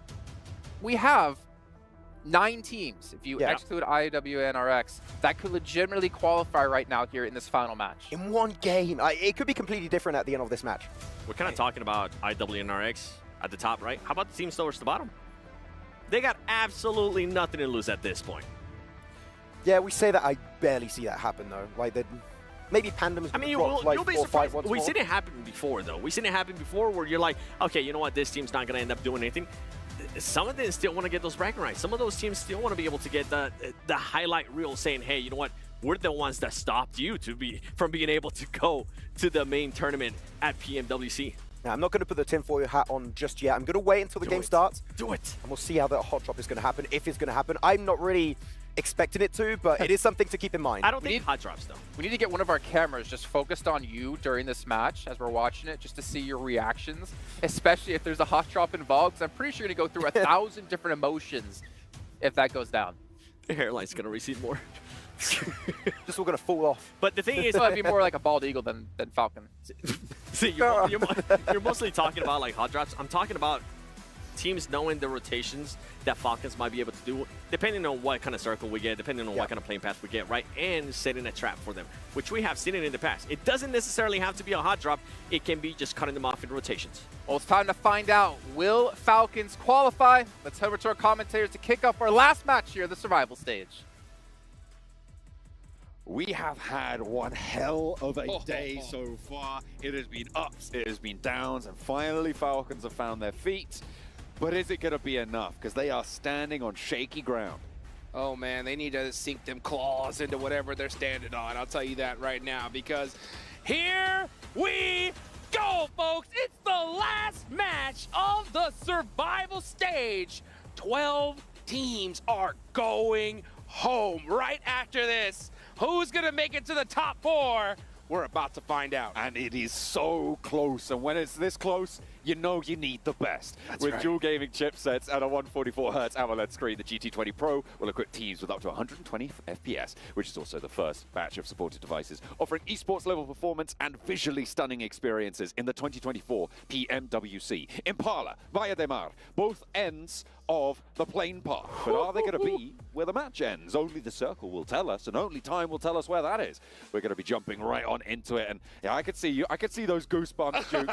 I literally have goosebumps right now. This is so exciting, and honestly, a horrible plane path for this last match. It is so far south. San Martin, El Pozo, all these major areas are too far away. We're going to have to see some teams stretch. There's a high possibility we're going to see some teams land on each other or even run into each other on the drive. This is going to be absolute chaos. So let's be real. Looking at the overall rankings, 6 teams, 0 chance they're going to make it, right? Team Pandem on down, it's just not possible. But Mad Bulls, all the way on up, could still get a slot. And if you are a team like Mad Bulls, Moneymakers, right? You need all these teams above you to go out early, and you need to surpass them. This so would be special. Let's see what we're going to start off. DRX, this is huge. DRX cannot afford to lose, especially to a team like Ginkgo. Not only is this a two-party fight, there's three teams around here. Another drop around this area came through from COG Osaka, I believe, which means that there are 3 teams in the vicinity. Inco, they are on last chance, right? I mean, they're pretty much out of it. So it is up to DRX to hold this down, not only against the one team, but also against the off angles from COG Osaka, should they choose to go for it. I absolutely hate this drop in general because we've seen it quite a few times now in the history of PUBG Mobile where it just happens game after game after game. But this is the first time we've seen it here. And at such a crucial juncture for DRX, this is going to be interesting. So is getting the confirmation with that VSS, busting out the unique weapons here at the last moment. Inko just on the full push, and DRX do need to watch out for a possible third party, but you know, we have so many of these drops just due to that plane path. It was so south that teams had to start mixing up some strategies here towards the end, but you got to put up or shut up. It's time, it's championship round time. If you want to make it towards the finals, or even make it when you're in the finals, right? You gotta be able to adapt. And look at that. I mean, we're still seeing teams stretch out here. Team Falcons playing it ultra safe, and I cannot blame them. I mean, they just want to keep themselves in it. You want to put up, I mean, 6, 7, 8 points would be nice. At least. You want the chicken dinner, obviously. Every game you sure. want the chicken dinner. It's kind of easy to say that. But yeah, it's going to be really, really tough. I think, I can't remember what I said. I think I was saying high 80s for the bubble towards that 4th place spot. But it looks like that might be falling quite short. But just there's so many teams all the way down to, as you said before, Mad Bulls, who still could make this one work. Pandem find a point over towards Harame Bro, which isn't impactful for either of those two teams, but the more players that get drained from this lobby, the fewer points there are towards the top of these tables for the bubble battle. Oh boy, this is intense, and you can just feel the tension in the air. It is so thick right now. It's a spot of bubble battle bother. Yeah, the triple B, something you always got to keep your eye on. Because you got, right now, looking at the zone, we have the Los Leones possibility here. Could we see an urban finish towards the end? That would be absolute madness. I'm seeing a lot of teams stretch out here, be extra careful. Twisted Minds were in such a good position. They were like, what, in 2nd place just not too long ago? Now they're down to 5th. So they know they need a big game here if they want to make it. These days, they go by in the blink of an eye, but I tell you what, they are long in the minds of Twisted Minds. That's right. It is so treacherous. Well, you remember that interview he had earlier, right? Oh, this is Mad Bulls. Mad Bulls cannot, and they're losing a player here early on. Yeah.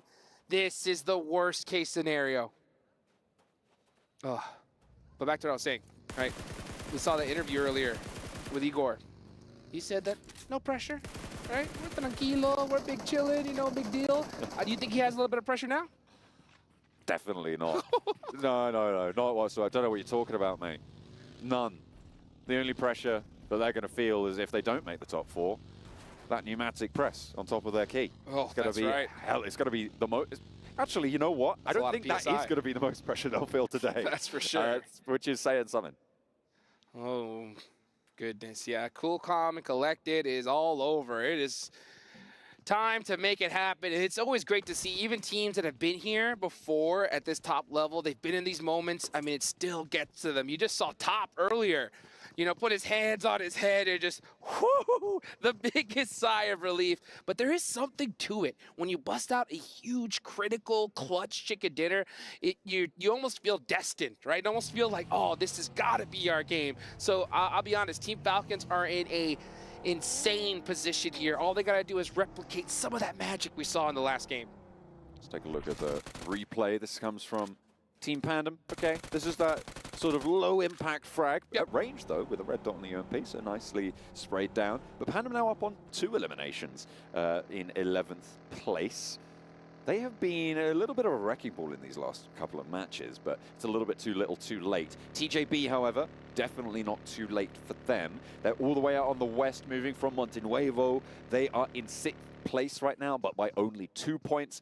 I will, I think, remind people of the tiebreakers at this point, because that is always going to be a factor when you've got tables this close. That's right. First tiebreaker is going to be the chicken dinners, right? So if you have more chicken dinners than the team that you're tied with, you win that tiebreaker. The next tiebreaker is placement points. If you have more placement points, so if you have the same number of points, same number of chicken dinners, then whoever has the most placement points, that is going to be that. And then if all else fails, because if you have the, and also as a note, if you have the same placement points, you have the same elimination points guaranteed in a tiebreak, which means that the next tiebreaker is how well you performed in the most recent match. So whoever finishes highest in the last match, i.e. this one, will win a tiebreaker. Well, big fight right here for the side of DRX. Inko, not much you can do, but DRX playing this very, very carefully. Even though they know they have the numbers advantage, they're not just going to pull in, push in silly, especially with the DBSs in place. So DRX just waiting their time out right now. Now, they are still in this circle for now. At a certain point, I think DRX needs to make this push. When are they going to do it, though? When would you do it, John? Would you make the push now or wait until the zone switch shifts? I just hate these hot drops in Picado in general. I mean, in general, the issue with going for a Picado hot drop is that you're basically stuck in it, right? Yeah. Like you're drawn into it for such a long time. Getting away from Picado, you allow the other team to establish some high grounds. Potential to lose a player pretty high, so you have to kind of go for it. And when you leave it this late, and when Picado's in the circle, it's very likely that you have a third party surrounding you, which means that you are forced into the fight. I think concluding it as soon as possible is good. I think for Inko, they've got nothing to lose, and I want them to just roll straight on into this fight. That is nasty. That circle. Brutal. Goodness me, that is absolutely disgusting. Southeast shift over towards Impala keeps a lot of the south side of Los Leones in as well. Oh boy, and now DRX have to make a decision because they waited so long. The zone goes away. I think they just need to let off the gas or just give up this fight right now. Either give it up or you should have taken it minutes ago because this is going to be a tough circle. I mean, there's so many positions already taken. DRX are going to have to deal with so many squads on the way. Twisted Minds, let's see how they're going to make it. They are actually in a really good spot in the zone. They're probably going to take this complex right ahead of them. Mad Bulls, yeah, just trying to pop some shots at him. In a great position for themselves as well are the Mad Bulls, but they've already lost a player, which does weaken their hold somewhat. That warehouse down to their south side going to be a little bit harder to hold because of that. They can't really keep too much control on the ground, and it is an important part of the ground. In the middle of the Impala, Puerto Paraiso, Los Leones area, they are going to sit atop a mountain, but they've still got so far to climb. Mad Bulls need to be very careful with even popping shots at this point. Like, peeking against Twisted Minds is a losing battle because you need every single little inch of armor that you have. So let's see what they decide to do. Team Spirit, oof.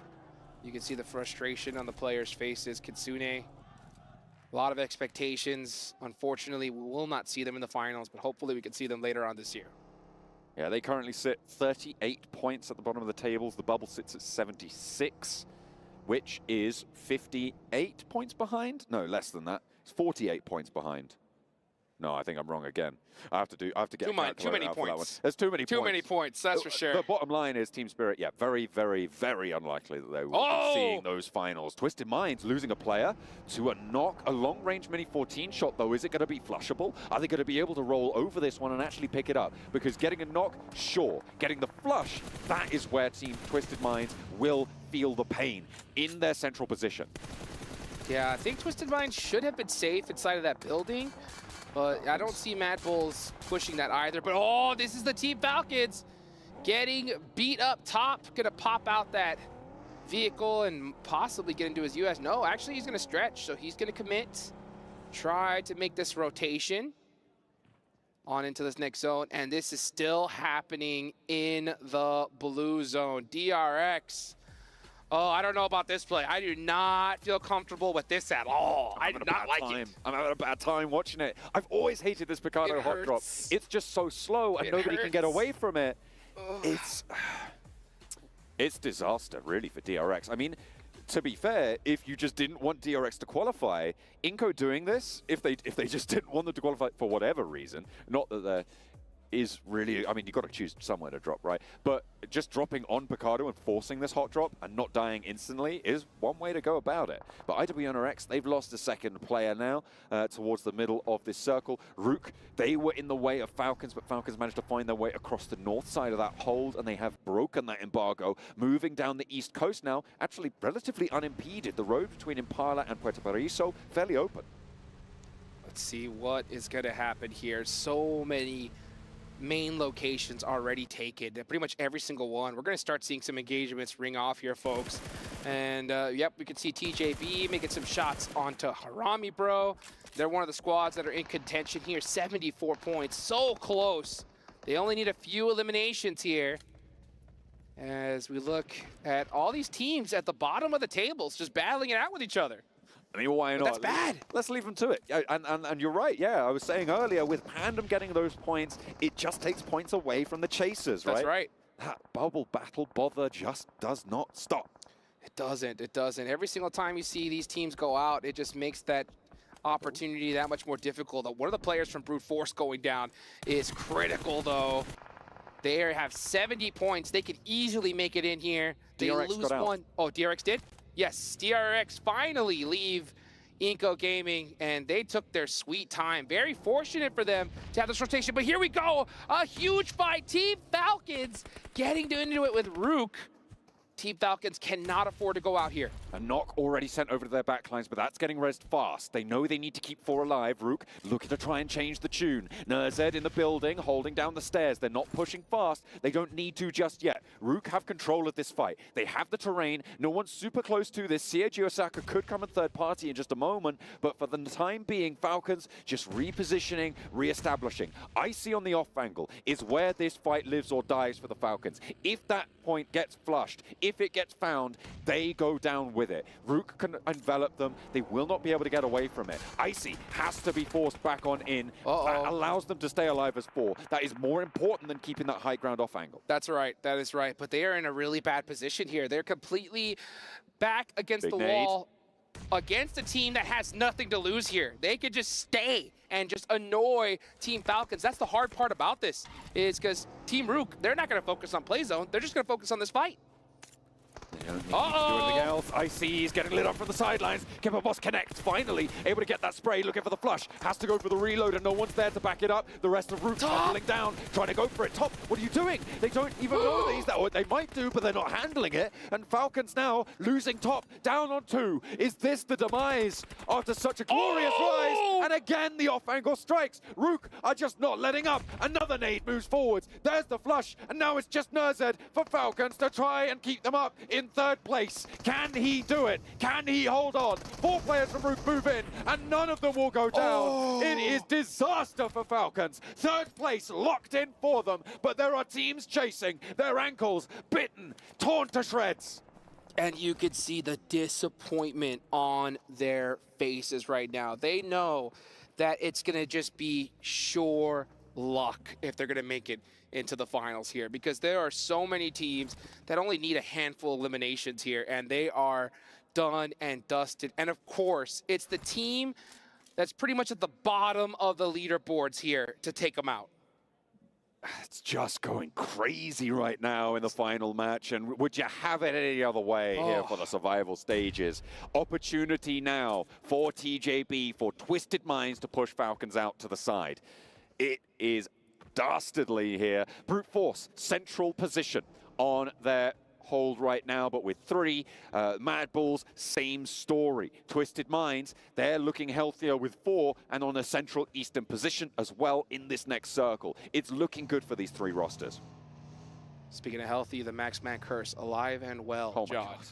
Alive and well. He shouldn't have done that dance. How dare he dance? Oh, the crowd is devastated. That is Inco done and dusted. Just like that, their tournament hopes are gone for. Actually, they've been gone for a little while now. That's the first key guaranteed crushed. Yep, that is the first key gone. That's right. That's right. Team Falcons should have already grabbed their key and ran out the venue at this point, because it is looking way too close for comfort. They need D plus Kia, TJB, Twisted Mind, CAG Osaka, Brute Force, all to go out right now. Moneymakers taking a scrap with Seiji Osaka. If these two teams can take a chunk or two out of each other, that's good news. And if Twisted Minds can sweep through it, even better. It's more likely that COG Osaka going to be able to hold this long ground. DRX, by the way, up in second place. This is the team that placed dead, stone, cold last in the group stages, right? They came 24th out of 24 with 23 points on 12 matches. They have had a glow up. And now there's the potential to see two South Korean teams in the top 4 if D plus Kia can join them. Oh, let's see what can happen. Let's see what can happen here. Next zone is about to pop. And where is it gonna go? That is the question.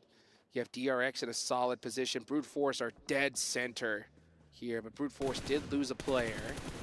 And you have Rook Esports just running around, looking to crush some more dreams. Those rotters, they are running around, and as you say, Reefers playing the Freddy Krueger right now. TJB with a little chase being pushed upon them. They did start outside the top 4. As it stands, they are in, but only on a tiebreaker with D+ if we were to close things down now. Next circle, defining strength, defining position, defining tempo on this next one. It shifts out to a lot of open ground on the north side. Currently, no one holds the compound to the northwest edge. DRX actually coalesced towards the Moneymakers on that north edge. They might look to push back down south, but Team Panda might be able to get ahead of them if they want to go for that compound, that is. It sits on an interesting little ledge towards that side, and Pandem have the high ground to the south, so I don't think they're going to want to leave too readily.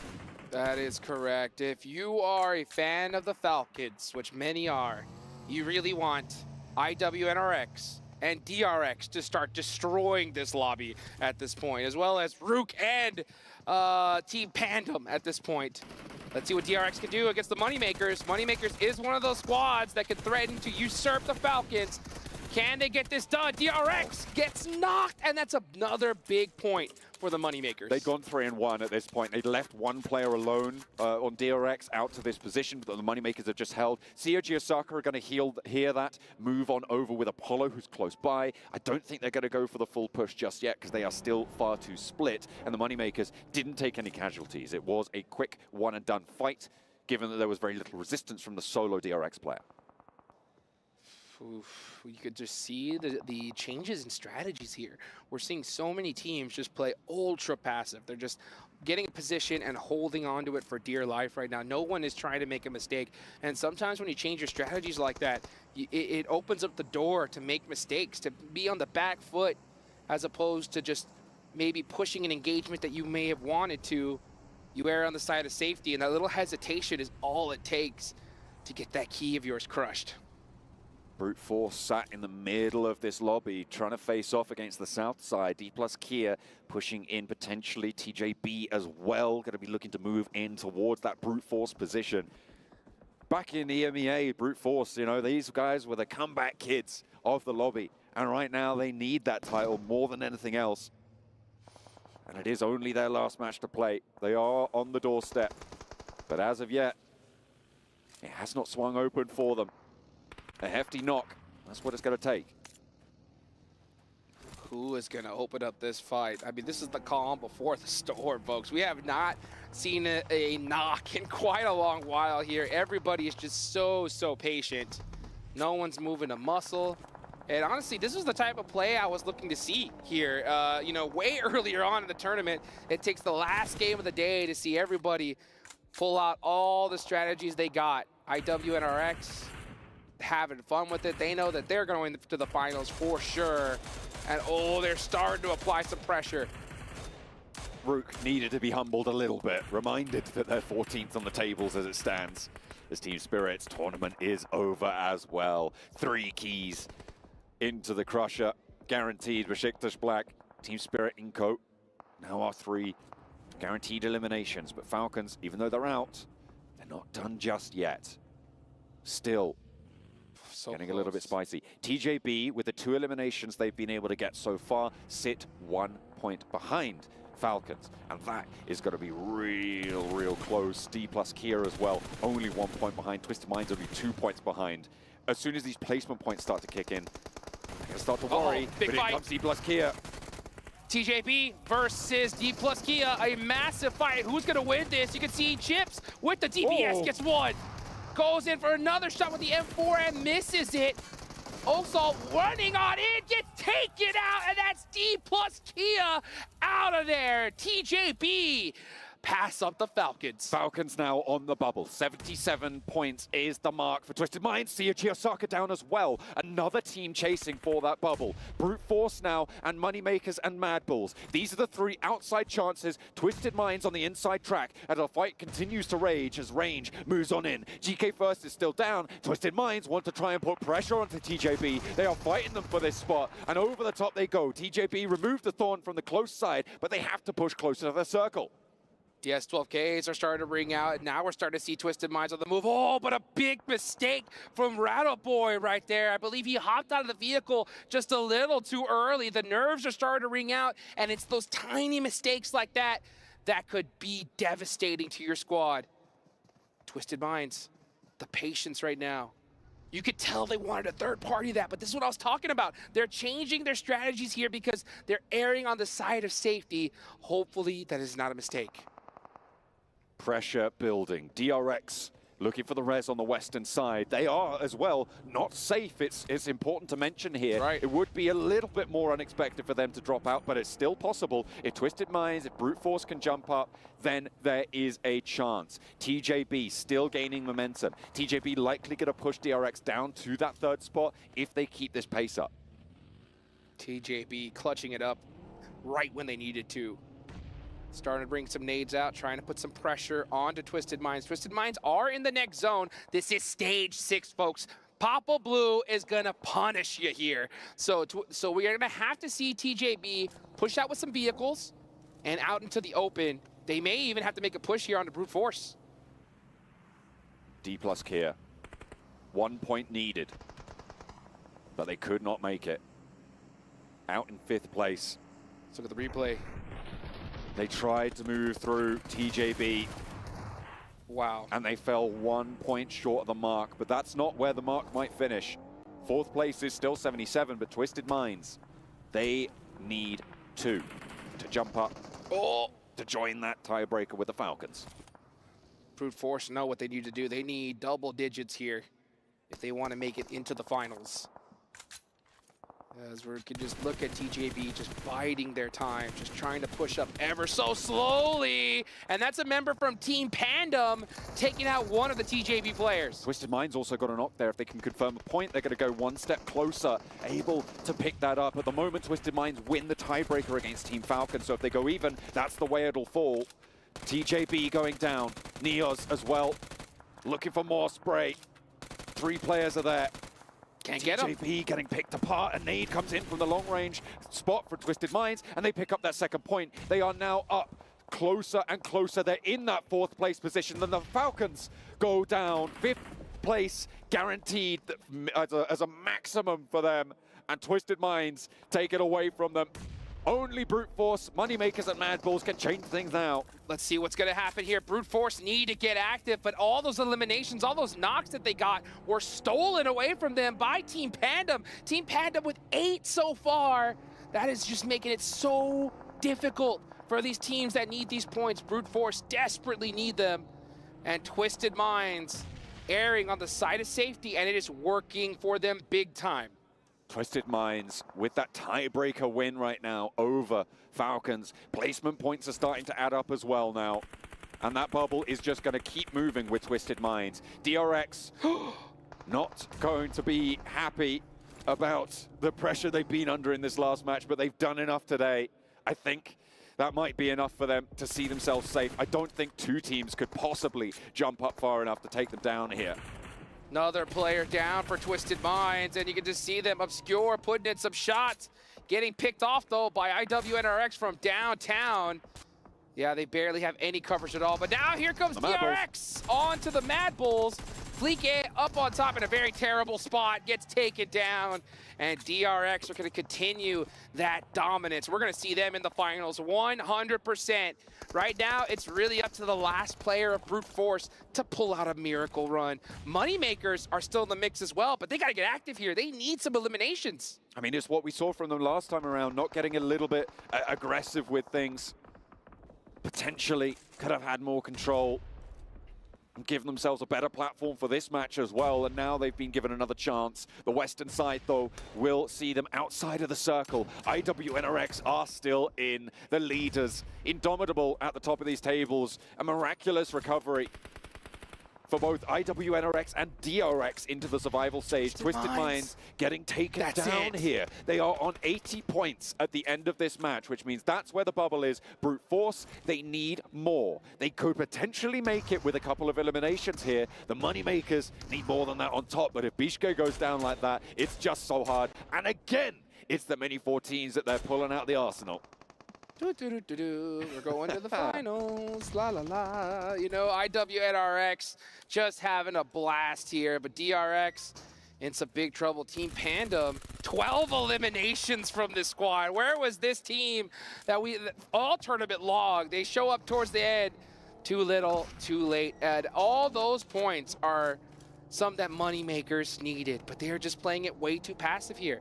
At a certain point, yeah, you don't have the position, but you got no choice. You need the eliminations or you're done for. It is highly likely we already see our top 4 on the right-hand side of your screens right now, and that's Brute Force out. They will not make that leap. It's up to the Moneymakers or nothing right now, and as it stands, I do not see this working out. IWNRX, they are looking to take the record for the 12-match streak, by the way, to try and challenge Alliance on their 2 days from the group stages. What a resurgence it would be if they're able to take this final match away from them as well. DRX keep themselves alive. We now have the Moneymakers gone, and that is gonna be it. Team Pandem, I don't think that they have enough room to push on up. I think it's mathematically impossible now, but who's going to take the chicken dinner? Pandem with an arsenal full of lead right now. And over the top DRX go. They want to take the top spot away, but Zedwolf is at a distance. Kain has the Molotov, and DRX do not have the health bars to handle this one. A shot from the Groza is going to find one, the second as well, and he is able to take them down. Second place, nailed in, and IWNRX now, I think, guaranteed to overtake 122. They just have a couple of players of Pandem to deal with.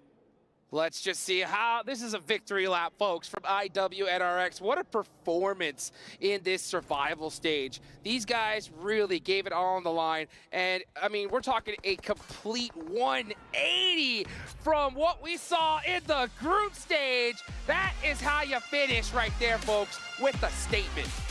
Team Pandem, they had some pace today. But it was not quite enough to go the distance. Actually, I'm going to need to double check my math on that one. I don't think they did it just then. I don't think there were enough eliminations in the lobby for them to be able to jump that gap that we saw at the end of the match, but it is going to be close. If they'd have done more day one, they'd have done more in any of their other matches, maybe we would be saying something else. But as it stands, the top 4 will get closer and closer to locked in. I can tell you this for free, though. IWNRX are in. It is going to be DRX in as well. For sure. Those 2 teams put on a show today. Yes, they did. Yes, they did. I got to give the props, of course, to Team Pandem for putting out a big performance there, right there towards the end. I would have loved to see that same play style 2 matches ago, you know? But I think they finally turned it on. It's unfortunate. I think it was a little too late. But who knows? Who knows? Of course, we're going to have to go ahead and take it on over to the big boys in the studio to find out in just a few moments, folks. But again, what a crazy turn of events here. Live here in Riyadh, Saudi Arabia, the PUBG Mobile World Cup at the Esports World Cup. Everything I expected to see here in the survival stage. Except for one thing. What's that? Falcons did not make it through. Oh my goodness! Right at the end, right at the close. They got pushed down, and it was Rook of all teams to be the ones to do it. That was nasty. This was pretty nasty from Kain in the final moments. I thought IWNRX were going to get that full victory lap chicken dinner. I said they took over Alliance's tally of 122, but I'm not too sure now. I think it might be dead heat, adding up the numbers. I'm pretty sure they were on 116 and got 6 placement points at the end of that. Yeah. So they're going to be 122 dead heat. I'd have to check the tiebreakers. Well, let's see. Well, we're going to find out here in a few moments, folks. That trophy looking mighty fine, and we're getting closer and closer to it. 4 teams are going to be joining the 12 in the finals, and they're going to be trying to get that trophy right there. So, man, and that is the most beautiful trophy I have seen in PUBG Mobile history, hands down. Absolutely. Looking good, looking fresh on that, but 12 of our teams guaranteed not to lift it. They're going to have to sacrifice their keys to it as well. Ooh. It is going to be pretty nasty to be one of these 12. Well, let me ask you this, John, right? If you could have that trophy, right, where would you put it? Where would I put it? Somewhere on show so I can take it to the next tournament. That's right. I'd take it straight to the next tournament. That's where it's going. I don't know about you. I'd put a chain right around it and hold that around my neck 24/7. You know what I'm saying? All right, good luck your posture. Hey, you know what? Got to get strong. Got to get ready to carry some teams. You know what I'm saying? That is true. If you can carry a team to victory, you can carry a trophy as well. That's right. right. A couple of chains. That is right. Oh, goodness, folks. What a turn of events right here. Team Falcons, man. The game before last, go nuts, right? They put themselves in such a dominant position there, and then Max danced. Why did he do that? Why did he do that? Max, man, why? Ugh. The crowd devastated there, but you know what? We always have to wait until the official scoreboard. We can see the overall rankings. We got a good glimpse of it. The players are looking back, trying to figure out who made it on in. And you can just see, look at Twisted Minds. Twisted Minds right now. Looking very excited. Everybody breathing a sigh of relief, those 4 teams. You can see the energy expended, and they are going to be happy with it. IWNRX leading the charge, 122 with 2 chicken dinners.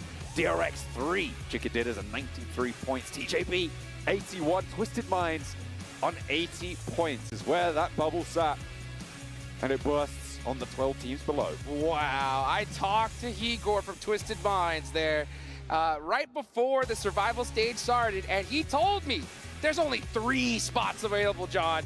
That is what he did because he knew that he was going to be able to get one of them. So a beautiful execution from this team, and a big surprise to see Team Falcons come up short by only 3 points. It looks so good. It looked like they might have a little bit of momentum, but let's head back over to the studio to break down the survival stage. Wow, crazy. It's okay, Max. It's okay. It's all right. Why did this happen? The team just sucked. How could this happen to us? They've made some mistakes. Yeah, they made a lot of mistakes. A lot of mistakes. During group stage and survival stage. I want to make fun of you two, but I just can't.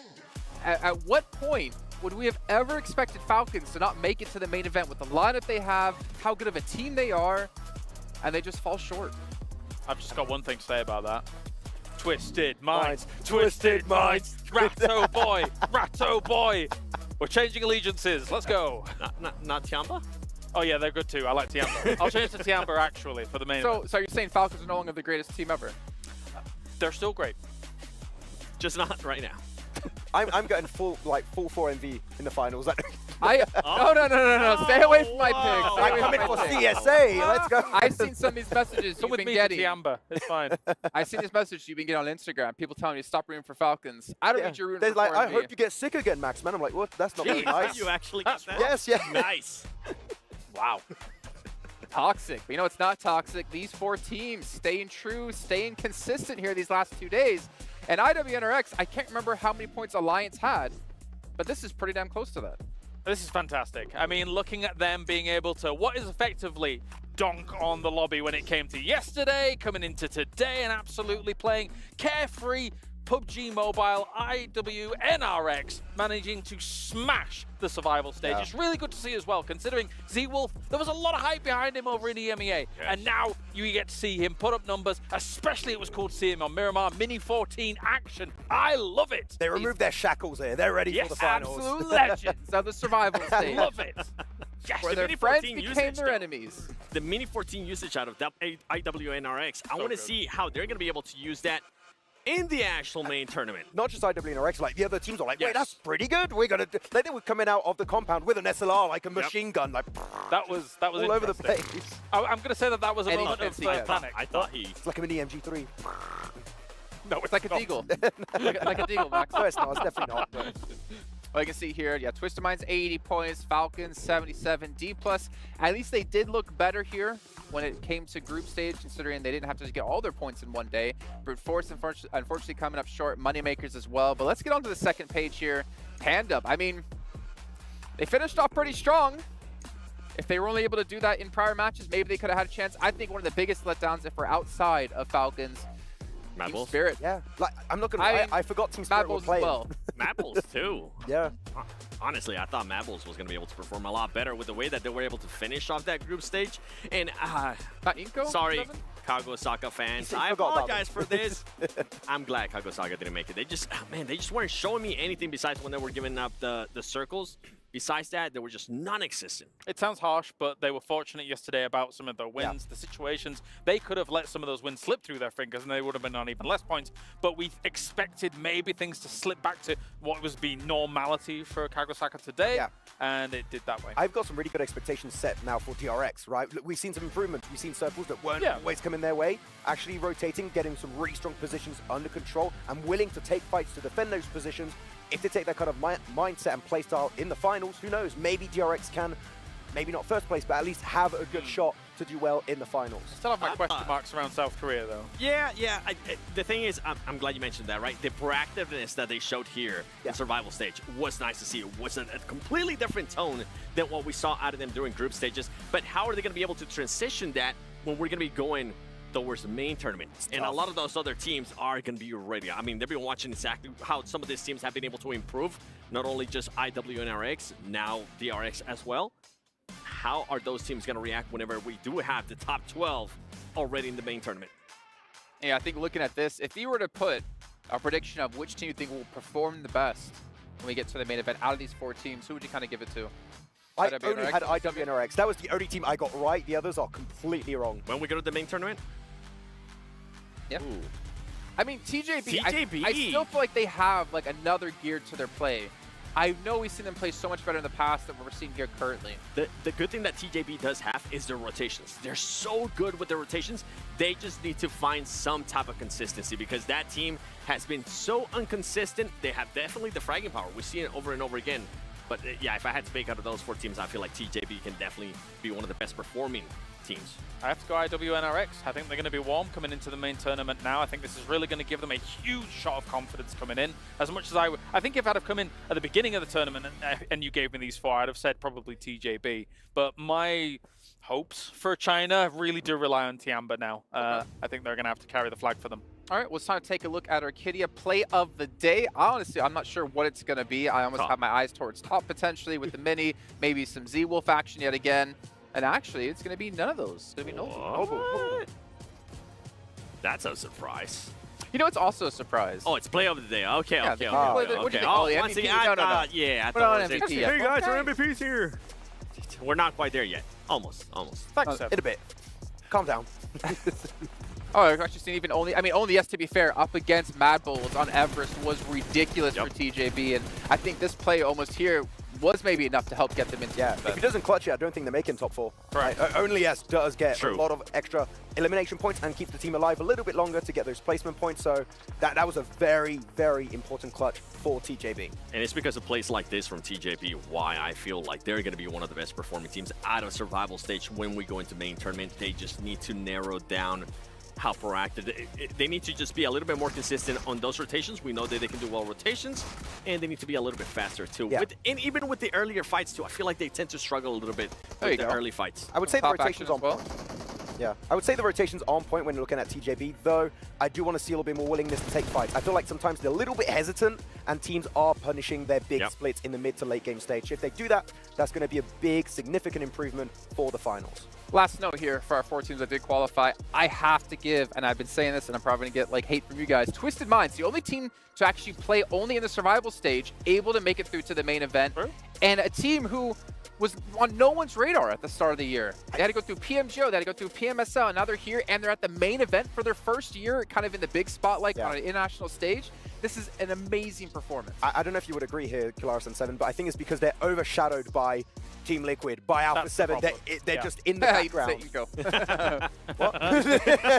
Even he isn't saying Inco anymore, Yeah. right? Like they were overlooked, but now they are the new blood of Brazil, and clearly they have what it takes to participate at this stage, do really well at that. And if you put Ratto Boy on a little mountain, he's going to do great. I think you have a new favorite player. Ratto Boy. Ratto Boy. No, you don't. You didn't like that. That's our new victory dance, actually. I don't know. That can't contest with what you did earlier, to be Well, fair. apparently, there was 5 of me doing it. Thanks, by the way, production. That's for already putting 5 on. too many of You can run it again if you want. I don't care. Our MVP, though, I'm not going to make you guys guess on this one, because I think it's going to be pretty damn hard to guess and predict it correctly. So let's take a look at our Sony MVP of the day and who it's going to be. Kind of hope maybe Imagine top. if it is Just top. if it's It's top again. Okay. He had a sick place, to be honest. Yeah, he did. Yeah. Yep. Especially at the end, the little clutch out he was able to pull off. 2,400 damage, 12 eliminations. I mean, DRX, if you want to have a chance in the main event, you're going to need to see pop-up performances like this, but it's against an even more stacked lobby. That's a really good survival time, by the way. Like, over 21 minutes, he's making it to the late game every single match. Like, really good stuff from DRX. Yeah, it was a control game coming out from them here, as we saw things like 2-2 split when it came to Erangel, and I think there was something far more solid about some of their transitions. If you think about how they rock up on Kagosaka in towards that kind of Everest situation, make their move up there as well. Erangel was definitely their playground for a lot of today, and they made it work. They're a lot more decisive. Yeah, right? agreed. They're willing to make plays, and that's going to allow them to do well, hopefully, in the main event.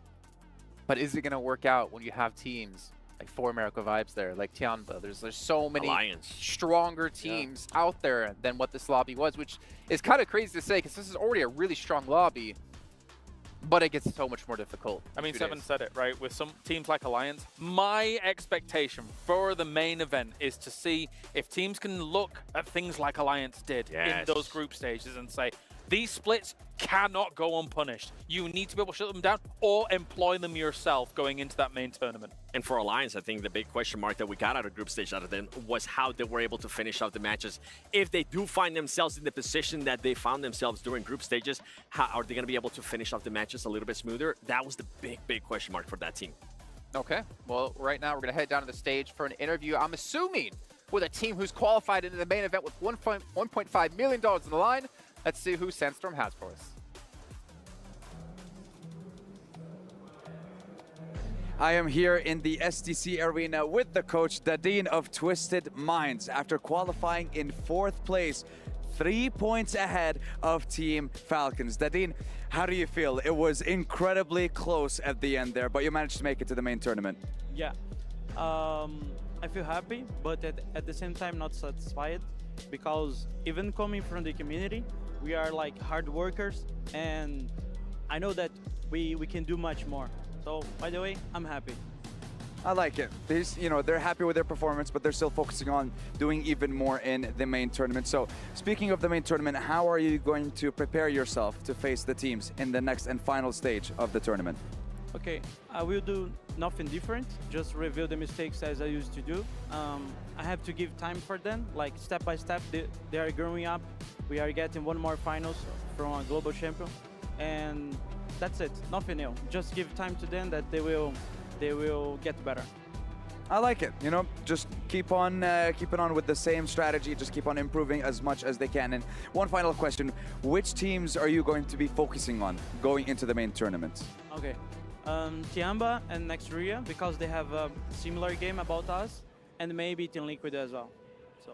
That's quite a lot of teams to focus on, and they're going to be very strong competitors like we saw with Istanbul Wildcats next to you. And speaking of IWNRX, I believe we're going to have another interview with Barney, with our 1st place team here in the survival stage. Yes, we are, Sandstorm. Thank you very much for passing it over as I walk around this beautiful trophy, and I'm joined by Frozen from Istanbul Wildcats next Ria. An absolutely outstanding performance you've had throughout this survival stage.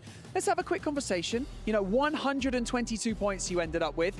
I'm guessing you guys fixed your issues that you had in the group stage. Muhteşem bir performans sergilediniz. 122 puan yaptınız. Bir sonraki aşamaya geçtiniz. Ne değişti? spotlarımızı alabildik bu Survivor Stage'de ve ayrıca çok kendi mentalitemizi hazırladık, yani buradan çıkacağımıza inanıyorduk. Şanssızlıklarımız oldu ilk aşamada ama bu aşamada hatalarımızı telafi ettik ve finale kaldık. İnşallah finalde de bu aynı oyunu sergileyip şampiyon olmayı planlıyoruz. We were able to get our spots back, and we are much more determined this time, and we are going to the finals, that's for sure, and we're just going to keep it lucky. Well, clearly your confidence is a lot higher, but you're obviously going to be entering into the main tournament. All of those teams that you met in the group stage are going to be there. It's going to be a lot tougher. What's the plan between now and then? Şimdiye kadar tabii ki söylediklerinizden özgüveninizin yüksek olduğunu, kendinize inancınızın yüksek olduğunu anlıyorum. Ama gene finalde diğer gruptaki karşılaşmaları yaptığınız ekiplerle, takımlarla karşılaşacaksınız. Neler olmasını bekliyorsunuz? Neler değişecek? Neyi daha iyi yapmayı planlıyorsunuz? Ya ilk aşamada biraz bizi bilenler bilir. Biz normalde geç açılan bir takımız. Şu anda tam oturduk, yani ilk aşamayı kötü geçirdik ama bu aşamada çok iyi oynadık. Finali de bunun gazıyla gideceğiz. Hiçbir şeyimizi değiştirmeyeceğiz. Sadece daha çok özgüvenliyiz, daha çok alıştık. Kendimize de çok güveniyoruz. Çalışmalarımızı da en üst seviyede yapıyoruz. Yani ben kazanacağımıza inanıyorum ya. Those who know us, they know that we gain our momentum bit by bit in time, and it's going to be a fast one from now on, and we're going to be much more successful than you could ever expect, and I believe that we can make it. We'll be there. Well, I'm excited to see the outcome. We truly all are, everyone that's been sitting here watching, or if you're at home watching as well. Now, finally, you've got so many fans at home, everyone who's been supporting you throughout this entire tournament so far. Is there anything that you would like to say to them? Tabii ki herkes sizi burada destekliyor. Kendi memleketinizde de sizi oturup izleyenler vardır. Fanlarınızla izleyiciye neler söylemek istersiniz? İlk öncelikle buradan takım sahibimiz Ayhan abiye çok teşekkür ediyorum. Bize hiçbir zaman desteğini esirgemiyor. Ayrıcalıklı olarak da bana hiç desteğini esirgemiyor. Buradan da Ferhat abime, Eray'a ve Mesut abime çok selamlarımı iletiyorum. Onlar da çok destek veriyor, sağ olsunlar. Hepsini çok seviyorum. Fanlar da bizi desteklemeye devam etsinler. Elimizden gelen en iyisini yapıyoruz. Türkiye'mize yani bayrağımızı dalgalandırmaya çalışıyoruz. Hep desteğe devam etsinler. Çok teşekkür ederiz. So we would like to, and I would like to thank personally for being there for us, the owner of our team, Mr. Ayhan, and I would like to thank everybody who cheered up for us, Mr. Mesut, and all those fans out there who have been supporting us. They should keep supporting us. We'll see our flag float in the air, and we'll be there. And there's no doubt about it. Awesome, I love that. I love the confidence. Absolutely fantastic answer. Frozen, thank you so much for joining us in the interview. I'm going to give you a spud as well. Why not? I also caught him checking out the trophy before we jumped into this interview. You know, it could be theirs. Who knows? But for now, that is it for the survival stage. We're going to go back over to the studio to round it all out. But we'll be seeing you right back here on the stage for the main tournament. See you soon. Barney. Thank you, Barney. I don't ever want to see him that big in real life because that is a very handsome man. But you know what? The day might be done for these teams, but the job is not over. They still have tomorrow to prepare and figure out what they can do to potentially take home that trophy and, of course, the lion's share of that $1.5 million, also known as Clarus's day rate. But, gentlemen, this is going to be tough for all these teams. Twisted Minds, giving them credit. The only team to come through survival stage to make it through, but their job is extremely hard in 2 days' time. Max, I don't even want to talk about Falcons anymore. I'm so heartbroken. So, are you on the 4MV hype train now? I feel like a lot of people are just like staring daggers at me right now through the screen. Yes. What team do you want to win? 4MV. I'm going to get in a lot of trouble. I'm so sorry, 4MV fans, but I'm on the 4MV hype train. It's happening. There you go. Well, that train's about to derail. You've ruined it. Anyway, never mind. Yeah. Okay, I really want Tiamba. I really want Tiamba to win. Okay, wow, no, wait, whoa, No. You already picked one. And we know who 7 wants. Twisted Minds. Tiamba? Oh. Ratto Boy, just Ratto Boy just alone. Ratto Boy. Yeah. Twisted Minds. No? Okay.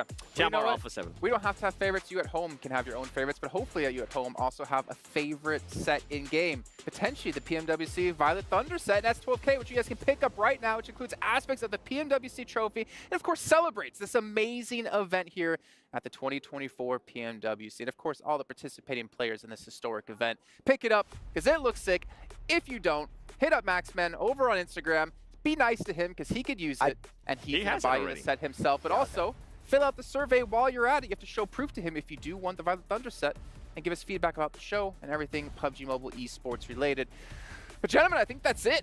We're going to have a day off tomorrow. We're going to have a little bit of fun in the sun, or, well, 3 of us will potentially. I know one of us doesn't like the sun. You can pretty much guess which one that is. But give me some final thoughts here about the survival stage, Max. No, it was very unexpected, right? I think that this entire tournament has been just completely all over the place, right? And who's going to win it in the main event? To be honest, I have no idea. There are some favorites, but does it really matter? No. At this point, it does not. Yep. Is that, yeah? Very inspiring. You said exactly what I wanted to say. No, I'm intrigued how some of the other teams that have been kind of just sitting out for all these days, how they're going to be improving. I know some of the teams have definitely been watching that VOD review. I kind of mentioned Alliance, how they're going to be improving in their final stages of the final matches. That was a big question mark for that team. But I'm also going to be looking at some of the other teams that are favored, like Tiamba. Right now, a lot of the other teams are going to be looking at Tiamba like, okay, this is a very dangerous team. We know how capable they are of fragging out. Yeah, they know how to take the fights. And, I mean, as you say, with Alliance looking as strong as they did in the group stage, they have to be factored in. The uncertainty will still continue. The only thing that is truly certain is that Max is now cursed for MB. Not to mention those biceps you got going on there, James, but that's going to do it here for another day of play at the PMWC. But we do have a day off tomorrow, so Claris, hit us with one more flex. I've got my jacket on. I can't do it. I'll do it. I'll do it this time. Seven will do it. Bring it over here. Bring it over here. You ready? Watch it grow. 3, 2, 1. Ugh. Wow. Oh my God. Still not as big Let's as go. Claris's. My belly's bigger than my bicep. Well, thank you again all for tuning in at home. But remember, we have tomorrow off, like said before, which means we come back refreshed and ready to go for the main event at the PUBG Mobile World Cup. $1.5 million on the line. You're not going to want to miss it. So we'll see you next time.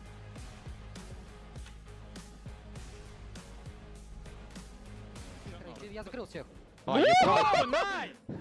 Пошел, клосс пошел, раскатим. Размен, есть размен. У одних ног идея. Это фальконы. Пацаны, надо уметь. Муся, грасиос! Официо!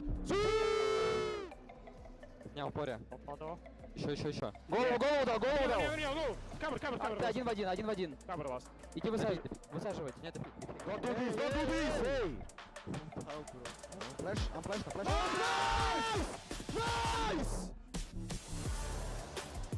Nice! Is DRX nice? Move. Agent up. Nice! Let's go, Falcon. Nice!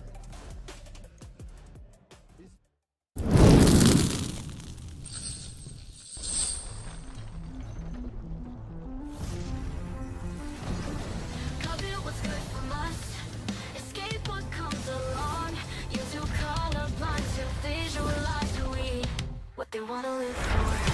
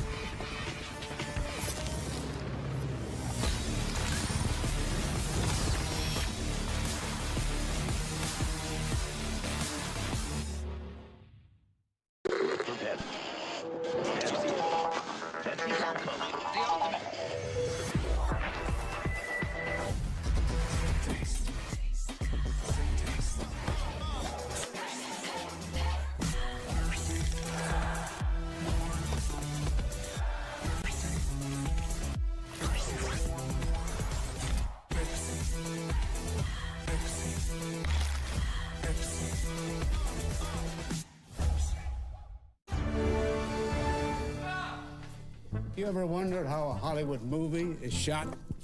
On a Sony. You review it on a Sony. And how do you make that sound epic? You record it on a Sony. Lunch break on a Sony. So why wouldn't you watch it on a Bravia by Sony?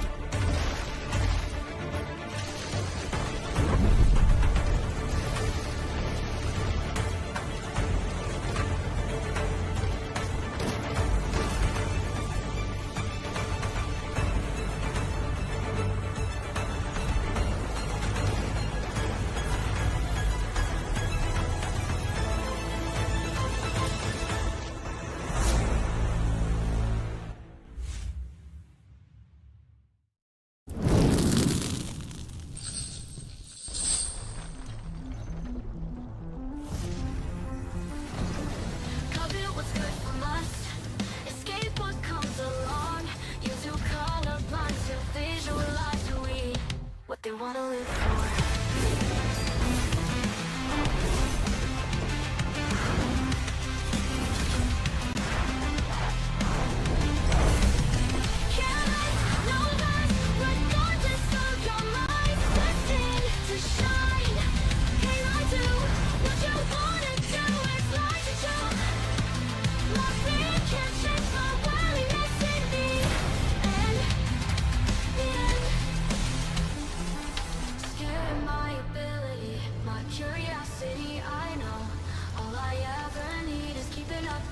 Why'd you prison me instead? Cut it, what's good from us? Escape what comes along. You two color blind to visualize who we are. Light, careless, no less, regardless of your mind. Destined to shine. Can I do what you wanna do? It's like a joke. My fear can't change my willingness in me. And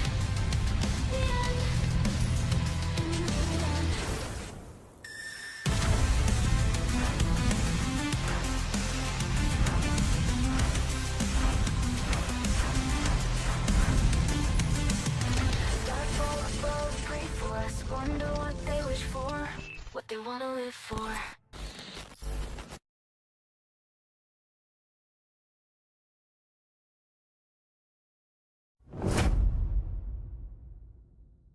For thousands of years,